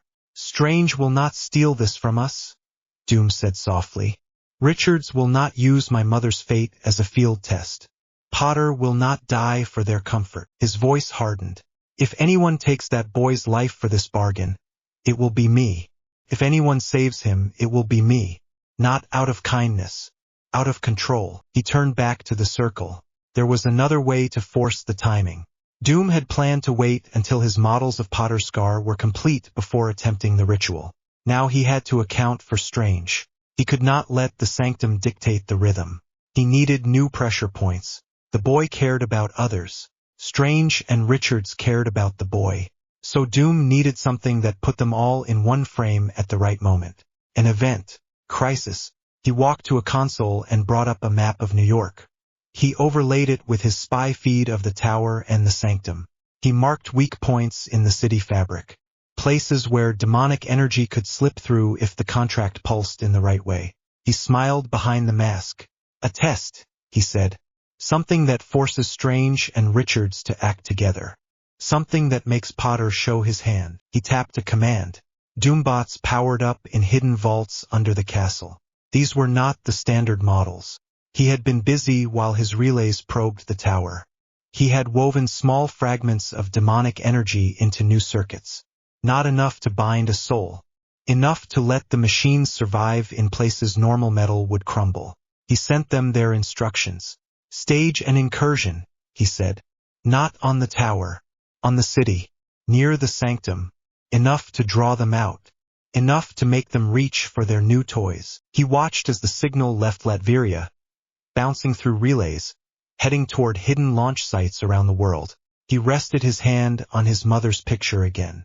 Soon, he said. One way or another, this ends. The attack started on a clear afternoon. Harry stood in the Baxter lab, leaning over a table as Reed showed him a new set of readings from the contract filter. Sue sorted reports at another table. Johnny sat on the central console, spinning slowly on the stool. Ben dozed in a chair in the corner, arms crossed, head tilted back. The city stretched out beyond the windows, bright and noisy. Harry heard it first. Not the alarm tone, a low distant rumble. He lifted his head. Do you feel that? He asked. Sue looked up. What? She said. The rumble grew. A deep vibration rolled through the tower. Reed frowned. That is not our system, he said. The alarm cut in a second later. Not the thin note, the full siren this time. A sharp rising tone that blasted through every level. External impact, the tower voice said calmly. Multiple energy bursts within city radius. Shield on standby. Reed moved to the main console in a blur. Tie us into city feeds, he said. The screens along the wall flicked through channels, then settled on a live aerial view. Harry felt his stomach twist. Fire and smoke rose from a street near Washington Square. A large circle of pavement had cracked and dropped. Shapes moved around the hole. Metal flashed. The view zoomed in. Doombots. At least a dozen of them, heavy armored forms climbing out of the crater, energy weapons bright. People ran in panic. Cars stopped at odd angles. The air above the crater shimmered with a faint red haze. Demonic residue, Harry said. Reed's hands flew over the controls. The contract filter just spiked, he said. Mephisto energy. Doom piggybacked on his own bargain to punch a hole through the street. Johnny slid off the stool. Suits, he said. Ben was already on his feet. Sue moved to stand beside Harry. Tower, send us the street grid for that sector, Reed said. Get us linked to Strange. The Sanctum symbol flashed on a secondary screen. Strange's face appeared, cloak visible over his shoulders, background shaking slightly. We see them, Strange said without preamble. They dropped into a ley line crossing point. Mephisto energy is holding the hole open. If those bots dig any deeper, they can anchor a gate. Can you handle them? Reed asked. Not alone, Strange said. The Sanctum wards contain mystic threats. These are mixed, tech and demon. My spells will drag them partly into the astral, but their bodies will still hit people. Harry gripped his wand. We go, he said. Sue nodded. Reed, call city response and get them to clear civilians, she said. We handle the bots with Strange. Ben, Johnny with us. Harry, you stay on me. He opened his mouth to argue. She cut him off with a look. You are in Doom's crosshairs, she said. You do not step 1 meter away from my field unless I say so. He shut his mouth. Reed sent a burst of orders through the tower systems. Sirens in the distance shifted tone. Traffic lights in the affected area cycled to red as the tower hacked into the grid. Drones launched from the roof, streaking toward the crater. Go, Reed said, and feed me everything. I will track the contract spikes. They ran for the launch bay. The four had a fast way to reach trouble. Harry had seen the smaller skycraft before, resting in bays along the upper levels. He had never ridden one until now. The platform dropped away as the craft lifted. Wind slammed against the sides. Sue drove, hands tight on the controls. Johnny sat beside her, already warming up, heat visible around him. Ben and Harry sat behind them, strapped in. Deep breath, kid, Ben said as the craft banked. Harry took one. His stomach still rolled, but he pushed the fear down. He had flown on brooms through worse. The craft cleared the tower and shot over the city. The crater came into view ahead. A raw wound in the street. Flames licked up from broken pipes. Cars lay on their sides. People ran in all directions. Some lay on the ground where they had fallen. Doombots ringed the edge of the hole, firing at the sky. One of them turned and aimed directly at the incoming craft. Johnny, Sue said. He did not wait for more. He unbuckled, stepped onto the edge of the open hatch, and leaped. Flame on, he shouted. Fire wrapped around him midair. He hit the beam from the Doombot like a living comet. The blast scattered around his flame, heat punching it aside. He slammed into the robot with a crack and sent it crashing back into the hole. Sue dropped the craft lower. Ben, she said. Ben grinned. Time to punch some metal, he said. He jumped. The ground shook when he hit. He rolled and came up in a rush, swinging a heavy fist into the nearest Doombot. Metal crumpled under the blow. The robot slid across the ground and smashed into a parked car, which already had no windows. Harry gripped the edge of the hatch. Ready? Sue asked. He nodded. She extended her field around both of them and stepped out into the air. The invisible platform held under their feet as they descended. Heat from Johnny's flames washed over them from one side. Smoke from burning debris stung Harry's eyes. Strange was already there. He stood at the far edge of the crater, cloak flaring. Golden sigils spun around his hands. Every time a Doombot raised a weapon toward civilians, a circular shield of light snapped into place, deflecting the blast. He had opened a small portal over the hole that led somewhere dark and swirling. Two robots already hung halfway through it, limbs caught as if in thick tar. About time, Johnny called, streaking past. Try to leave some for us? Ben shouted as he ripped an arm off a bot and swung it into another. Sue landed on a patch of clear ground and dropped the field enough for Harry to step forward. The contract filter hummed in his head. Not literally. General fear and noise made it harder to separate that hum from everything else. But he could feel it. Mephisto's energy was bound into the red haze that hovered over the hole. It seeped into the robot's joints, keeping them stable where gravity should have pulled them off balance. Focus fire on the ones near the hole, Strange called. If they reach the lower layer, they can plant anchors. On it, Johnny said. He dove toward two bots that were climbing down the cracked pavement. Flames concentrated around his fists. Heat rolled off him in waves. Metal glowed, softened, then drooped. One robot's leg gave way and it tumbled back into the crater. Ben tackled another that had reached the bottom and tried to set up a device. Stone fists hit steel again and again. Sparks flew. The device deformed but did not break fully. Harry pointed his wand at it. Reducto, the blasting curse slammed into the half-built device. It shattered with a sharp crack, pieces flying. Sue's field snapped out to catch the fragments before they could hit anyone. "Stay close," she reminded him. "I am," he said. He held his wand in a tight grip. One of the Doombots turned from the crowd to face him. The robot's eyes glowed red. A faint line of darker energy ran along its armor, the same kind of demonic residue he had felt in the crater. "Target confirmed," the robot said in a flat voice. "Third anchor located." Harry's pulse spiked. "Sue," he said. She was already moving. Her force field wrapped around them both as the robot raised its weapon. The blast hit her shield with a deep thud. Heat and strange static washed over the field. Harry felt a sting in his scar. "Read," Sue said into her comm. "Some of them are keyed to Harry." "I see the spike," Reed replied in her ear. "These units carry a modified contract node. Mephisto energy rides their weapons. They are trying to mark Potter physically, not just through the contract line." "Not happening," Sue said. She shoveled her field outward. The invisible wall slammed into the Doombot like a truck. It flew backward and hit the side of the crater, armor crunching. Harry stepped to the very edge of her shield. He pointed his wand at the robot as it tried to stand. "Expelliarmus," he snapped. The spell cracked out. It hit the gun in the robot's hand and ripped it away with a twist of light. The weapon flew up and over the field, spinning. Sue caught it in a bubble and squeezed. Metal buckled and imploded. "Nice trick," Johnny called as he swooped past. "Less talk," Sue shouted back. More fire. Strange traced a wide circle in the air. A ring of golden light expanded above the crater and dropped. Every Doombot inside the rim staggered as if someone had increased their weight. The demonic haze shimmered. Harry felt the contract line shift. "Strange," he called. "You are pulling on Mephisto's energy." "Yes," Strange said through gritted teeth. "I am trying to pin it." Doom anchored this breach to his bargain.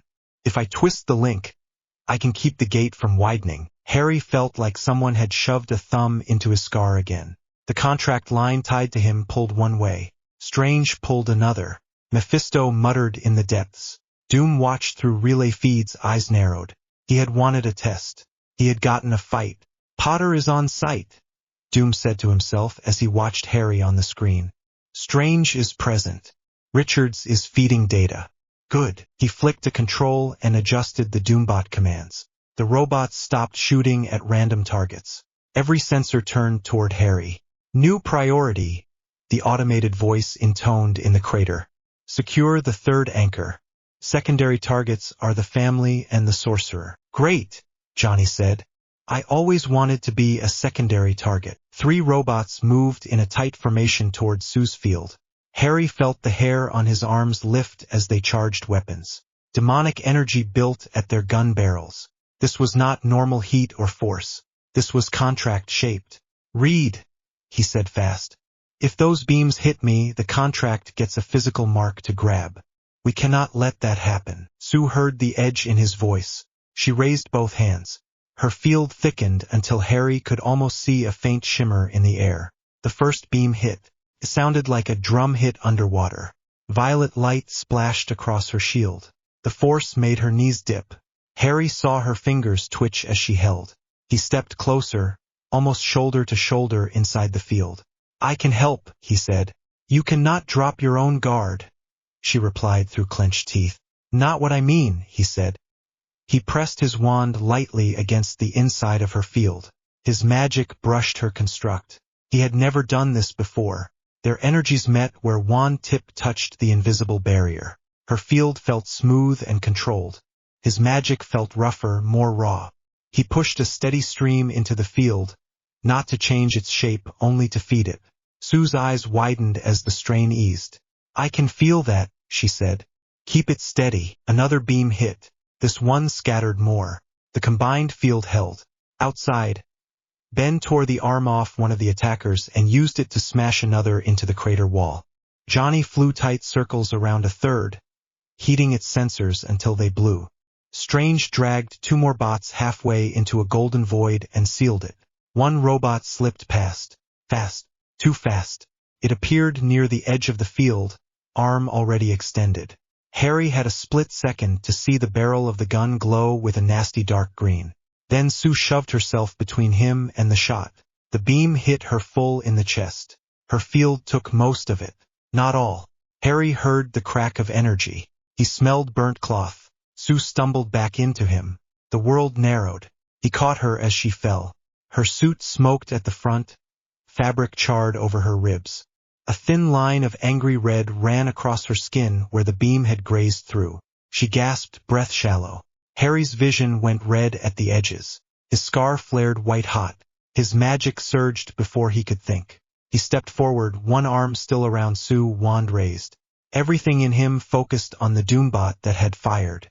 He saw the demonic residue in its circuits. He saw the contract node that lit when its weapon charged. He pointed his wand straight at that node. Get away from my family, he said.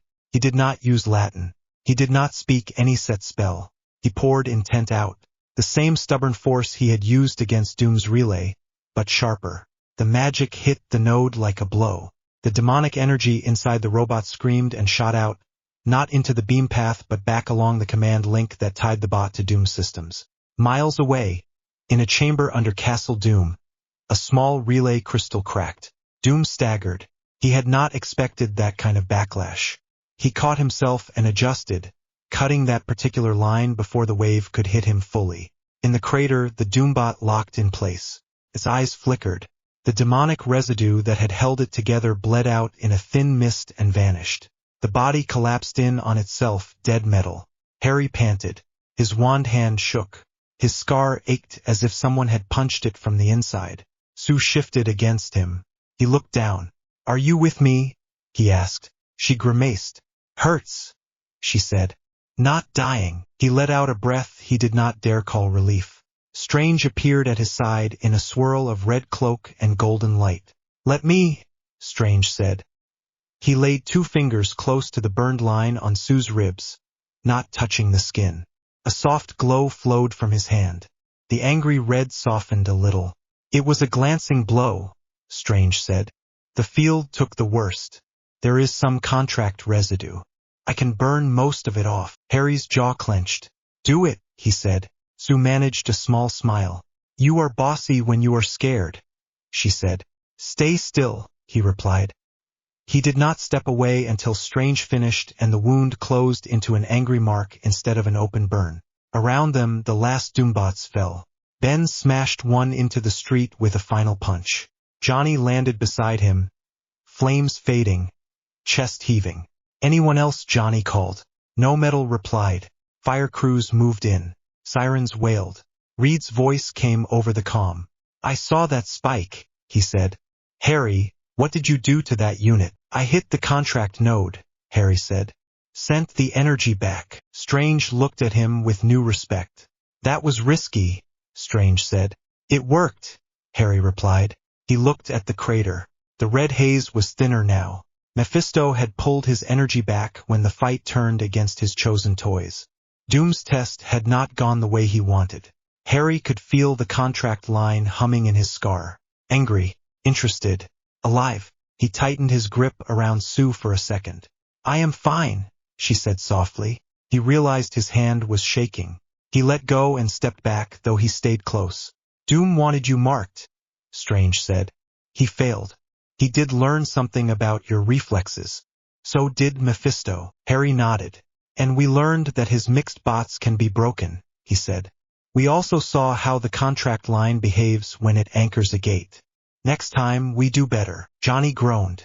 Please do not say next time, he said. I need 10 showers after this one. Ben clapped him on the shoulder. You did good, Matchstick, he said. Johnny winced. Ow, he said. Stone hands. Sue straightened slowly. She tested her breathing and nodded. I can move, she said. Let us get out of the street before the press arrives. Strange glanced toward the sanctum. Come by tonight, he said. We need to compare notes. Doom will not wait long after this. We know, Harry said. He looked at the ruined robots, the cracked street, the frightened people being led away by medics. Doom had pushed. He had done it in the open this time. Harry felt tired down to his bones. He also felt something else. Anger. Not the wild rage that had driven him in the Hall of Prophecy. Not the cold fury of the forest. A steady slow burn. He hit my world once, Harry said under his breath as they headed back to the craft. He is not doing it here. Sue heard him. She reached over and squeezed his hand. Just once. It was small, simple, real. He squeezed back. In Latveria, Doom watched the feeds cut out one by one. His relay crystal lay in pieces. He touched his mask near the forehead as if he could feel the echo of Harry's push. Interesting, he said. He had seen the boy lean into his power without a spoken spell. He had seen the field around the deformed robot twist. He had felt the small sting when the broken node bled through the line. Strange had tagged the contract. The Sanctum wards had pulled on Mephisto's energy. The four had adapted quickly. Good. He did not want a simple foe. He wanted a real test. Behind him, in the circle, the dark mirror flickered. A faint image of his mother appeared in the glass. For a heartbeat. Her face still, eyes sad. Then she was gone. Doom closed his fist. Soon, he said again.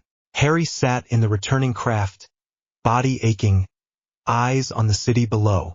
Sue sat beside him, one hand pressed lightly to her bandaged ribs. Johnny sprawled across the opposite bench, eyes closed, breath slowing. Ben sat solid near the hatch watching the skyline. The Baxter building rose ahead of them. Home, for now. Doom had made his move. The next round would not be a simple street fight. It would be the ritual. The dark bargain was now fully active. Harry had seen enough contracts to know one thing. He was not going to let anyone write the ending for him. The tower felt different after the attack. Not louder, quieter in a way Harry did not trust. The morning after, the Baxter building hummed around them like always. Elevators moved. Screens glowed. Somewhere above, a drone whined past a window.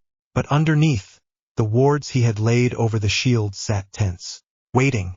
Harry stood on the monitor deck, arms folded, watching the replay for what felt like the 10th time. Doombots climbing out of the crater. Johnny burning bright, Ben swinging metal like it was cardboard. Strange circles. Sue stepping in front of Harry without hesitation and taking a hit meant to mark him. Reed paused the feed again on the frame where the demonic beam splashed over Sue's force field. The weapon's glow washed across the screen. Harry's throat tightened. Freeze it there, Strange said. He stood near the main console in his full gear, cloak draped over one shoulder. Wong waited by the door. A small Sanctum projector sat on the table, linked to the tower system. Reed magnified the weapon. Lines of energy appeared in false color. This section here, Reed said, pointing. That is the Mephisto imprint. The rest is Doom's tech. He found a way to wrap a contract clause around a beam and deliver it like a bullet. Strange nodded. Sloppy, he said, but effective enough. If that had hit Harry directly, the contract line on his side would have solidified further. Sue leaned against the rail, one hand resting lightly over the bandage under her suit. I was between them, she said. Does that mean I am carrying some of that contract mess now? Not in the same way, Strange said. The Sanctum scrubbed most of it. There is residue, but it is on your surface, not your soul. Mephisto would need a much stronger hook to claim you. Johnny, perched on the edge of a console, swung one leg. So right now Doom has toys that can mark Harry, a demon who finds this entertaining, and a contract line running straight through our gate, he said. What part of this is under control exactly? Wong answered. The part where they have revealed their shape, he said. Before, Doom was working in the dark. Now we have seen how he moves. That is not nothing. Ben rumbled a low agreement. We broke his bots, he said. We kept the street from falling into whatever pit he was digging. That counts. Harry did not take his eyes off the screen. He also got what he wanted, he said. Strange felt it. I felt it. The contract is fully active now. Doom has his one shot. Strange folded his arms. He does, he said. The question is when he will take it. He will need time to adjust his ritual to account for your anchor and for my interference. Reed brought up the contract readings on another display. Spikes of red showed where the line had pulsed since their visit to the sanctum. They are getting more frequent, Reed said. Short, light tugs, like he is rehearsing. Every time he does it, our filter picks up more structure. Harry rubbed his scar. It ached in a way that had become almost familiar. Feels like someone testing a knot, he said, pulling gently to see where it will slip. Sue watched his hand. You slept at all? She asked. A bit, he said. That was not strictly true. He had dozed in short bursts, waking up every time the scar buzzed with a faint echo of Doom's practice pulls. Johnny hopped down from the console. All right, he said. We know Doom is getting ready. What is our plan when he actually lights this thing? Strange looked at Reed. Reed looked at Harry. We let him, Reed said. Everyone went very still. Harry felt his stomach turn. Explain, Sue said, voice flat. Reed did not flinch. He is going to try whether we approve or not, he said. If we try to stop him by force, he will move the ritual somewhere we cannot reach as easily. If we disrupt the contract from here too violently, we might tear the tear further. The safest option for the world is to shape the conditions of his attempt. Strange nodded reluctantly. Demonic contracts are designed to punish blunt interference, he said. If Doom pushes and someone just yanks the line, the backlash hits whoever's soul is bound to the clause. That includes Harry now. If we want any chance of freeing his mother without losing Harry, we need to be at the ritual. We need to fold our own work into it. Sue stared at him. You are saying we walk him toward this, she said. On purpose. I am saying we try to hijack it, Strange said. Use his one allowed attempt to hurt Mephisto instead of us. Johnny blew out a breath. So we let Doom set up his demon circle, we bring Harry to stand in it, and we hope we are smarter than both of them, he said. Sounds fine. No notes. Ben snorted. You do not have to like a plan for it to be the least bad one, he said. Harry finally pulled his gaze from the frozen image of Sue taking the hit. He looked at Strange. You said yesterday there was a chance to pull more than one person out, he said. If Doom cracks a hole big enough for his mother, we might be able to grab others. Is that still true? Strange held his gaze. Yes, he said. In theory, the contract structure likes balance. If we twist the effects at the right moment, we can widen the release clause. Instead of one soul stepping through, more could, including you, if the demon tries to take you as payment. We could also blunt the cost for Doom's line. Harry's hands curled. Then I want us there, he said. All of us. If there is a chance to stop Mephisto using my scar as a leash and free someone who has been trapped for years, I am not sitting in this tower while Doom wrecks the world trying alone. Sue's jaw tightened. You realize what you are volunteering for, she said. Yes, he said. But pretending I have no say does not make me safer. It just hands the timing to him. Reed looked between them. We can shape conditions, he said. We can set rules. Doom will hate them, but he will accept some if he needs us as much as we need to be there. Johnny eyed Strange. Do you think he knows he needs you? He asked. Strange's mouth curved slightly. Oh, he knows, he said. He felt me tag his contract. He will have noticed that his last attempt to push Mephisto's energy through the bots met higher resistance than expected. Wong spoke up. Doom expects betrayal, he said. From the demon. From us. He thinks he can stand in the middle and control it. That arrogance is our lever. Ben scratched his chin with stony fingers. How do we get him to invite us into his big scary ritual instead of trying to kill us from across the world? He asked. Reed opened his mouth to answer. The tower answered for him. The air in the center of the room warped.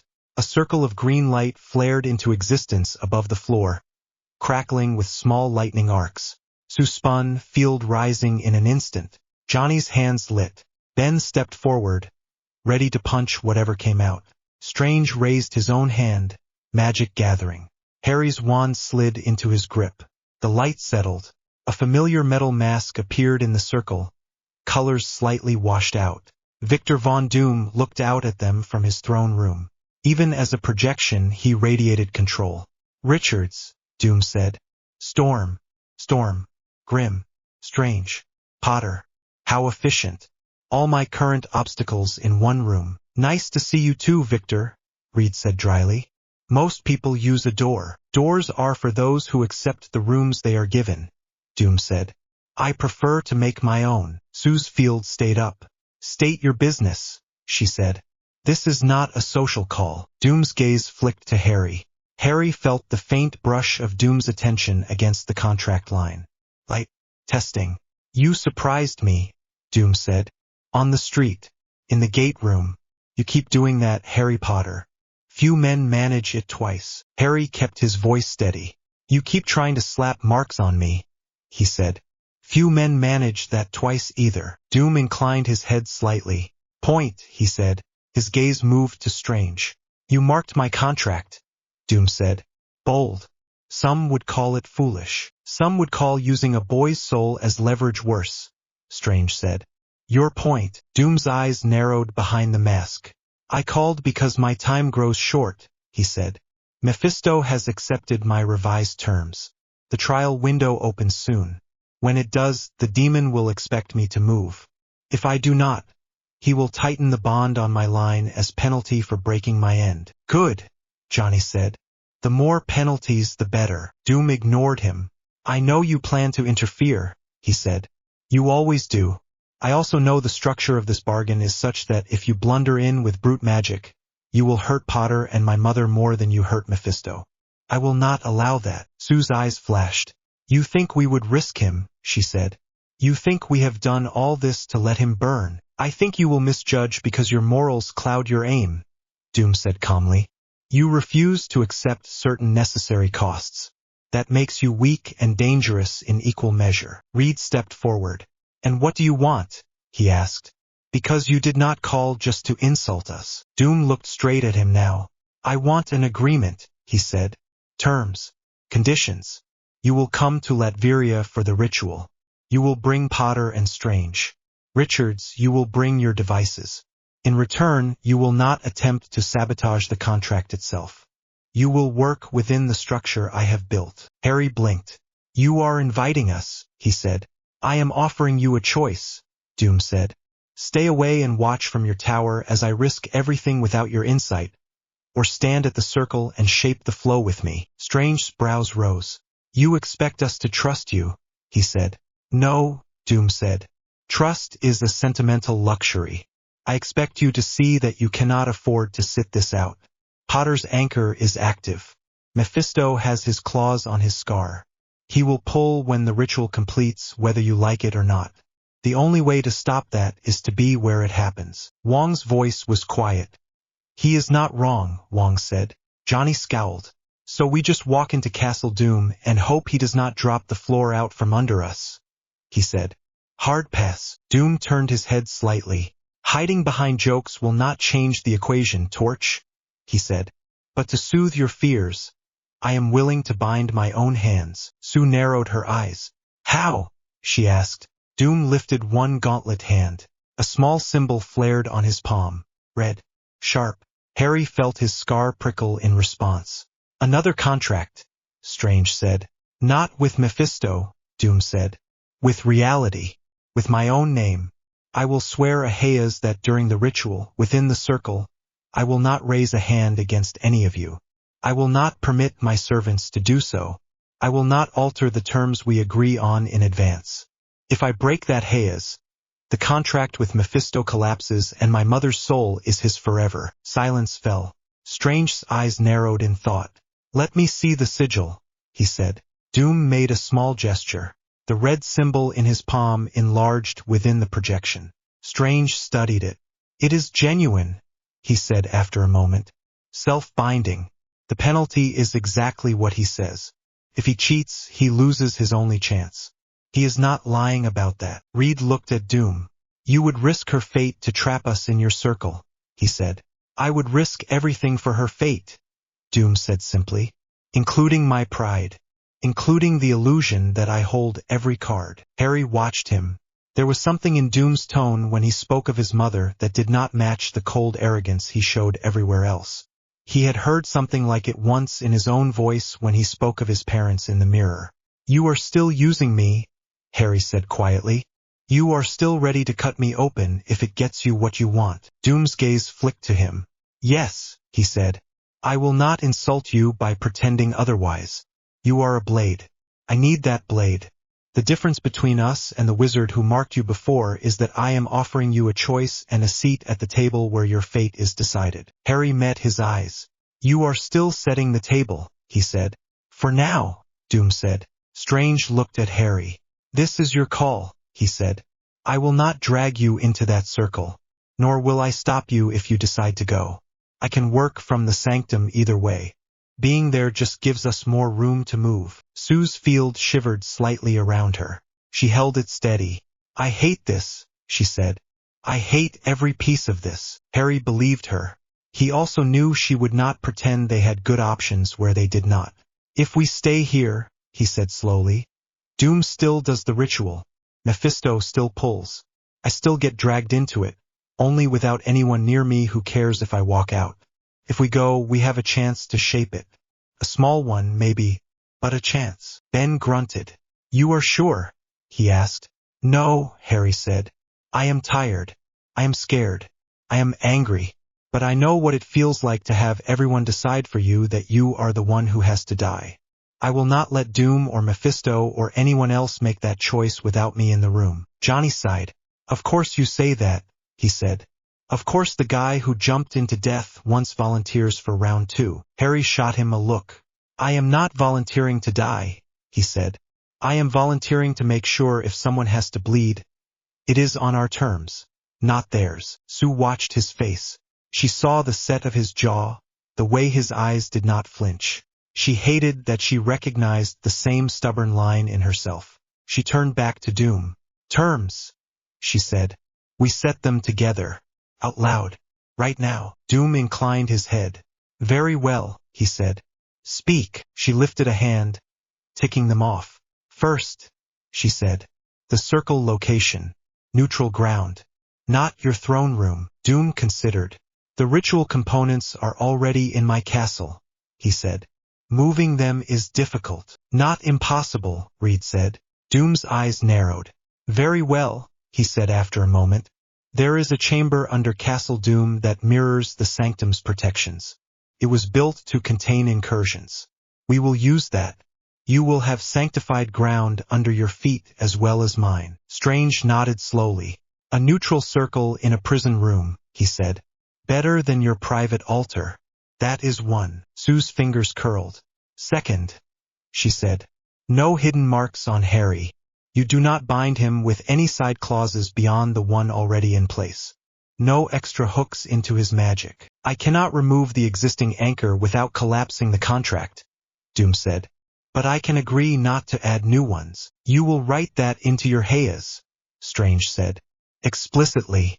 No additional bindings on Potter's soul, body, or magic.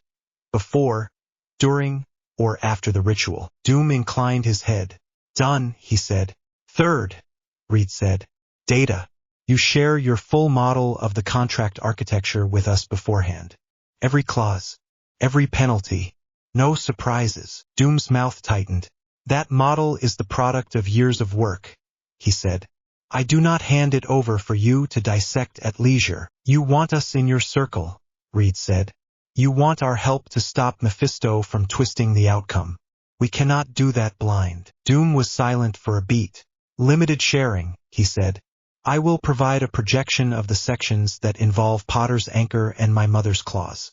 The parts that concern only my own fate remain mine. Strange nodded once. Acceptable, he said. I can work with that. Fourth, Johnny said. Everyone looked at him. He blinked. What? He said. I get a say.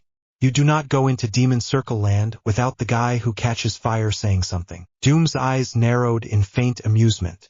Very well, Torch, he said. What do you demand? Johnny drew in a breath. If this goes sideways, he said slowly.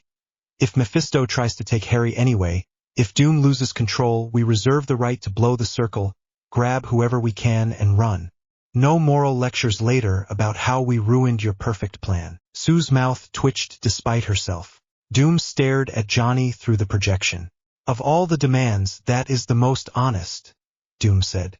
And the most likely to occur. He inclined his head. Agreed, he said. You may run if you must. Just remember that bringing the circle down may doom my mother. Johnny's eyes hardened. If the choice is Harry or someone I have never met who you helped trap, I know where I fall, he said. Harry flinched. Strange watched him. We will try to make it not that simple, Strange said softly. Doom's gaze returned to Harry. And you, he said. What do you demand? Harry thought about it. Old instincts told him to say he wanted everyone else safe, that he would take the hit. Those instincts had nearly killed him more than once. He forced himself past them. I want it in writing, he said finally. In your hayas. That if you get your mother back, you do not use her as justification to make more deals. That you do not trade her freedom for more power. That you do not turn this into another excuse to hurt people. Doom went very still. Interesting, he said quietly. You assume I would. You assume you would not, Harry replied. Make the promise if you are so sure. Strange's eyes sharpened. That is a good term, he said. An end point. Devils love turning victories into doorways. Close one. Doom looked away for a long moment. When he spoke again, his voice was slightly colder. I will swear that once my mother's soul leaves Mephisto's realm, I will not bargain with him again, Doom said. I will not use her as leverage. I will not offer her name in any pact. Is that sufficient to ease your noble conscience, Potter? Harry held his gaze. For now, he said. Doom's eyes flashed faintly, but he inclined his head. Then we have the skeleton of an agreement, he said. My hayas will be written with these terms. Strange may inspect it when you arrive. When? Sue repeated. In 2 days, Doom said. Local nightfall. The trial window opens then. We cannot delay longer. Reed calculated quickly. 48 hours, he said. We barely have time to travel and prepare. You have been preparing since the boy fell through your gate, Doom said. Do not pretend otherwise. He looked around the room once more. At least now you do so with your eyes open, he said. Strange. Richards. Storm. Grimm. Potter. I will see you at the circle. The green projection snapped shut. The room felt emptier. Harry realized he had been holding his breath. He let it out slowly. Johnny broke the silence first. So, he said. Demon heist in 2 days. Who is hungry? Ben let out a rough sound that was almost a laugh. Only you could hear all that and think about food, he said. Harry's stomach twisted. He was not hungry. He was something else. Too full of fear and anger and a strange fragile hope. Sue shut her field down. Her shoulders sagged a little. She did not show much, but Harry could see the strain she had been holding. Strange rolled his shoulders. 2 days, he said. We can work with that. Wong and I will reinforce the Sanctum's link to the contract. Reed, you refine your filter. Harry, get some rest. Sue cut in. Strange actually smiled. Yes, he said. That would be wise. Harry wanted to argue. He also wanted to lie down. I will check on the gate wards first, he said. Sue opened her mouth. He held up a hand. 20 minutes, he said. Then I sleep. Promise. She watched him. All right, she said. I am holding you to that. The gate room smelled faintly of smoke and metal. They had cleaned up after Doom's relay exploded, but the marks remained. Scorched patches on the platform. Fine hairline cracks in the frame where his spell had met the device. Harry stood in front of the ring for a moment, wand at his side, breathing slow. The gate hummed quietly. His wards around it glowed faintly when he reached out with his magic. He ran his senses along them. No new pokes, no extra threads, just the usual background noise. Talking to it again, Harry turned. Sue stood in the doorway, shoulder leaning against the frame. She wore a fresh suit now, hair loose around her face. The bandage under the fabric across her ribs pulled in a little when she moved, but she did not look as pale as before. Seeing if it whispers, Harry said. Does it? She asked. Only with Reed's voice, he said. She walked up to stand beside him. The ring loomed over them. I hate that he is right, she said quietly. That we cannot stop this from happening. That the best we can do is walk into his circle with him. Harry watched the empty space inside the frame. I know, he said. They stood in silence for a while. Harry felt her presence beside him like a second shield. He did not have to agree to your term, she said after a bit. About his mother. He might break it anyway, Harry said. But if he does, there will be a crack in him he did not plan on. Sometimes that is all it takes. She looked at him. You are planning around Doom breaking his own word, she said. But you still want to save his mother. He nodded. I do, he said. No one deserves to stay in a place like that because her son was arrogant and desperate. You are allowed to resent him, she said. You are allowed to hate that he is using your pain as a tool. You do not have to feel bad about wanting to stop him, even if it means she stays where she is. He shifted his weight. I know, he said. But I also know what it is like to look at a grave and wish for one more day. If I could give that to someone without destroying everything else, I would. Even if their son is a dictator in a metal mask. She studied his face. You are not responsible for her, she said. Or for him. Or for every soul in every realm. You understand that, right? Understanding and feeling are different things, he said. She smiled a little. Yes, she said. Believe me, I know. He hesitated. Does it scare you? He asked. That I am willing to go into that circle? Yes, she said without pause. It terrifies me, but not because I think you want to die. Because I know you think if it comes down to you or someone else, you are the one who should fall. You learned that too young. He looked away. I am trying to unlearn it, he said quietly. I can help, she said. He looked back at her. Yeah, he asked. Yes, she said. By being unbelievably annoying if you even think about throwing your life away without talking to me first. Despite himself, he laughed. That seems fair, he said. Her expression softened. Come here, she said. He blinked. What he said. She rolled her eyes and stepped closer instead. His back was to the ring. He found himself with the cold metal at his spine and Sue standing in front of him, close enough that he could see the small flecks of lighter color in her eyes. You keep thinking about death, she said. I want you thinking about something else for at least a few minutes today. Before he could answer, she reached up, curled her hand around the back of his neck, and kissed him. Not on the cheek, on the mouth. It was not like the desperate, fumbling kisses he remembered from school corridors and stolen moments. It was steady and sure and surprisingly gentle. For a second his brain blanked. Then his hands moved on their own, one bracing against the ring behind him, the other hovering awkwardly as if afraid to land anywhere. She pulled back a little. Her hand stayed at his neck. His heart hammered. Better distraction, she asked softly. He swallowed. Yeah, he said, voice rougher than he expected. That works, she smiled. Good, she said, because I am planning on you coming back from Latveria. And I prefer you have something specific to come back to. He huffed a breath that was almost a laugh. Is that you asking me to survive? He asked. That is me telling you, she said. He looked at her. So close, hair slightly messy from the day, eyes tired but steady. Okay, he said. I will try. Not good enough, she said. I will do everything I can, he corrected. Better, she said. She gave his neck a small squeeze, then stepped back, giving him space to breathe. His lips still tingled. His scar still ached. Both things felt too big for his chest. I do not know what this is, he said quietly. I do not know what it means. We have time to figure it out, she said.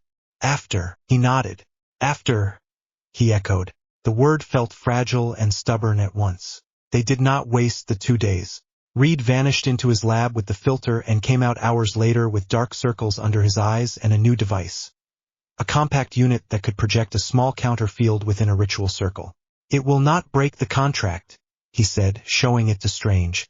But if we sync it to the exact moment Mephisto reaches for Harry's anchor, it can blunt the pull. Think of it as a shock absorber. Strange inspected the runes Harry had etched into the casing. Smart, he said. We will need to time it to the heartbeat. Whose heartbeat? Harry did not ask. Wong and Strange spent long stretches in the sanctum's deepest rooms, testing how far they could reach along the contract line without triggering a reaction. Each time they pushed, the filter in Reed's lab chirped softly. Johnny and Ben did what they always did before big fights. They trained. Harry joined them in the gym, letting muscle memory take over as they ran drills. No magic, Ben said as they faced off. Just your hands and feet. Doom is not the only thing that can knock your wand away. Harry nodded and raised his fists. He was not as strong as Ben, not as fast as Johnny, but he was used to fighting bigger people. They practiced dodging, rolling with punches, using an opponent's weight. Harry ended up on the floor more than once, breath knocked out of him, but he kept getting up. Johnny offered him a hand each time. You know this is stupid, Johnny said at one point, pulling him upright. Letting you walk into Doom's basement. Harry wiped sweat off his forehead with his sleeve. You are coming with me, he said. That makes it less stupid. Debatable, Johnny said. But I will take it. Ben clapped Harry on the shoulder. If Doom pulls anything, you dive behind me, Ben said. Rock shield. Works every time. Harry smiled. I will keep that in mind, he said. At night, when the building grew quieter, he would find himself on the roof, looking out over the city. Once Johnny joined him, tossing a bag of crisps down between them. You scared? Johnny asked. Yes, Harry said.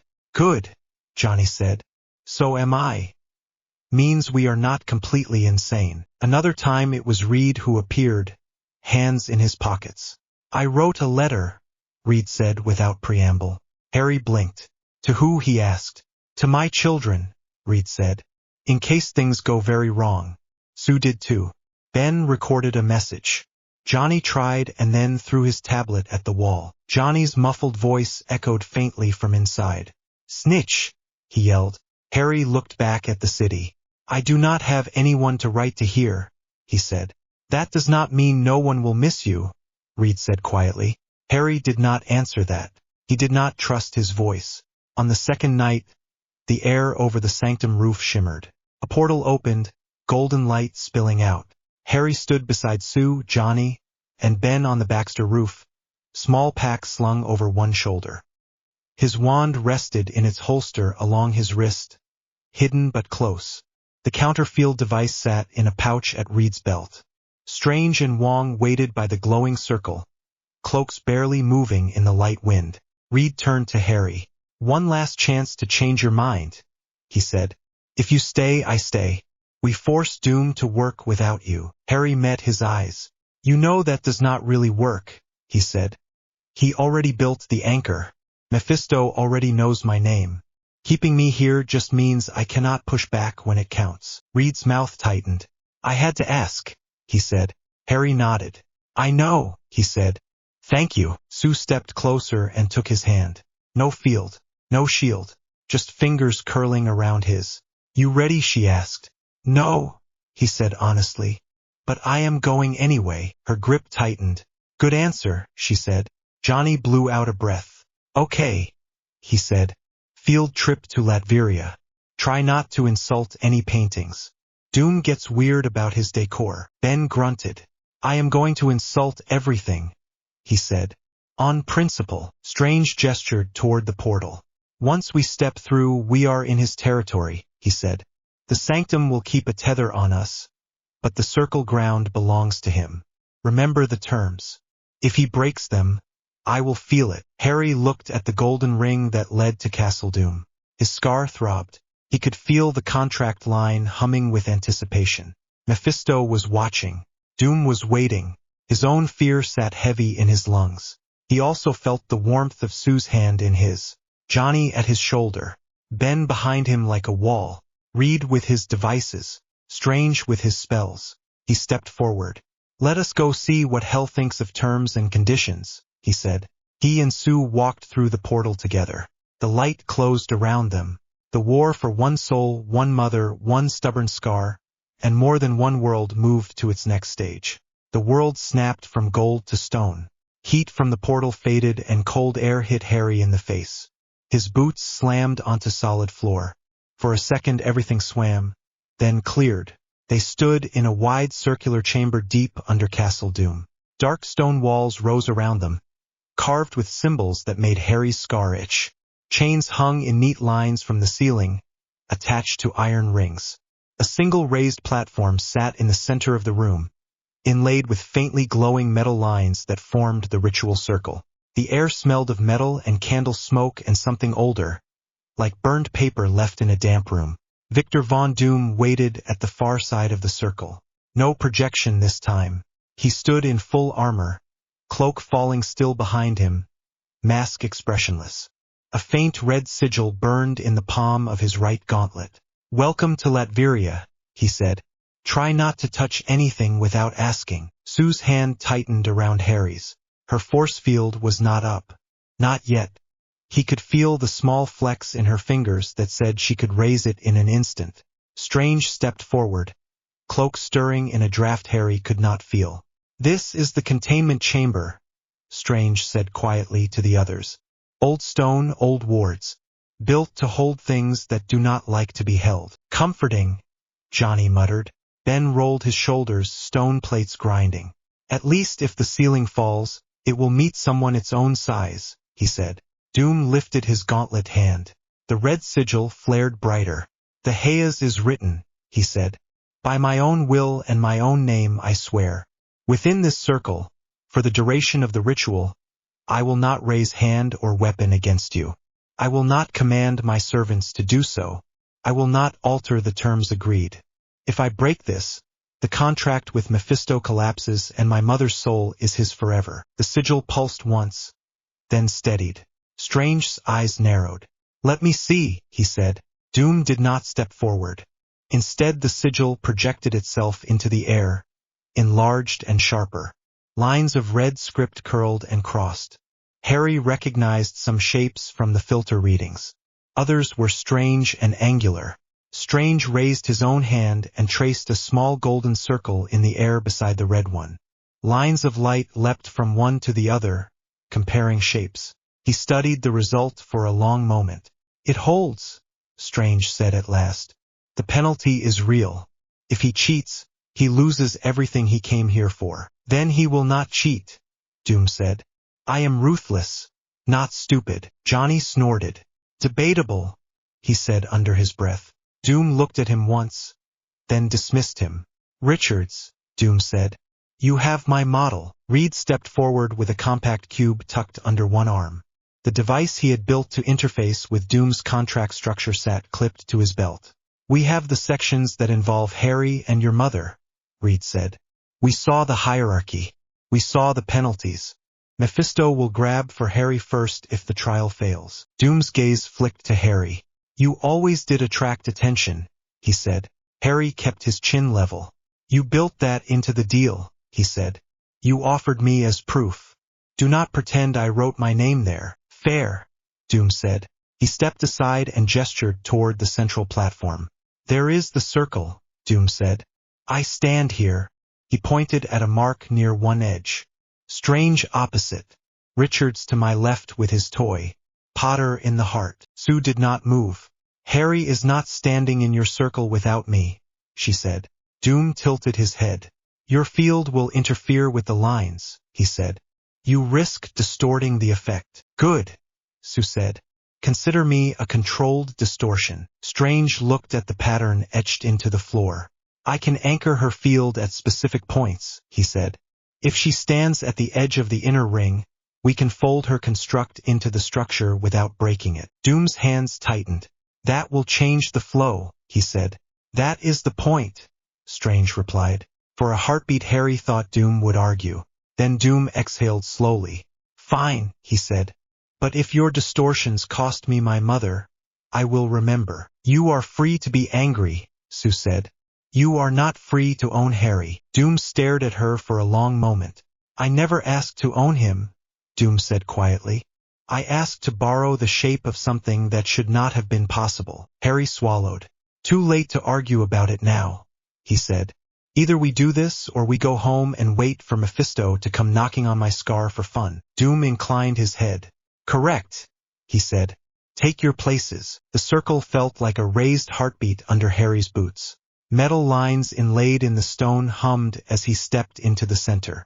They ran from the outer rim to the inner mark where he stood, then back out again in a pattern that reminded him of spell diagrams and circuit boards pressed together. Sue took a position just inside the inner ring, one step away from him. She could reach him with a hand if she stretched, but she was not crowding him. He could feel her field waiting, ready to snap around him. Strange moved to the point opposite Doom, cloak settling. Wong stood just behind him, outside the circle, hands at his sides, eyes closed, already half inside his own trance. Reed stood at Doom's left, cube under his palm, counter-field device clipped to his belt. The small glass cylinder Harry had carved with runes gleamed softly.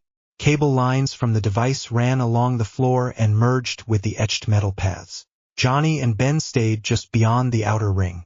You two stand watch, Strange said. If anything tries to break in from outside, you hit it.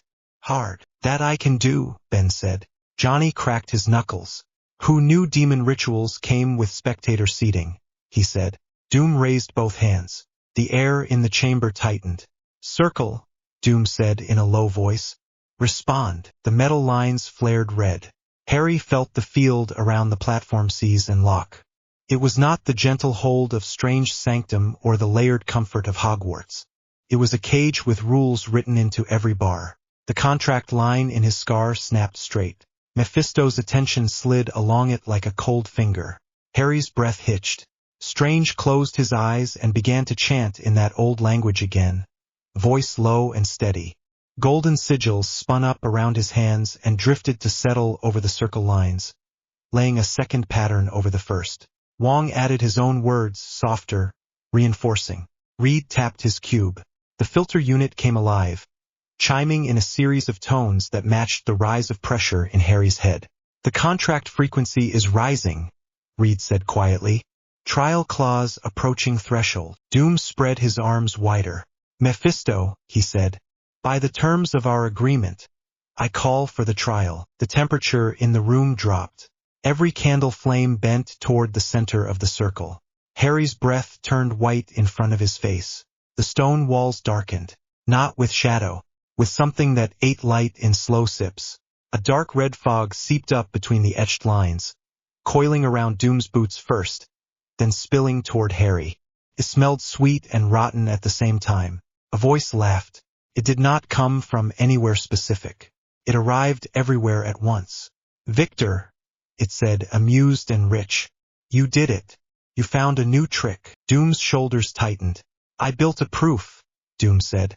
The boy's survival shows the rule is not absolute. Life can slip death if certain conditions are met. You accepted my revision. Now you honor your side. I always honor my side, the voice said. In my fashion. The red fog gathered on the far side of the circle, above a particular mark. It rose and twisted, taking on a vague humanoid shape. Horns, hands, a smile that was too wide. Mephisto. Harry saw only hints. His mind slid off the details when he tried to focus, as if someone had scraped out that part of reality and painted over it. He could feel the demon clearly, though. It was the same cold he had felt when the contract line pushed into his scar. Amused, patient, curious, and hungry. Here we are then, Mephisto said. Your third anchor, your little death defier. And you brought friends. Strange. Richards. Storm. The other Storm. Grim. Truly a family event. Johnny lifted his chin. Glad you read the guest list, he said. Now maybe close your mouth before something falls out. Ben huffed, but his hand brushed Johnny's arm in warning. Strange did not look at the demon. He kept his gaze on the lines of the circle. Reed, Strange said. Call out when the trial pattern engages. Reed watched the cube. Not yet, he said. He is still talking. Mephisto's red gaze slid back to Harry. And you, Mephisto said. Harry Potter. Twice marked. Once by a petty tyrant, once by an ambitious fool. You collect interesting scars. Harry's hand tightened on his wand. I did not volunteer for either, he said. You do not get to make jokes about it. The demon tilted his head. Not jokes, he said. Observations. You are a story people tell themselves about impossible things. That your mother's love could crack the clean line of death annoys certain bookkeepers. I find it delightful. Glad you are entertained, Harry said through his teeth. Doom lifted a hand and cut across. Enough, Doom said. We made a bargain. You agreed to a trial. You attempt to copy the conditions of the boy's survival and apply them to my mother. If she walks free, you release her. If you fail, you get your penalties. And the third anchor, Mephisto said smoothly. Do not forget him. If the attempt does not satisfy my curiosity, the boy is mine to study for a very long time. Sue's field flickered at that. She forced it calm. I heard your own fine print, Sue said. You are bound as much as he is. The trial follows the same structure that saved Harry. Sacrifice, choice, love. You do not get to ignore that. Mephisto smiled wider. You mortals love that word, he said. Love. You cling to it like a shield, as if it explains everything. Very well. Let us see how far your pretty word stretches. The contract line in Harry's scar yanked.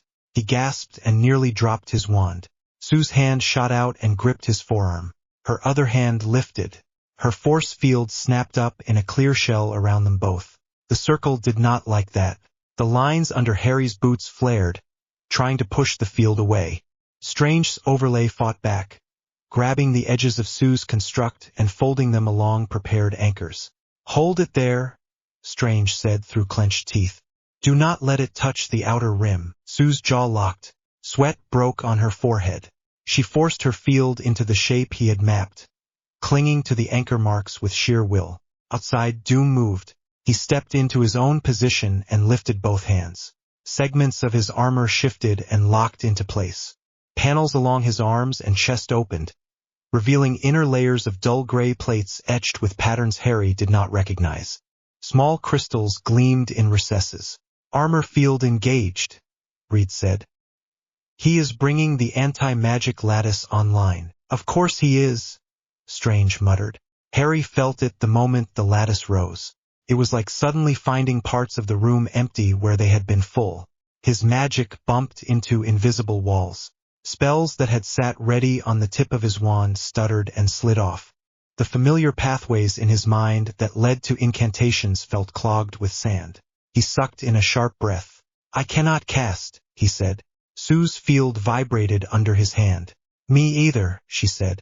The field is eating at the edges. Reed cursed under his breath. Doom, Reed snapped. You have your own shield chewing chunks out of our work. Turn it down. Doom's voice came through the rising noise. It is not aimed at your tricks, Doom said. It is aimed at Mephisto. Demonic energies need a frame. My armor borrows the principles of the anti-magic field you used on the bots and refines them. Without this, the moment we crack his realm we all burn. Strange gritted his teeth. He is not wrong, Strange said. This chamber is close enough to the lower planes that if the barrier fails, we will be swept away. The armor lattice buys us a boundary. Harry tried to push his magic outward again. Fizzled against Doom's field. You built an anti-magic cage into the ritual, Harry said. You did not tell me that. If I told you everything, you would have refused, Doom said. And we are here now. Will you waste this moment on outrage or use what is left to move the needle? Sue let out a short, sharp breath that was almost a laugh. He really does not know when to shut up, she said. Harry felt anger flare. Fear sat under it. He pushed both down and focused on what he could still feel.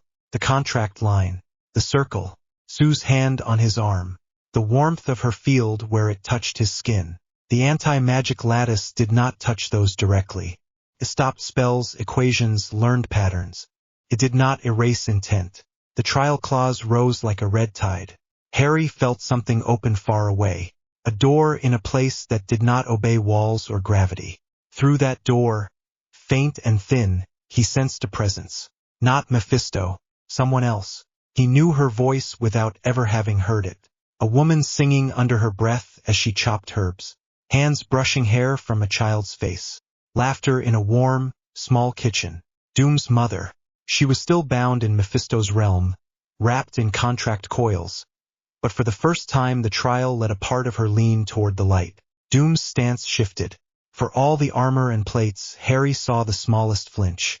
You feel her? Mephisto taunted. So close. After all these years. Reach, Victor. Take your chance. The red fog swelled, pushed along the contract line, through Harry's scar into the circle. Pain flared white behind his eyes. His knees buckled. Sue caught him and held him up, field still locked to the anchors. Strange's voice cut through the rising tone of the ritual. Read! Strange shouted. Now! Mark the pattern. Reed slammed his hand onto the cube. The counter device at his belt chimed and spat out a thin wave of blue light that raced along the floor lines, wrapping around Doom's red structure and Strange's golden overlay. Harry felt it hit the contract line at his scar. For a moment the pull steadied. Reed's voice reached him, clipped and urgent. The trial pattern is an echo of your death in the forest, Reed said. It is copying the moment your soul brushed the veil and came back. Mephisto is trying to stretch that echo to Doom's mother. You need to hold the shape, Harry. If you let it warp, he will rip you apart. Harry could barely hear him over the sound of his own heartbeat. The forest flashed behind his eyes. Voldemort, the circle of Death Eaters, his friends safe behind him, the stone in his hand, the calm that had come with the choice. Dumbledore's quiet voice telling him he had to die. He had believed it. He had walked into it. He had not known he was building anything for later. You see, Mephisto crooned, the same pattern, the same boy, the same step. All it takes is the right intention, the right sacrifice, the right love. He poured more of the trial energy along the line. Doom's armor hummed, plates glowing red as they forced that energy into a narrower river. The anti-magic lattice shredded any attempt at spellwork, leaving only the raw current of will. Harry clung to the memory of that walk through the forest. Not the fear, not the cold, the choice. He saw faces again. Ron, Hermione, the twins, Ginny, Hagrid, the family he had made in a world that had asked too much of him. He saw faces now. Sue at his side, eyes hard and bright through the strain. Reed, hunched over his cube, hands trembling with focus. Johnny, fire haloing him outside the circle, ready to burn anything that tried to break in. Ben, solid and steady, a wall that would not move unless he chose. Strange, cloak flaring, voice steady even as sweat dripped down his temples. Wong, silent and sure at his back. His family now, not bound by blood, bound by action. He felt love twist through his chest. Not soft, not simple, fierce, protective, stubborn. The contract line tried to use that as fuel. Mephisto wanted to drag it into his own shapes. Harry refused. You do not get to turn my love into your weapon, Harry ground out. He could not raise normal shield spells. The anti-magic field chewed any incantation the moment it formed. So he stopped reaching for spells. He reached for the thing under them. The same thing he had used when he built his first Patronus in the cold dark of a lake. The same thing he had used when he reached for Ginny in the chamber. The same thing that had answered when he stood in front of the stone arch and said no. Intent. Raw and unshaped. He wrapped that around the memory of his walk into death and bent it. He refused to picture himself falling. He pictured himself turning, taking that calm acceptance and using it to reach for someone else. He saw Doom's mother, faint and thin and bound in red wires in the space beyond the door. He saw the way she reached toward the idea of her son. Even if she could not see him, he reached back, not for Doom, for her. You deserve out, he thought, clear and fierce. Not because he is clever, because you have been trapped long enough. The contract line vibrated. The trial pattern wavered. Mephisto hissed. What are you doing? The demon snapped. Harry did not answer. He did not have breath for words. He pushed harder. Something in his chest gave. Not in a tearing way, in an opening way. Light burst out. It did not come from his wand. It came from somewhere deeper and rose through him like water through cracked stone. Sue let out a sharp gasp as the light hit her field. Her construct drank it like a thirsty plant. Harry felt her power and his mix, twining together. Her field shuddered. Then it expanded.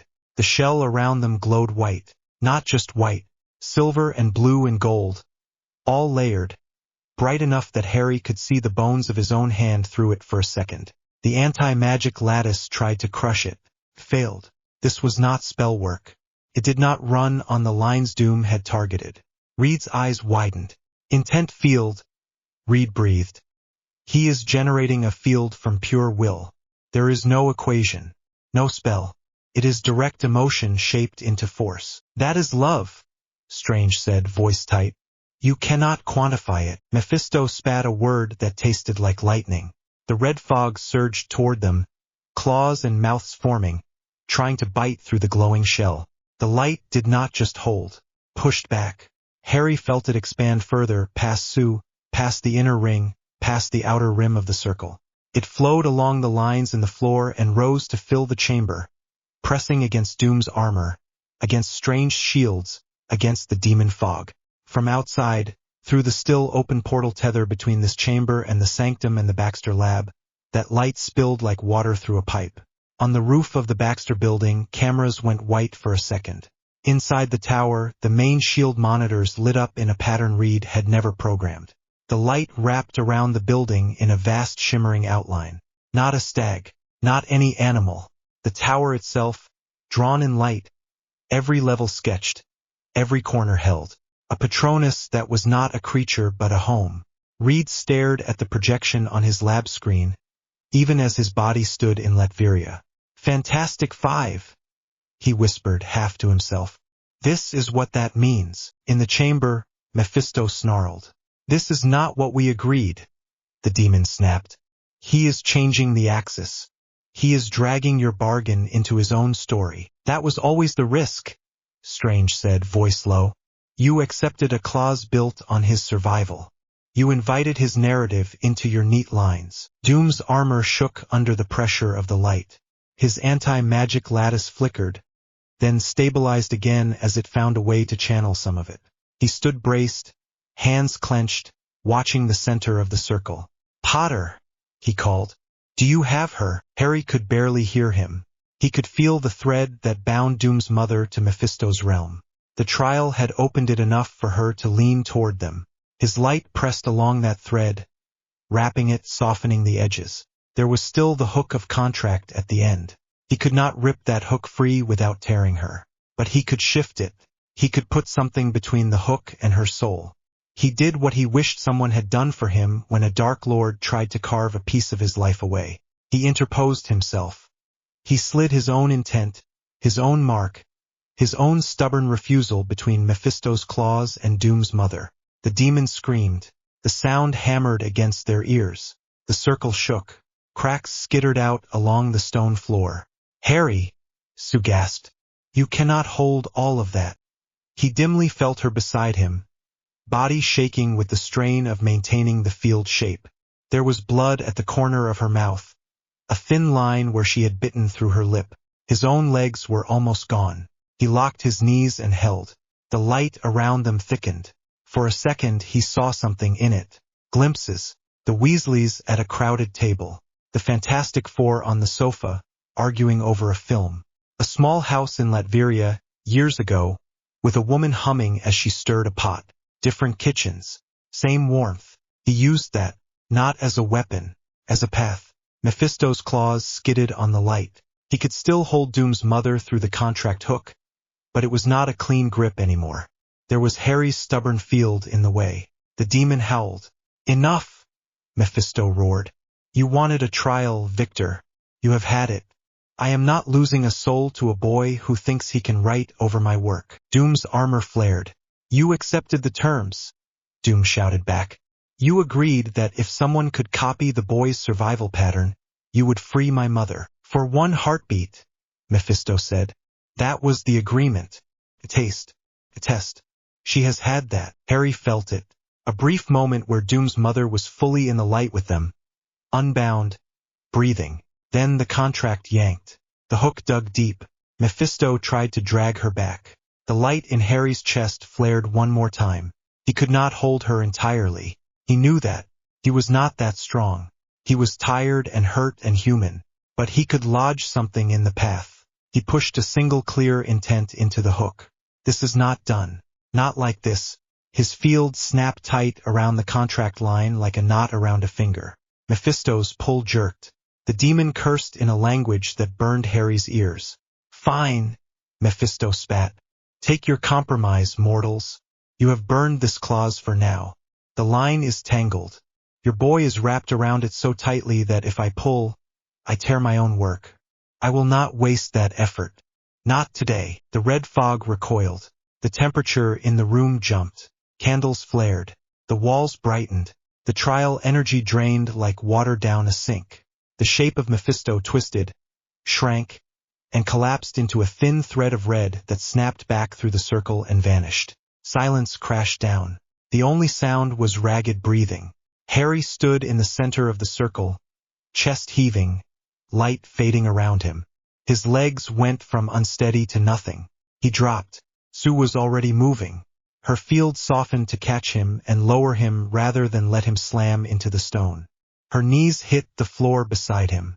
She cradled his head in her lap, fingers trembling as she brushed sweaty hair away from his scar.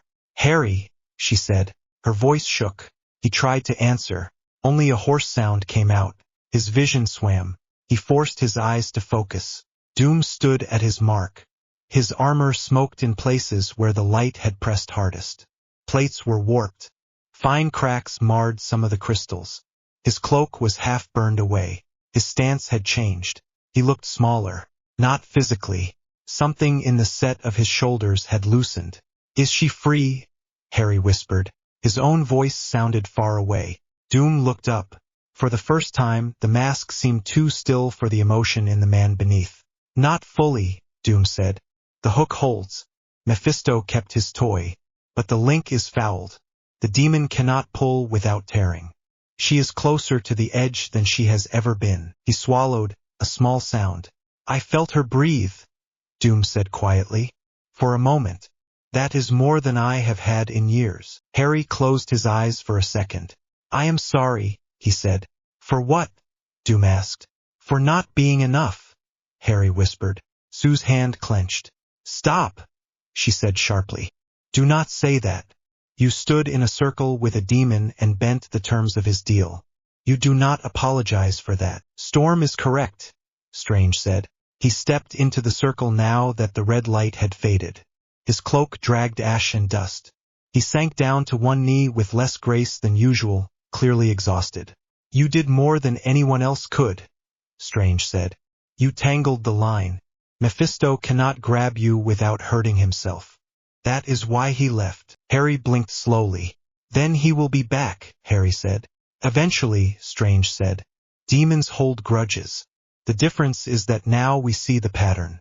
And he knows that touching your scar is not a clean victory. Wong stepped to Doom's side. The contract is changed, Wong said quietly. Not broken, altered. You will have other chances. Not with this clause, but with the thread. Potter nodded. Doom stared at Harry. You put yourself between my mother and a demon who has tormented my country for longer than you have been alive, Doom said. Why? Harry's throat felt raw. He forced himself to speak. Because someone should have done that for me, he said. Once. They did not. I know how that feels. I did not want her to live it forever. Doom's metal hands tightened. His voice was rough when he spoke again. You have given me something I did not have before, Doom said. Time. A new angle. A story Mephisto did not plan for. He looked down at his own gauntlet. The red sigil of the Hayes had faded. The bargain with Mephisto still glowed faintly along the etched lines in his armor. But one of the pillars had changed shape. You are not mine, Doom said. Not in any sense that matters. The demon cannot use you as clean payment anymore. You wrote your own clause into the contract. That infuriates him. Good, Johnny said from the edge of the circle. His voice shook with adrenaline. Let him be mad. Maybe he will take up yoga. Ben let out a tired huff. I would pay to see that, Ben said. Reed limped into the circle. Cube held tight against his chest as if it were the only thing keeping him upright. The counter field recorded everything, Reed said hoarsely. Every spike, every shift. We will need months to unpack it. Maybe years. But we saw something vital. Magic that does not fit equations. Protective fields that run on emotional constants rather than numbers. He looked at Harry. Intent-based magic, Reed said. Love as a measurable force. Harry managed a weak smile. Careful, he said. If you start using love in your maths, Doom will accuse you of sentiment. Let him, Reed said. Sentiment just saved all our lives. Sue stroked Harry's hair back again. His eyes slid closed, then open again. Stay with me, she said softly. I am not going anywhere, he murmured. He meant it. He had already stepped into death once. He had no intention of doing it again today. He felt her breathing steadier now, though her hands still shook. The burn on her ribs throbbed under the bandage in time with her pulse. The circle strain had pulled at it. Strange glanced at the spot and sent a small pulse of healing magic that eased the worst of it. Outside the chamber, distant alarms began to sound. The light that had wrapped the Baxter building receded, but not fully. A faint afterimage remained in its shield systems, a new hum at the edge of Reed's awareness. Castle systems are complaining, Reed said. Doom, your generators did not like being part of a giant Patronus. Doom's mouth might have twitched behind the mask. They will survive, Doom said. Latveria will survive. Mephisto did not get his full due. That is a victory in my book. Harry struggled to push himself up. Sue made a small noise of protest. Easy, she said. He braced a hand on the floor and forced himself into a sitting position. The room tilted once, then steadied. He looked at Doom. We are done here, Harry said quietly. I meant what I asked you before. If you get her back, you do not use her again. You do not sell her name a second time. Doom held his gaze. The red glow along his armor dimmed. I swore that into my hayas, Doom said. You tangled the contract so tightly that Mephisto himself would have trouble unpicking it. If I do get her back, it will not be through another bargain with him. That is finished. He looked at his own hands for a moment. When I started down this path, Doom said, I thought power alone would free her. Knowledge, control. Today a boy with a scar and a woman with invisible hands showed me that there is a force outside my calculations. I do not like it, but I cannot ignore it. Johnny crossed his arms. Love, he said. You can say the word. It will not kill you. Yet, Ben added. Doom ignored them. His attention stayed on Harry. I will not thank you, Doom said. Gratitude is a chain. You have enough of those already. But I will remember this day, and I will not forget whose light burned my armor. Harry let out a breath. Fine by me, he said. Strange pushed himself upright with a small grunt. I think it is time we left, Strange said. Before Mephisto changes his mind about letting this ride, and before Doom's castle decides to express its feelings about what we did to its wards. Agreed, Reed said. Wong nodded once and raised his hand. A golden circle began to form in the air beside the ritual platform, its light a softer, warmer shade than the red that had filled the room moments before. Potter, Doom said. Harry looked back. Doom had taken a step closer, stopping just at the edge of the inner ring. When Mephisto comes again, Doom said quietly, and he will, this will not be just my fight. He will come for you too. For that knot you tied. Harry nodded. I know, he said. He is already in my nightmares. He can stand in line behind all the others. Do not face him alone, Doom said. It was not a plea. It was an order wrapped in strange concern. Harry gave a tired half-smile. I do not plan to, he said. Sue's hand slipped into his again. Johnny stepped closer and bumped his shoulder. Ben loomed behind them like a walking wall. Reed stood at his side, cube tucked under his arm, eyes bright with ideas and worry. Strange and Wong were already shaping the way home. Harry looked around the chamber one last time. Red scorch marks, cracked stone, a circle that had held a demon and failed to own him completely.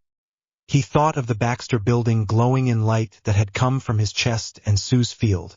For the first time since he had fallen through a gate into another world, he felt something like certainty. He was not alone. He stepped toward the portal with the others. They walked through together. The Baxter roof felt like another planet. The air was cooler.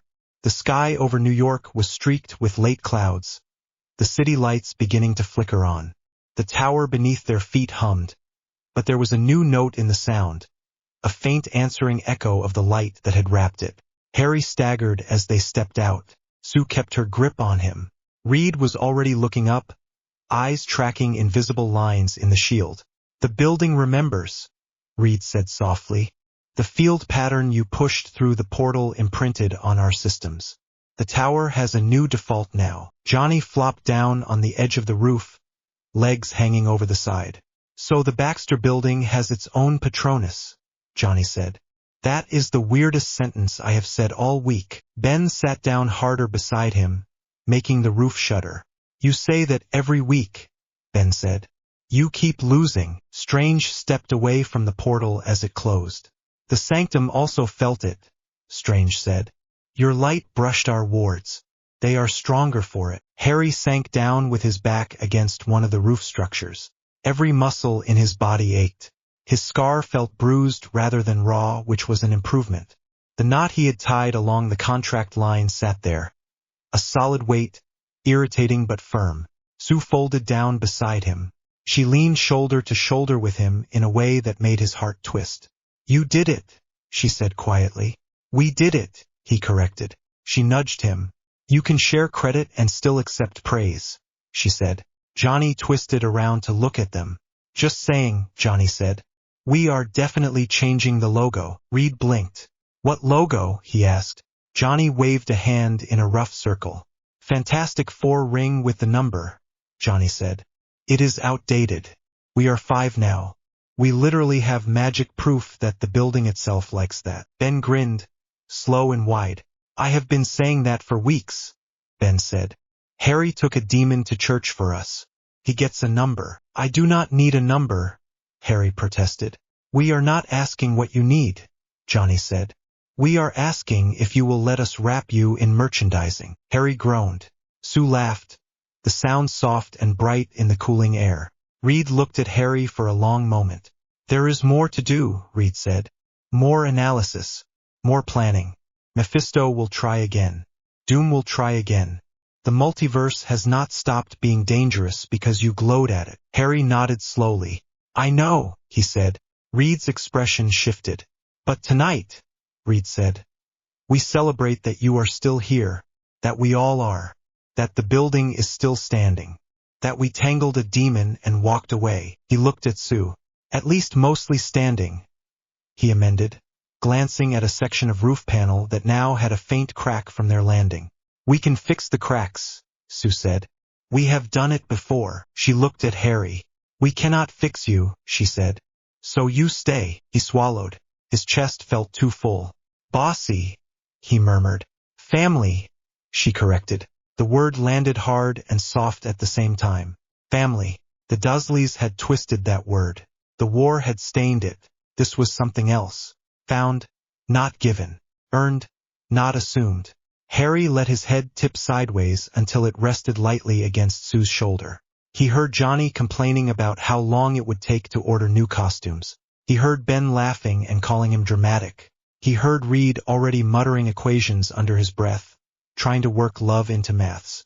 He heard Strange and Wong quietly say their goodbyes before stepping back through a golden circle to the sanctum.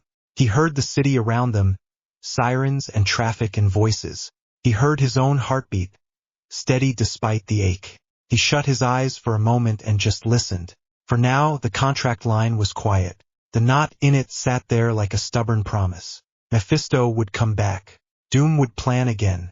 The universe would not stop throwing impossible things at them. But he would not face it alone.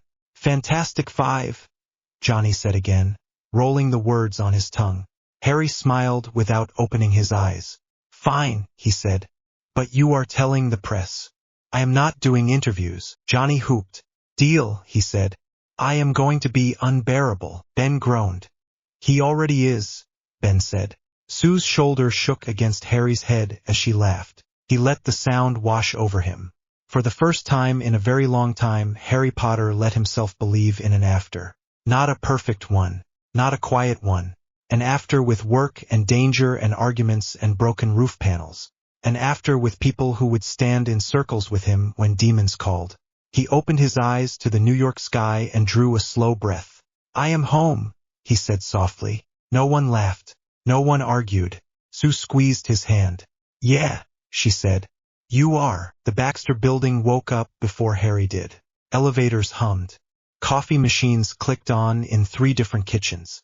Somewhere above, a drone with a burnt panel beeped unhappily as Reed's maintenance program tried to coax it back into shape.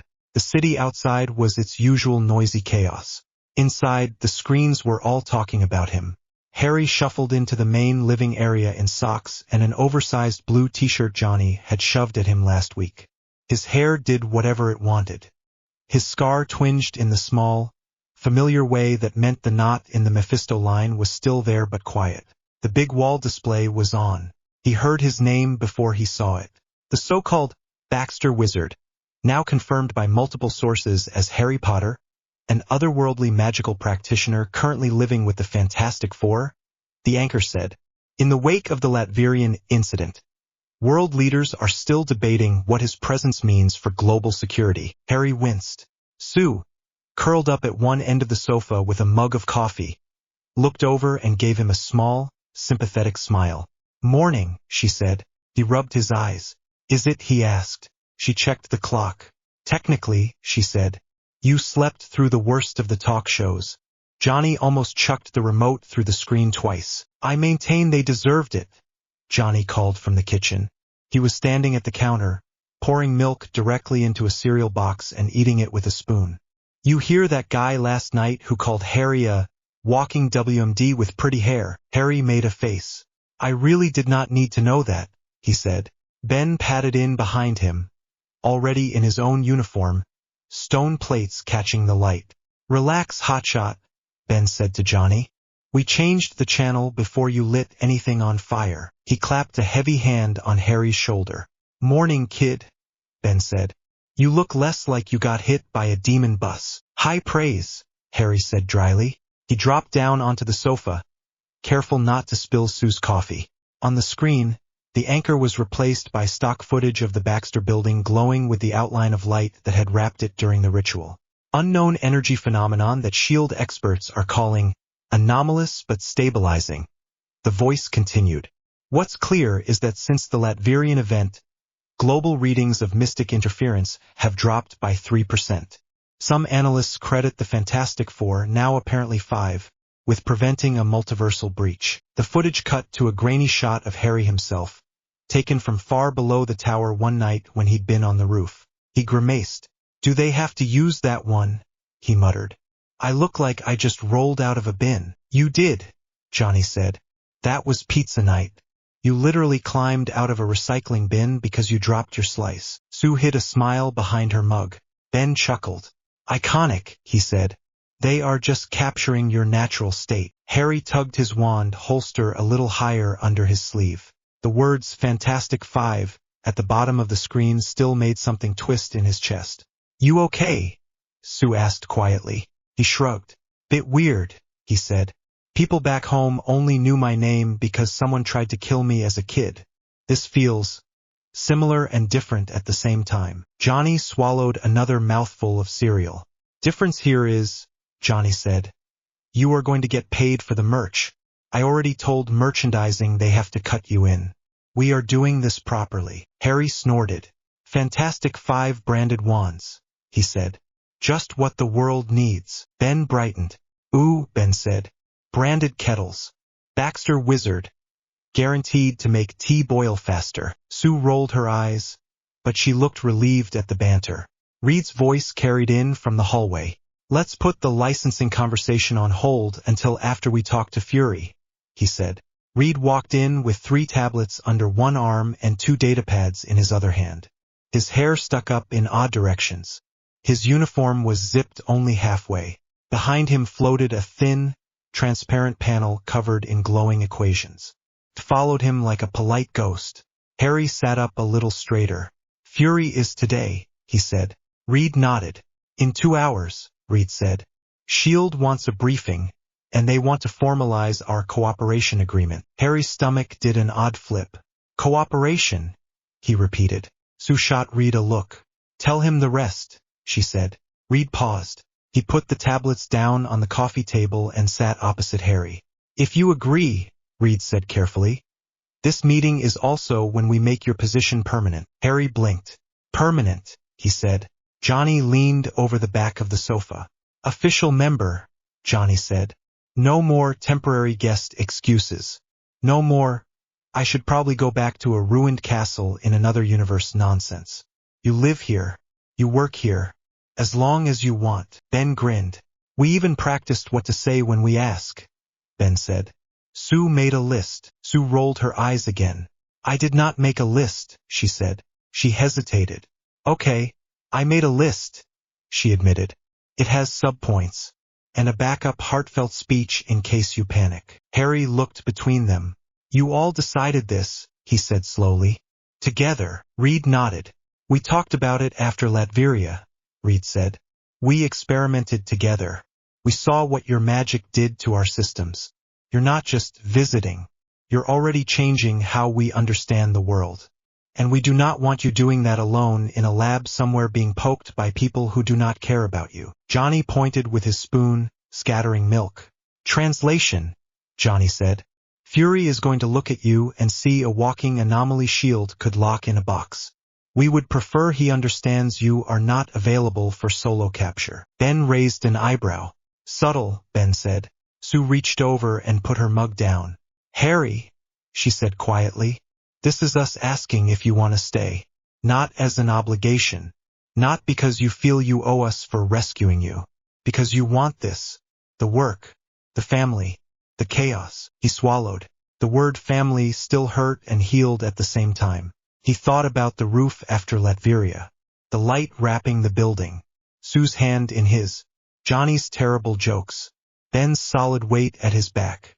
Reed's long explanations that somehow always came back around to, are you okay? He thought about going back. To a world where he had already died once. Where people had expected him to do it again. Where his name was written in books he hadn't agreed to. He thought about the knot in his scar. Mephisto was not done. Neither was Doom. The war might be quieter now, but it had not ended. It had just moved sideways into corners of reality most people never noticed. He looked at the four of them. I want to stay, he said. The words came out faster than he expected. He blinked. He meant them. He felt it as soon as he said them, like something he had been holding tight for months finally clicking into place. Sue's shoulders relaxed. Johnny pumped a fist. Ben made a satisfied noise. Reed's mouth curved in a small, warm smile.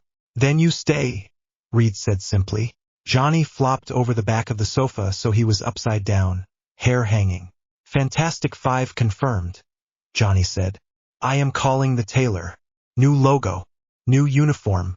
You are getting a number whether you like it or not. Harry laughed, helpless and breathless. Fine, he said. But it better not be a scar symbol. Johnny opened his mouth with a gleam in his eye. Sue held up a hand. No branding his forehead, she said firmly. Non-negotiable. Reed's panel of equations chimed softly. He glanced at it, then back at Harry. Before Fury gets here, there's one more thing, Reed said. I wanted to show you the new lab. Harry frowned. The new lab, he repeated. Reed pushed himself up and gestured. Come on, Reed said. You too, Sue. You should see it before S.H.I.E.L.D. does. Johnny waved them off. Ben and I will stay here and practice answering the door without punching anyone, Johnny said. It is important work. Ben folded his arms. I am punching anyone who calls the kid a weapon, Ben said. Practice or no practice. The elevator slid them down past levels Harry still did not know well. Reed had floors for everything. He passed a level filled only with storage crates labeled, Negative Zone. Do not open without Reed. Another with a strange forest simulation. Trees glowing faintly in infrared. A floor of empty rooms that he knew Reed kept ready for emergencies. The elevator chimed softly and opened onto a level Harry had not seen yet. The lights brightened as they stepped out. The lab was big. Bigger than the one where Harry had first woken up. White walls, but not the stark, clinical white he remembered. There were windows here, even if the view was mostly other buildings. Plants in corners. A sofa that looked actually comfortable. Shelves stacked with books. And in the center, a wide circular workspace. Workbenches ringed the circle. On one side, familiar scientific equipment. Oscilloscopes, screens, probes. On the other, things that looked more like an apothecary. Label jars, hand-blown glass, mortar and pestle, bundles of dried herbs. Between them, floating diagram circles showed layered runes matched with mathematical symbols. Harry stopped just outside the circle. His chest did a strange, tight thing. "What is this?" he asked. Reed walked forward. "Occult physics," Reed said simply. "Or whatever we end up calling it officially. A dedicated wing of the Baxter Building for studying the intersection of magic and science." He gestured to the ring of workbenches. "Dual systems," Reed said. "Everything is mirrored. For every magical experiment, there is a scientific sensor. For every arcane construct, there is an equation next to it.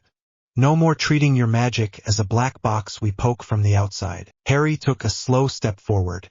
He recognized some of the runes etched into the central table. Basic shield shapes. Patronus spiral. A copy of the anchor pattern he had used on the Mephisto line. Beside each, Reed had written notes. Not subject or test. Labels like Harry's Field Intuition and Potter Constant. He felt his throat close. "You did all this since Latveria," Harry said. Reed shook his head. "I started before," Reed said. "I just did not understand what shape it needed yet. The ritual showed me that you do not fit into our existing frameworks, and that if we try to force you, we break something important. So we build a new framework." He turned and looked Harry straight in the eye. "You are not a data set," Reed said quietly. "You are my colleague. My co-lead in this lab if you want the title. We explore it together. On your terms too, not just mine." Sue leaned against one of the benches, watching Harry's face. "He cleared it with the board," Sue said.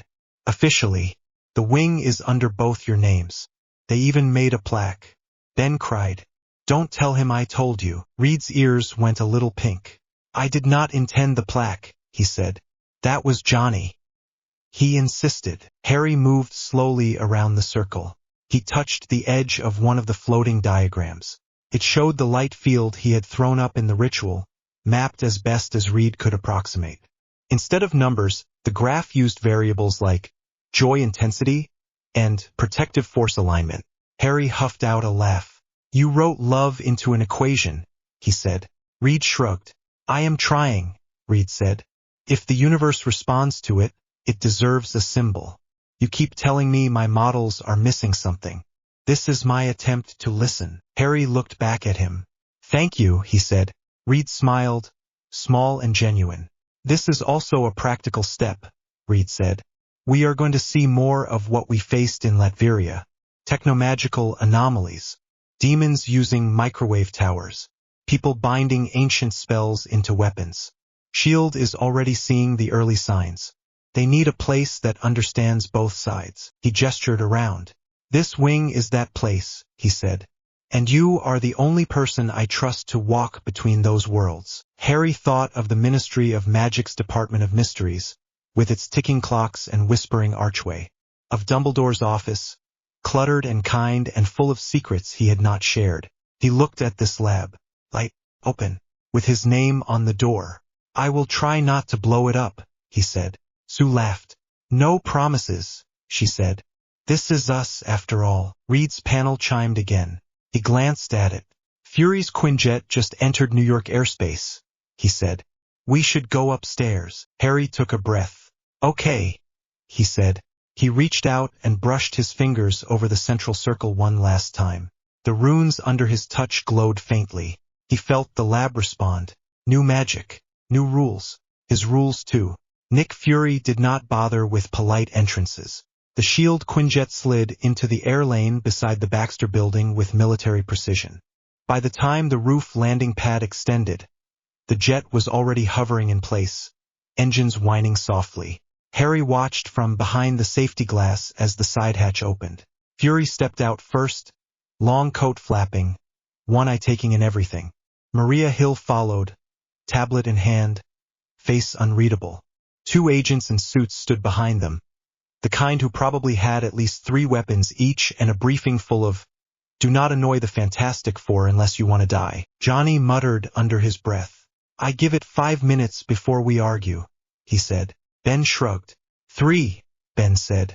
Sue shot both of them a warning look. "Behave," she said. Reed straightened his uniform and forced a smile. "Remember," Reed said, "we want cooperation, not a turf war." Harry adjusted the cuff of his sleeve to make sure his wand was easy to slide into his hand if needed. His stomach was tight. He had dealt with ministries before. He had not loved it. The roof doors opened. Fury strode in like he owned the place.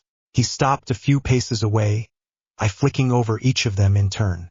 "Richards," Fury said. "Storm. Storm. Grim." His gaze landed on Harry. "Potter," Fury added. "Or do you prefer Wizard?" "Harry is fine," Harry said. Fury's mouth twitched like he might be suppressing a smile. "We will see if you still say that after your first government form," Fury said. Maria Hill cleared her throat. "Director Fury," she said quietly.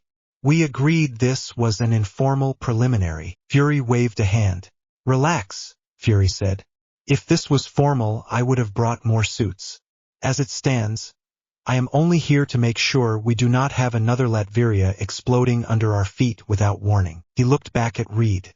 "I read your report," Fury said. "Interesting phrasing. Technodemonic resonance event.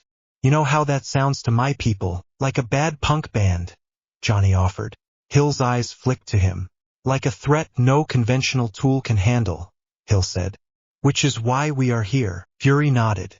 "S.H.I.E.L.D. has experience with weird," Fury said. "Aliens, gods, guys with robot suits. We have protocols for most of it now.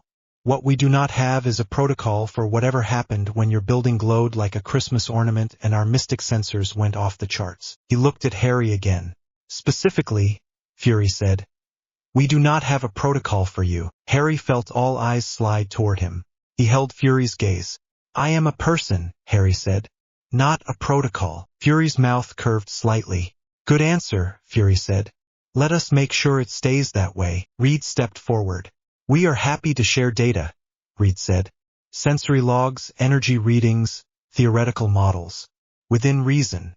But Harry is not an asset you can requisition." Hill tapped her tablet.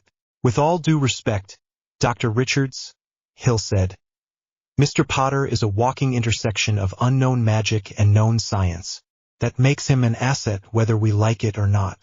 The question is how we manage that without another agency grabbing him first." Sue's jaw tightened. "What other agency?" she asked. Fury shrugged. "Take your pick," Fury said. "UN task forces. Private think tanks. That creepy wizard bureaucracy in London you mentioned in your report. People get nervous when they hear Demon Trial and Parallel Universe War Hero in the same sentence." Harry could not even argue.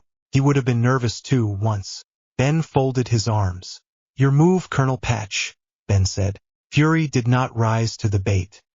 "Here is what I want," Fury said. "A standing agreement. When S.H.I.E.L.D. gets a case that smells like both magic and science, we call you first. Potter consults on his terms. Richards provides data. Storm keeps Torch from blowing anything up. Grim intimidates people who deserve it. In return, we share intel. We do not sneak around your back trying to copy your wizard." Harry raised an eyebrow.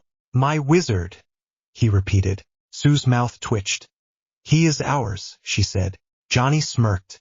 "You got a problem with that?" Johnny asked.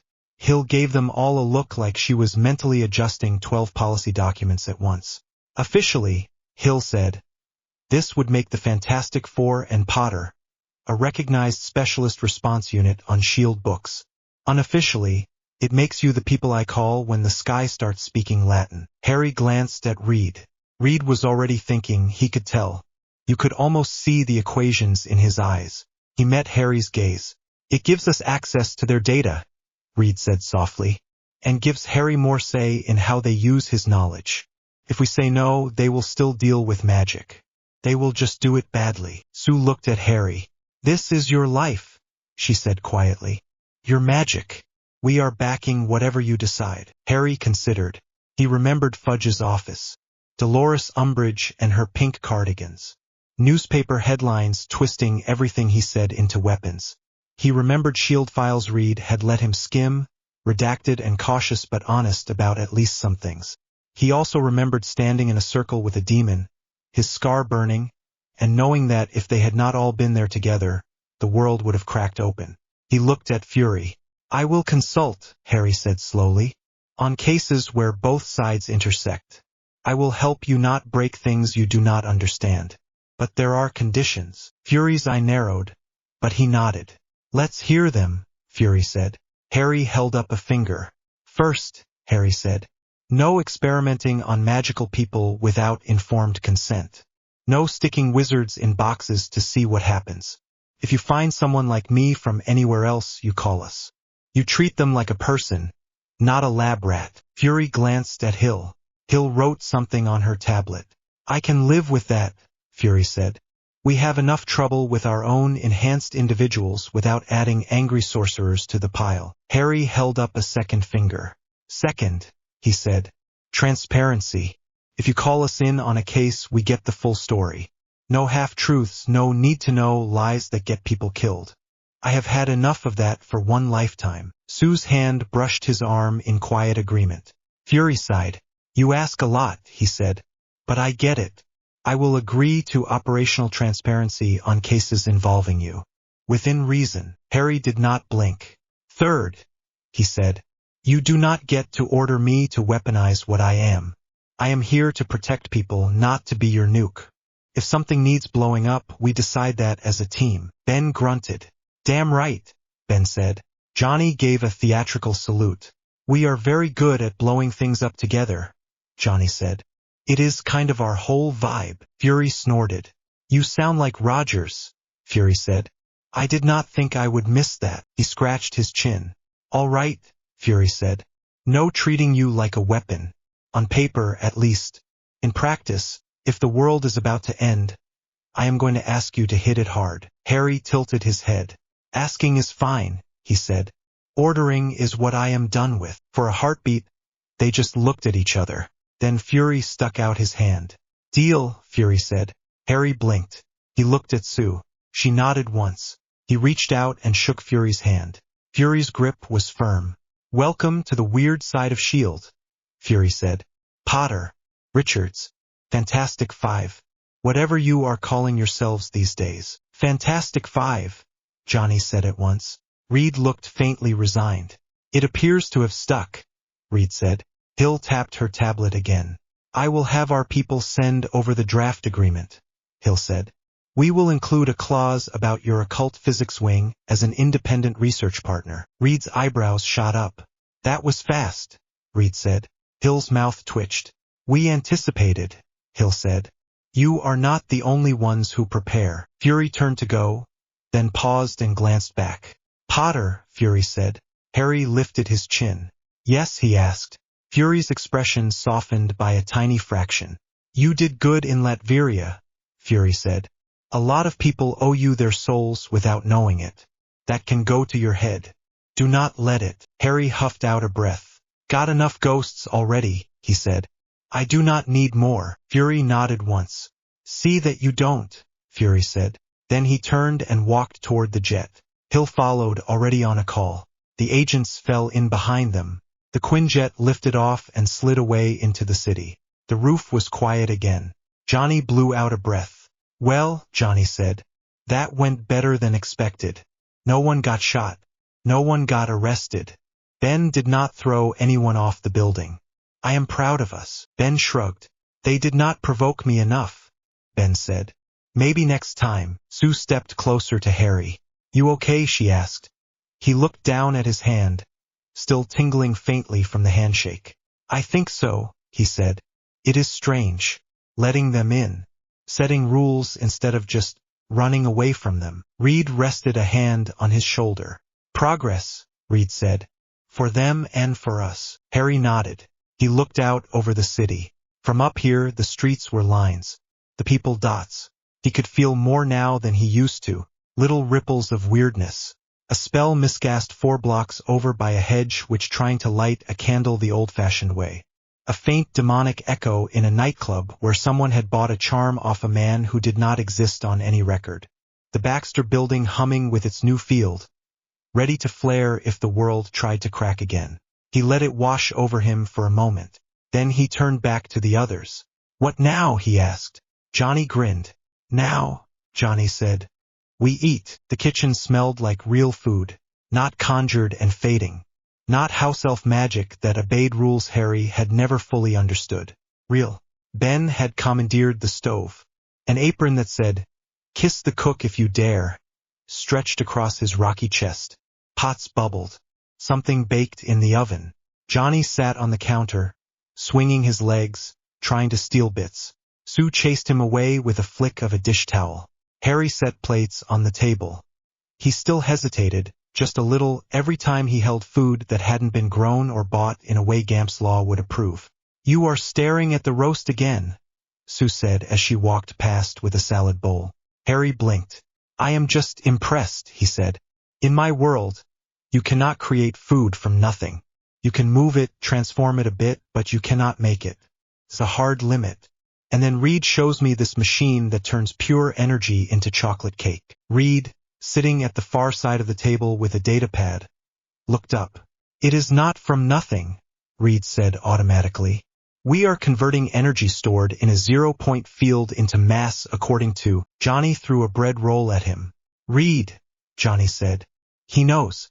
He just prefers cake to equations right now." Reed caught the roll without looking and set it down. Harry smiled. "It still feels like breaking a law of reality," Harry said. "Part of my brain keeps waiting for the ministry to knock on the door and arrest you." "They can get in line," Ben said, setting a heavy dish in the center of the table. "If anyone knocks, I am answering." They sat, Harry between Sue and Johnny, Ben opposite him, Reed at the head, though he had stopped pretending it made him the boss years ago. Not here, anyway. They ate. It was loud. Johnny talked with his mouth full. Ben complained about the news using unflattering angles of his face. Sue pointed out he did not have angles, he had boulders. Reed tried to explain a new equation for measuring intent fields and got shouted down until he promised to wait until dessert. Harry let the noise wash over him. He ate actual food that had never seen a wand. Tasted ordinary and amazing. At one point Johnny raised his glass. "A toast," Johnny said. "To Harry Potter. Demon Knotter, Circle Breaker, Resident Wizard, official member of the Fantastic Five." Harry covered his face with his hand. "Oh, Merlin," he muttered. Ben lifted his own glass. "To us," Ben said, "for getting through one insane thing, and to surviving the next one." Sue's gaze softened as she looked at Harry. "To family," she said. Reed's smile was small but real. "To first steps," he added. They clinked glasses. Harry drank. Warmth spread through his chest that had nothing to do with Mephisto or contracts. Later, when plates sat empty and Reed had finally been allowed to talk through his latest model, with interruptions and insults and a surprising number of helpful questions from Johnny, the conversation drifted toward the future. "Doom is not done," Johnny said, leaning back in his chair. "You know that, right?" Ben nodded. "He will brood for a while," Ben said. "Then he'll come back with new armor and a bigger cape. He also will not be dealing with Mephisto again," Reed said. "The Hayes and the not Harry Tide saw to that. His path will curve somewhere else. Still dangerous, but different." Sue traced patterns on the table with one finger. "He is not the only one," she said quietly. "Mephisto is still out there. Other demons, other realms, other weirdness that Reed has not put into a box yet." She looked at Harry. "You do not have to be the answer to all of it," she said. "You know that." He met her eyes. "I know," he said. "I am not the answer. I am just part of the team that answers." Johnny made a face. "Look at you," Johnny said. "Healthy boundaries. Growth. I am so proud." Harry threw a bread roll at him. It bounced off Johnny's forehead. Sue caught it with a small flick of her field and dropped it back onto Harry's plate. Ben laughed. "Seems stable," Ben said. Whatever comes. Later, when the dishes were mostly done and Reed had retreated to the occult physics wing with a promise to sleep eventually, Harry found himself alone for a moment in the big living room. Sue had gone to take a call from a school Johnny had set on fire once. Johnny and Ben were arguing over a video game in the other room. The lights were dim. Harry stood by the floor-to-ceiling window. The city spread out below like a field of small stars. He raised his hand. On the glass, faint and almost invisible, a web of runes glowed where he had etched them into the shield system. Tied into Reed's tech. Bound to the knot in his scar and the new lab downstairs. Early warnings. Little alarms. If something cosmic and wrong pushed against reality, these would whisper to him. He pressed his fingertips to one. Pulsed, answering. Everything felt quiet. For now, he let out a breath. He thought of Hogwarts sometimes. The lake. The towers. The smell of the Great Hall. He thought of friends whose lives were moving on without him. He thought of going back. Of whether he even could. Reed thought it would be possible one day. Harry was not sure. He was not sure he wanted to. He did not feel stuck between worlds anymore. He felt planted. Here, now. A small shiver ran through the glass under his hand. He froze. It was not the sharp, cold stab of Mephisto's attention. It was older, deeper, like something vast moving very far away, brushing against a ward that had been sleeping for a long time. A line of runes at the top of the window flickered, then steadied. Harry narrowed his eyes. He focused, letting his awareness stretch outward along the path his own magic had taken before. Past the building. Past the city. Space was not empty. Not if you had the right senses. He felt the usual background noise. Satellites, debris, faint echoes of cosmic rays Reed could lecture about for hours. Under that, a new pattern. Something like an ancient ward carved in light and gravity, far beyond the atmosphere. Old, not human-made, not wizard-made in any way he recognized. It was like a rune written in the bones of the universe, and something was moving along it. Not here yet, coming. He drew in a slow breath. You feel it too, a voice said quietly behind him. Harry did not jump. He had heard strange portals enough by now to recognize the soft echo in the room. He glanced back. Dr. Strange stood near the doorway, cloak settling around him, Wong at his shoulder. You are early, Harry said. Strange lifted an eyebrow. For what? He asked. For the next crisis, Harry said. Strange's mouth quirked. We felt it from the sanctum, Strange said. Wong nodded once. An old path opening, Wong said. Something riding it. Not demonic. Not our usual gods. Something hungry. Harry turned back to the window. Reed will want readings, Harry said. He already has them, Strange said. Your lab and my wards pinged at the same time. He is probably halfway through an equation right now. Wong stepped closer to the glass, squinting up. Do you know what it is? Harry asked. Strange was quiet for a moment. Not exactly, Strange said. But there are stories. Whispers about a devourer who sends heralds ahead of him. Surfing on cosmic winds. Turning worlds into fuel. Harry's stomach sank. So the usual, then, he said. Strange gave a short huff that might have been a laugh. Nothing is usual about Galactus, Strange said. Or his heralds. But this is a future problem, not a present one. Harry looked at the faintly glowing runes. His scar did not hurt. The knot there hummed, recognizing the pressure but not reacting yet. Good thing we just signed a cooperation agreement, Harry said. We are going to need every bit of help we can get. Strange nodded. You have built something strong here, Strange said. A team, a home, a lab that listens. The next time reality bends, you will not be standing in the forest alone. Harry watched a distant satellite blink across the sky. He thought of Dementors, of Death Eaters, of standing under the trees in the forbidden forest waiting to die. He thought of standing in Doom's circle, light bursting out of his chest, Sue at his side, Reed anchoring, Johnny and Ben ready to fight the world. He thought of all the ways this new terror could hurt people, and all the ways they could stand in front of it. I am ready, he said quietly. Strange studied his profile. You know you are allowed to be scared, Strange said. Harry smiled, small but real. I am, he said. I am scared. I am tired. I am still working out what my life even is now. But I am also ready. More ready than I have ever been. Wong inclined his head. That is all any of us can ask, Wong said. He stepped back. Our wards will stay linked, Wong said. When this herald gets closer, we will talk again. Strange tapped the glass lightly with 2 fingers. The runes flared in response. We will take first steps when we must, Strange said. For now, take the ones you have earned. Eat, sleep, argue about logos. Live. Harry's throat tightened. Working on it, he said. Strange opened a portal with a flick of his hand. Golden light framed the sanctum beyond. He and Wong stepped through. The room was quiet again. Behind Harry he heard footsteps. Sue's, Johnny's louder, running. Ben's heavier, steady.